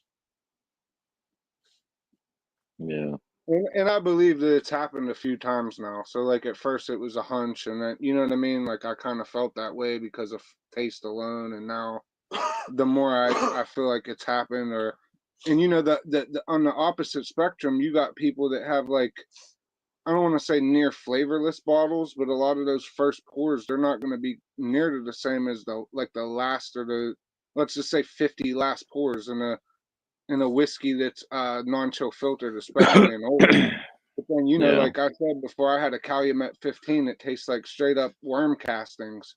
So like in my mind, that had to have been the way bottom of the barrel. Like, you know what I mean? Like all the tannins, all that terroir taste, that fucking 15-year-old earthen worm juice that I was drinking at that point, I guess. I don't know. Yeah.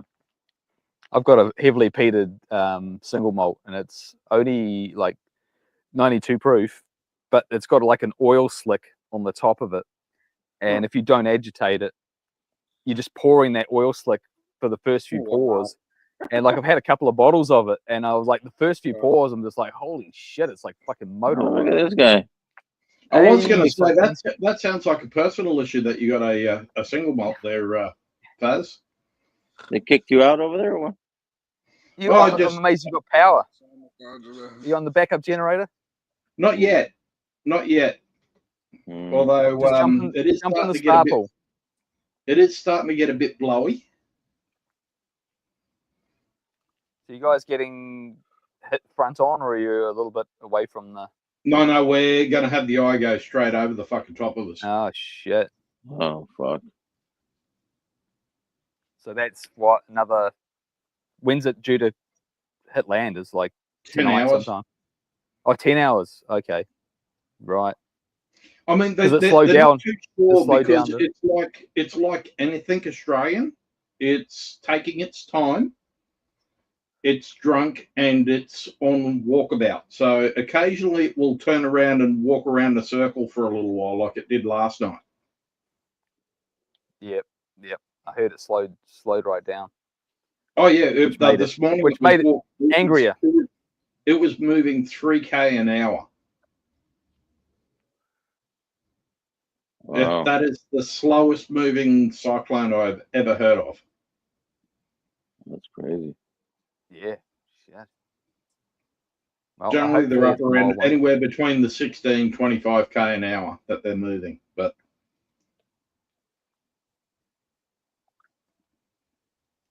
and is Lil working through it, or? She's on day shift, so yeah, she's off at the moment. She finished 2 hours ago. She starts again tomorrow morning if she can get out. Right. Because we've got a creek around the corner which tends to flood, and about from 10 o'clock tomorrow morning, they reckon that we will start getting the full-on rain, which will be around about 350, 400 mil an hour. Sheesh. Fucking hell. Yeah. Biblical. Yeah. And hopefully that does not coincide with a full tide, high tide. Oh, yeah.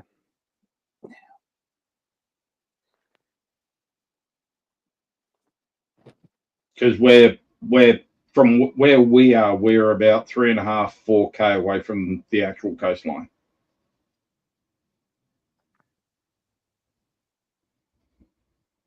So, but because it's moving so slow, it'll hit Morton and Stradbroke Islands first, and I reckon that's going to drop it down because it might intensify to a 3, which drop back to a 2, which means it might cross here at a 1.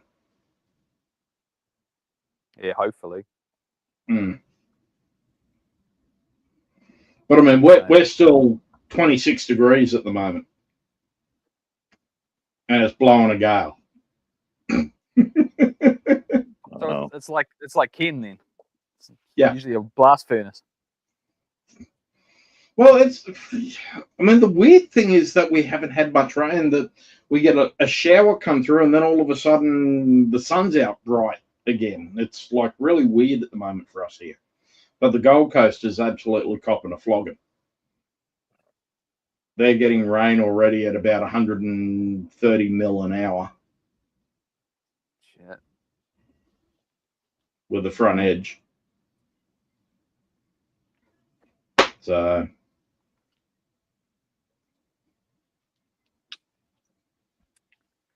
Yes. No, stay safe. That's no fun. Yeah. As Ken would say, we're staying moist. Yeah. So we're going to bunker down in the smallest room in the house. Yeah. Best place to be. And keep well lubricated.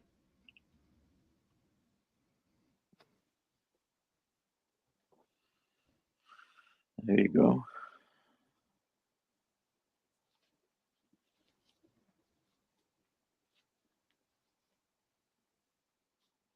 So It's a little bit cold, if anything. Here, I've got my long sleeve t-shirt. So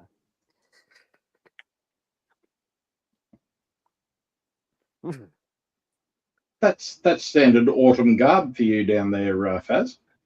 yeah, it's like must be like 17 degrees or something like that. Yeah, yeah. As soon as it drops under 20, oh, 19. Yeah, it's dropped under 20. Well, we'll wave to you on Wednesday when we're just across from you when we're in Melbourne. Well, you're a bit lower. Yeah, I suppose just just yeah, maybe just a little. Are you flying? Yeah, we're flying down. We've got our friend who's the Vice President of International Relationships for Mictas out in Australia next week. So we're catching up with him in Melbourne for 3 days. That sounds fun.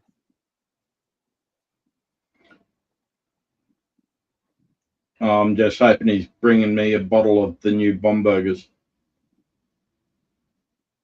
Oh, you lucky bastard. Pretty fucking good.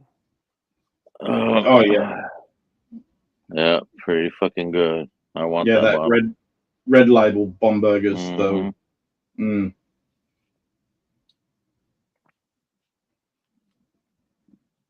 I'm hoping he's bringing out some of this year's limiteds. Nice. Well, last year's limiteds.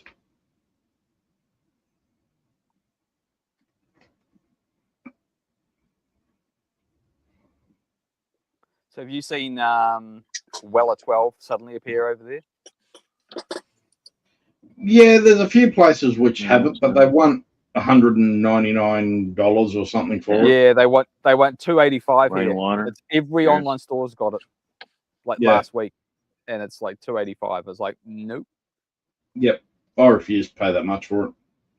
I mean, like I'm sort of like I've been stocking up a little bit on Weller Green, but every time I buy it, we drink it because it's been $72 a bottle.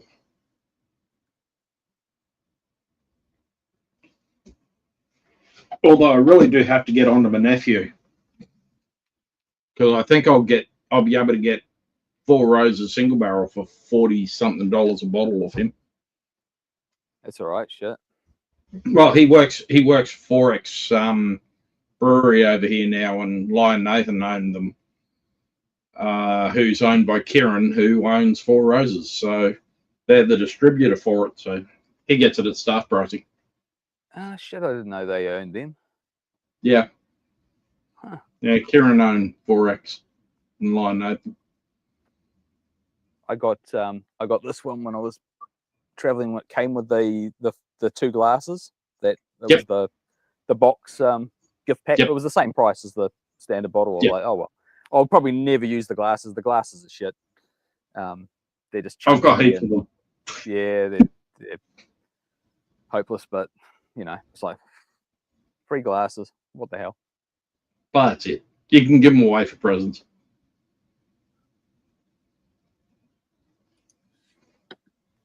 Yeah.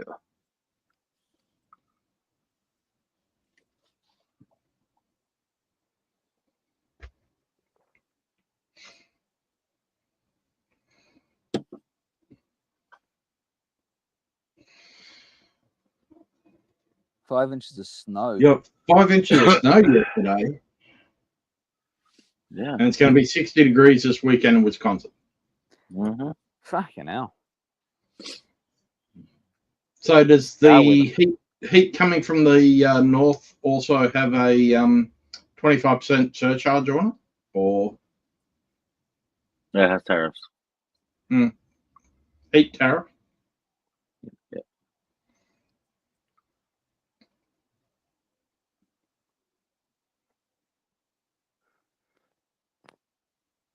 If your Cobra chickens coming over, they'll be like bringing their tariffs with them.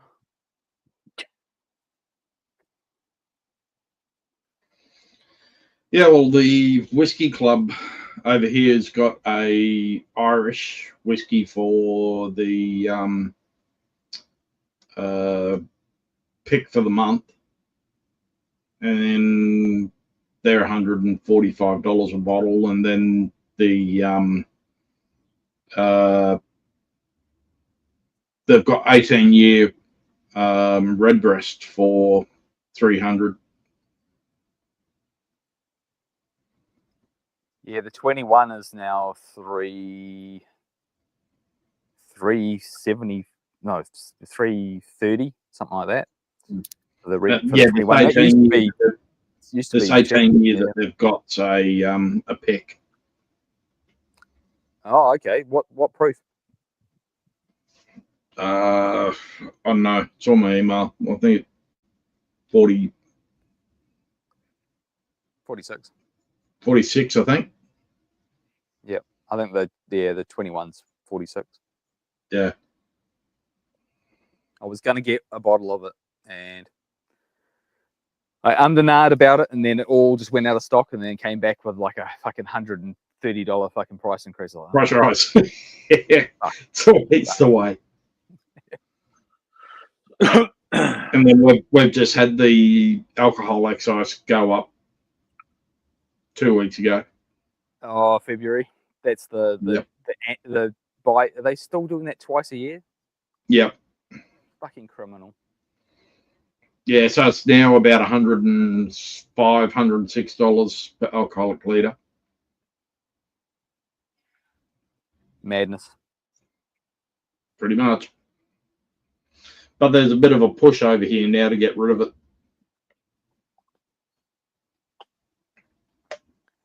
Yeah, it's fucking the pubs, isn't it? Because yeah, the beer and spirits tax is just ridiculous over here now. I mean, it's now $15 for a pint of beer at a pub. It's ridiculous. Fuck. That's crazy. Yeah, it's you and then Ireland and then New Zealand as far as tax on alcohol goes. And like you are like up here, Ireland's like there, New Zealand's like there, and it's still the 3 highest in the fucking world. Yeah. I mean, they brought it in to try and they really raised it to try and stop kids from drinking alcohol, but it hasn't stopped them. No, they have a will, they have a way. Pops. Yeah. Alcohol pops, they just get around the whole tax based on ABV bullshit, and then no, well, they really tax the fuck out of them. That's got a higher alcohol tax than what a bottle of alcohol does.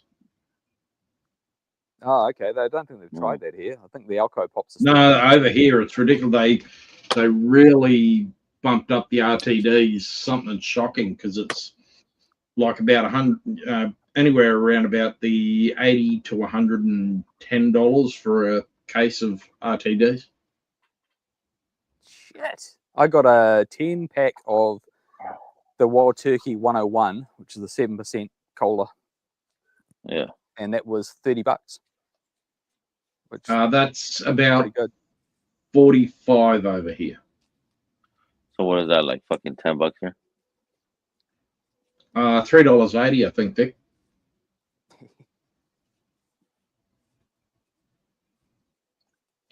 But you guys don't do RTDs really over there. You're not a big RTD nation. They are starting to do that shit. They're starting, but it's because they do so much of them now in Australia, and that they're sitting there going, let's put them out over here. Yeah. Because it makes it even cheaper for them to run a batch when they're also doing enough for home, because they're 375 ml cans, which is standard can. Yeah, the Jameson and lemonade, or Jameson and cola. Those ones are, I think, in America you can get those. I don't think they can get they don't get the turkey, and I don't know that they get the JD's one either. No. Oh, the JD one that JD, just yes. started getting. JD ones JD, they started getting last year, I think, or something. Yeah. But I don't think Jim they get Beam. the Gentleman Jack ones, which we get over here as well. Yeah, Jim Beam have got one that's Yeah, about Jack. We got Jack one too. 4.5%, and then there's a gold. Yeah, but I Jim don't Beam think you got gold. Gentleman's. I think you just got the old number 7, don't you? Just number 7s, I think. Yeah. Yeah, we've got Gentleman as well. We've got Turkey. We've got Turkey Rare Breed. We've got. Yeah, we don't get that one. That's 8%, isn't it? 8% Yeah. ABV. Yeah, we don't get that one here. Oh, Crown. Well, Yeah, Crowns we and Beams, don't get any Crown. Yeah, Beam. Then you've got Well, the really shit stuff called Woodstock, and the Woodstock have actually got a double. Yeah. Pamela Anderson came here and did an ad for Woodstock. It's on YouTube, and it was like just like a fucking bogan house, like somewhere out west, and she's like walking around in the fucking backyard. It was yeah, just a bizarre marketing thing. Pamela Anderson. Oh well, that's where I loved our Cougar bourbon ads. Oh yeah, that's like 4-year-old MGP. Or vodka and tequila base, yes. Yeah. And especially the Cougar Black. The Cougar Black is actually not 90 too bad. proof. It's 90 proof, and it's actually, you can drink it neat as well. It's not it's not offensive. Yeah. Yeah, I've got to take a bottle over to Dwight next time we go. Take a bottle for the fancies, because I showed them that bottle and they were like, I need that. They're like, we need that in our lives. So I'm like, okay. Well, you bring it over fast when you come over for the meetup. Yeah, they're gonna be be out at the there before meetup. we will. We're not going to be in the US this year at all this year. We're not going to be there till February next year, because we've got Scotland and Ireland in September for Lil to go to a conference. Boo. Yeah, but I'll be sending back a shitload of Irish.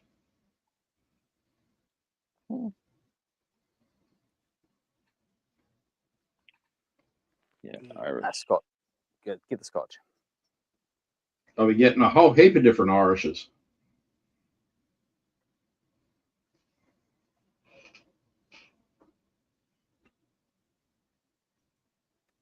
Marjo got green pants, blue sweater.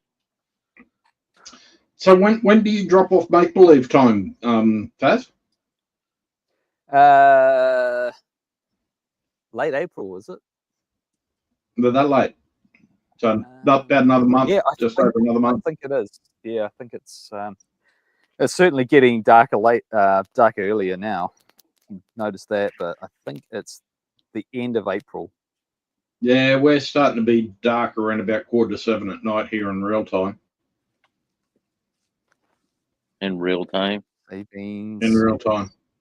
The fuck is real time? NZ. Non-daylight savings. Yeah. Yes. Because you guys go back to daylight savings this weekend, don't you, Vic? Yeah. Oh no, it's actually the start of April. Oh, okay. 6th of April. Yeah, 6th of April. So. Yep, fun. Won't be sitting out here if I can have the cigars, that's for damn sure. All right, back in the tick. Yep.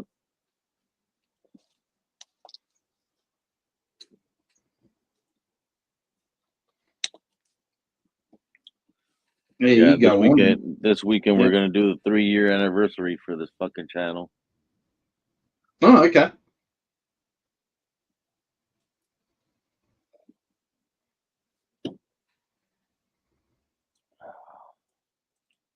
Have a couple bottle giveaways and shit. So you were saying the other day that you got some bottles from Golfo?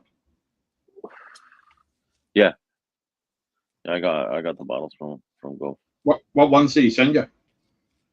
Black, green, and blue. Oh, okay. The new single barrel. Yep. Yeah. Well, no, the blue is a blend, but I don't know. Oh no, that's the Boo Rye. That's the Boo Rye. Is that the Boo Rye? Yeah.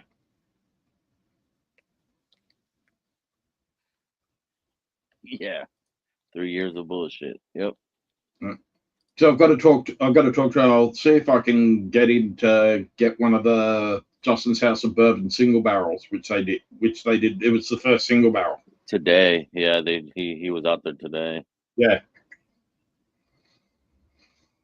That's my next goal. I'm gonna hit him up so I can try to get a pick, but I don't know if he's only doing it through Justin's or what. Thanks, Mojo. We really need to see your nuts. Mm-hmm. Nuts in your mouth. Mm. Oh, you rocking Nike? Yeah, I was just more concerned about him just shoving his nuts in our fucking face. Yeah, he does that shit once in a while. T-Rod went to bed, bro. You don't need to fucking keep flexing. You ain't gonna see you flex no more.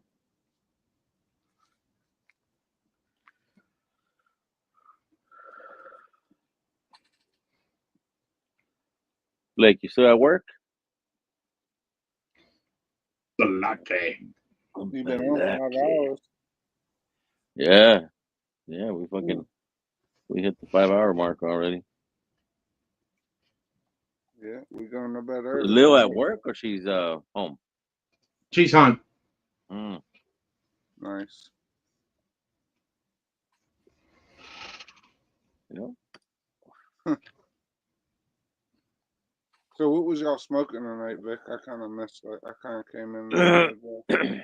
We smoked all Cigar Daily's sticks. This collaboration. So I had a cool. A leaf of Oscar, the Earth. Nice. That was a real good one. I liked it. And the other one was shit. What is it called? Rebellion, box press Rebellion. Nice. That's another one from the Viking. Rebellion, yeah. Yeah. Hell nah, Tater. Jump on and we'll fucking go longer. Tateski. Fucking Tater. Yeah, potato.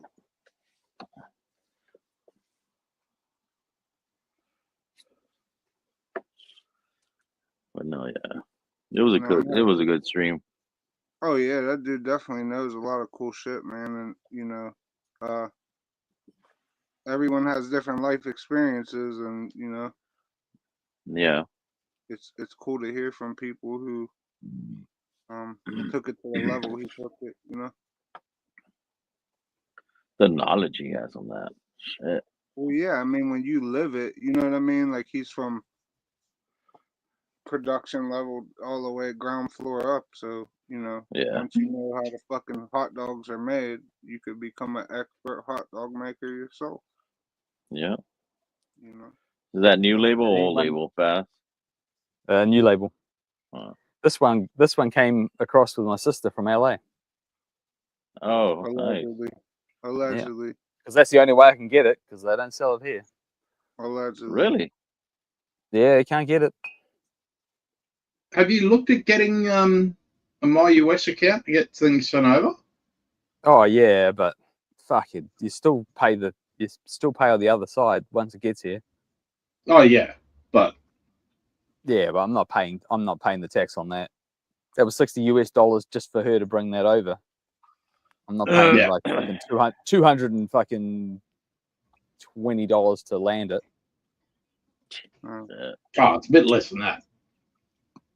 No, for me it would be, because you got to have the bio fee, the GST, the tax, and it's just tax on tax on tax. Yeah, I know that feeling. Yep.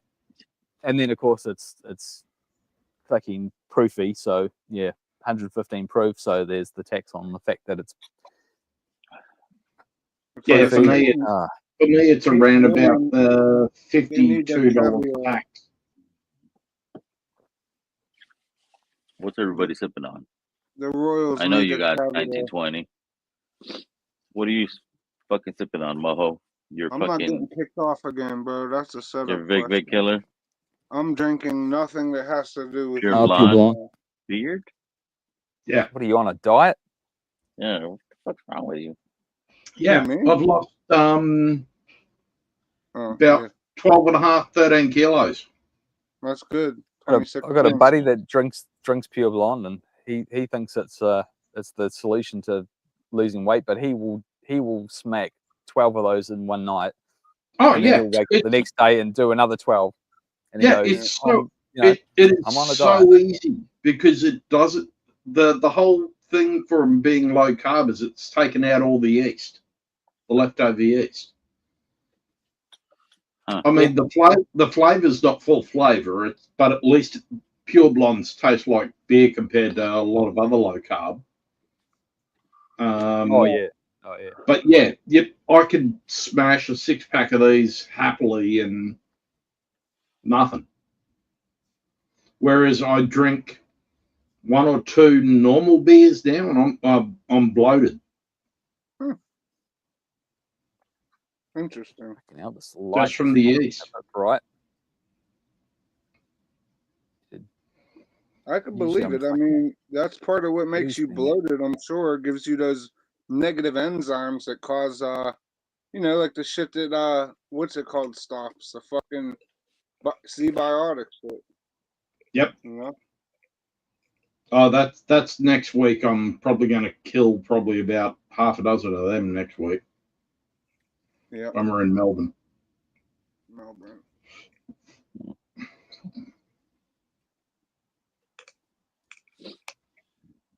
It's a little better. Jeez. So I might have to fuck. See about sending over a 10-pack or something to just see how it goes through Australian customs.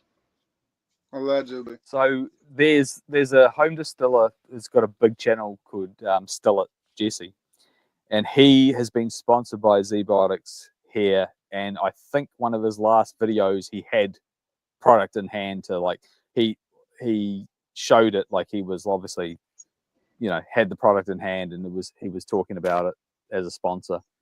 And I'm like, okay, so they're shipping it to you to plug it because his audience is mostly probably American, but he's the only source in New Zealand that you're ever going to find those. Like, there's no way that anyone else has got them.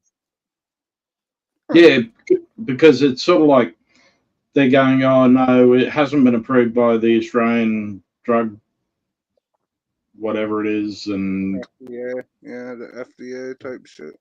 Same thing, yeah, similar thing, but over here, and it's sort of like interesting. But you got similar stuff on the market over here, so yeah. Fuck. What a fucking climate we're in now. So that's where I'm going to try and send over a small shipment, and then I'll probably go, Vic, 50-pack sample. Same as Vegas last year. Yeah. Gonna use well, I've still got about 12 vials left out of that 50-pack. So. Oh, shit.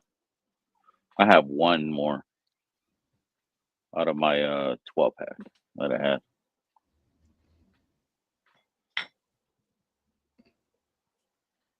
Yeah, I think I might buy 50.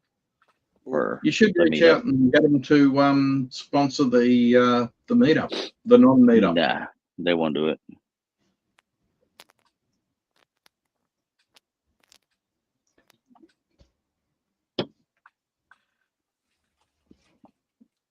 Yeah, I they'll think send me Jesse's a got about fucking. They'll send me a 450 3-pack. subscribers.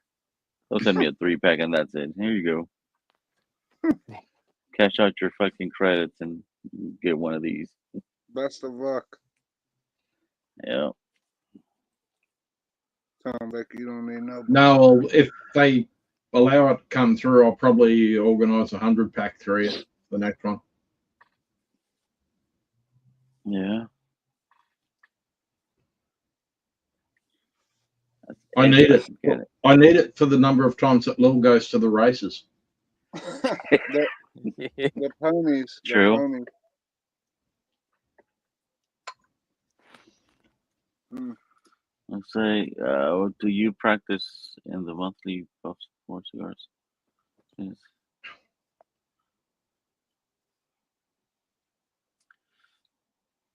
No, he don't. Joey, I don't, Joey B, but that's very kind of you. I wouldn't want to take that unless there's a reason that you can't make it yourself. I actually offered Vic and Katie and them, if all the spots don't get filled sometimes, that I would send them payment, but I don't have like a online payment system. So, you know, but I have told them that before, but that's very kind of you, Joey. Yeah, I'm just trying to slang some fucking whiskey. What do you mean?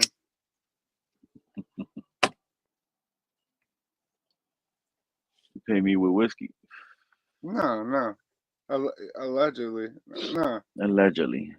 I have nice Jacksons and Grants and,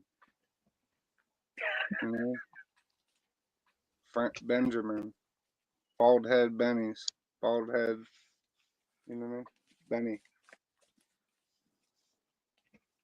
So, Mojo, you say you can't get any more of that big killer? Unfortunately, I Thank you, saved Joey. one bottle, but I Appreciate thought that. that there would be a few left, and I drank like, I don't know, 2 or 3 of them. In the meantime, is that a limited edition for them? They like because he done like a it was limited because this motherfucker drank all the fucking no. Listen, shit they there's had. 200 or so bottles, or however many bottles, and that's it, dude. They only make one run. Here, let me read it. Yeah. 208 bottles, 113.8 proof. And Mojo bought 50 of them. I honestly, Vic, I think I got 7 of them, bro, and they weren't like super cheap, dude. Like, but I really enjoyed them, man. It was almost like buying a peated stag to me, so I don't give a shit. Yeah. You know, or like a smoked stag junior, like a cherry one. I don't know. We all taste different. One night after you said that shit, I got like one bad note, but it was like never. Yeah, again. I'll talk to them tomorrow, and I'll see. Yeah, they haven't sent it out. God damn it, though! I'm burping up fucking balsamic and garlic. That is bad. Well, that's what you ate, fucker. It's bad when you smell your fingers and you can smell garlic and you haven't touched garlic in 2 days, and you go, okay, this shit is coming out of my pores. I will kill it's literally. Yeah. I gotta be a werewolf, because if I was a vampire, I'd be fucking dead now. I don't need no silver bullet or fucking stake in my heart. I would OD off fucking garlic like it was fucking fetty, you know what I mean? Yeah. Oh man. Hey Lou.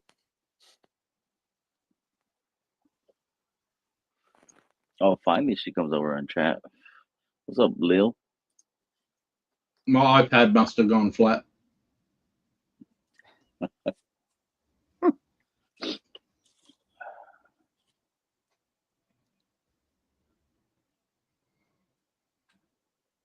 Yeah, but it was interesting that you had a guy like that on, and it's funny Ed was asking all them questions, but it was a real good rapport.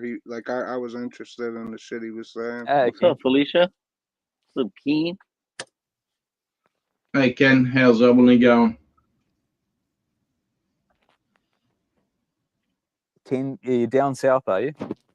Yeah, he's back down to his dad's for the next month or so for cleaning out the house and getting it on the market. Allegedly, he is. No, your iPad is charging. Tony needs to go to bed. Yeah, bag of donuts. Yeah. In Chile. Yeah, Yeah. he's been down there for a month. 33 He's been down there Celsius. from what is that, a holiday or is that work, or I don't know. He's down visiting family on holiday. Yeah. That's awesome. Well, we've been 28, 29 today, Ken, all day with the cyclone bearing down on us. Cyclone. Yeah, we're about to get blown pretty well, Ken. So is it a hurricane? Did you call a cyclone, or what is it? Make sure you get a number. It's a hurricane that goes the opposite direction, which makes it a cyclone. Okay, so like a sea spout, basically, but it's cyclone, like cyclone. No, it's a hurricane. Just spins the other way. Hurricane. It just okay. goes the other way. Interesting. Interesting. It's like the water going down the toilet. It goes the other way. Yeah, yeah, yeah. The proper way. Yeah, big moon job. Well, you know, by the way, the toilet went spinning opposite, like clockwise, counterclockwise. If the world wasn't round, by the way. No, it's a cat 2, darling. It's a cat 2. It might be a cat 1 when it crosses and hits us. You know, Coriolis effect and all.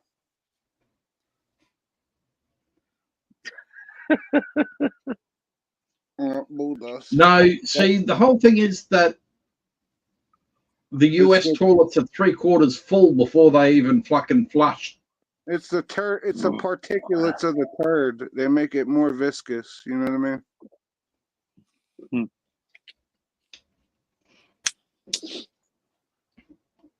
Fucking Ed though was funny earlier with that dude. That shit's funny as hell. Yeah, I wanted to kind of ask him, but like I had to shut up because I was picking on Ed and Tommy a little too much. I realized like I needed like be chill, you know. But I wanted to say, well, Ed, why the hell did you keep smoking cigars? You know, if like you were turtlehead and you could have just like smoked 2 and then, you know, recused yourself and came back. He was like edging on taking a shit. You know? Ed's wild. That's how you know Ed loves you, bro. He almost pooped himself for your stream. He almost shit himself. Yeah, that's love, bro. You know what I mean? Ed's a real one. Turtlehead Ed, that's my dog now. As long as it's not a meerkat and it fucking looks around. Oh boy.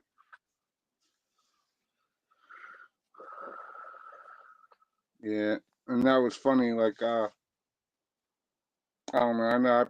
I know I wasn't too crazy, Vic, but if I like was taking it a bridge too far and getting riled up about politics last stream, let me apologize again. You know. Nah. You know how I get. I don't give a shit about that, bro. You know that. Well, you know me, bro. I never want to like appear as a know-it-all. Or, like, I really don't care that much either. But I get fired up because I don't know. A lot of my friends have different views, and I did so much looking into shit to where I just like I gave up. Like, enjoy the show at this point. Just enjoy the fucking all the crazy shit that you see. That's how I am now. Like all you could really do. But yeah, it was funny because like when he brought that up earlier, I was like, oh shit, this is. I gotta shut look who shows up. What's up, Yoder? Yeah, Yoda knows I'm nuts too. Donald, I'm hoping you're getting over the fact that you can't get Tito's vodka anymore. Yeah, that's fucked up.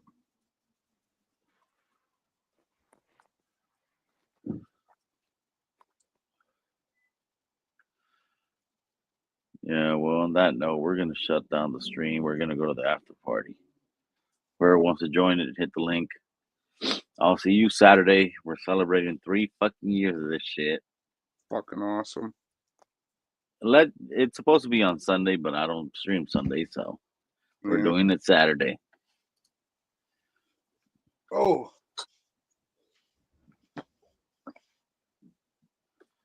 I appreciate go. you, Joey. That's very kind of you, my brother. For real, man. Yeah. But yeah, I'll see you guys Saturday night, y'all. Appreciate you guys. Thanks for the support. Awesome fucking stream tonight with Tim. And can't wait for the next one with I don't know, I think it's gonna be Matt Booth from Room 101. That's awesome. Yeah. Fucking, that's good shit, bro. That's awesome, dude. Oh yeah. Cheers, y'all.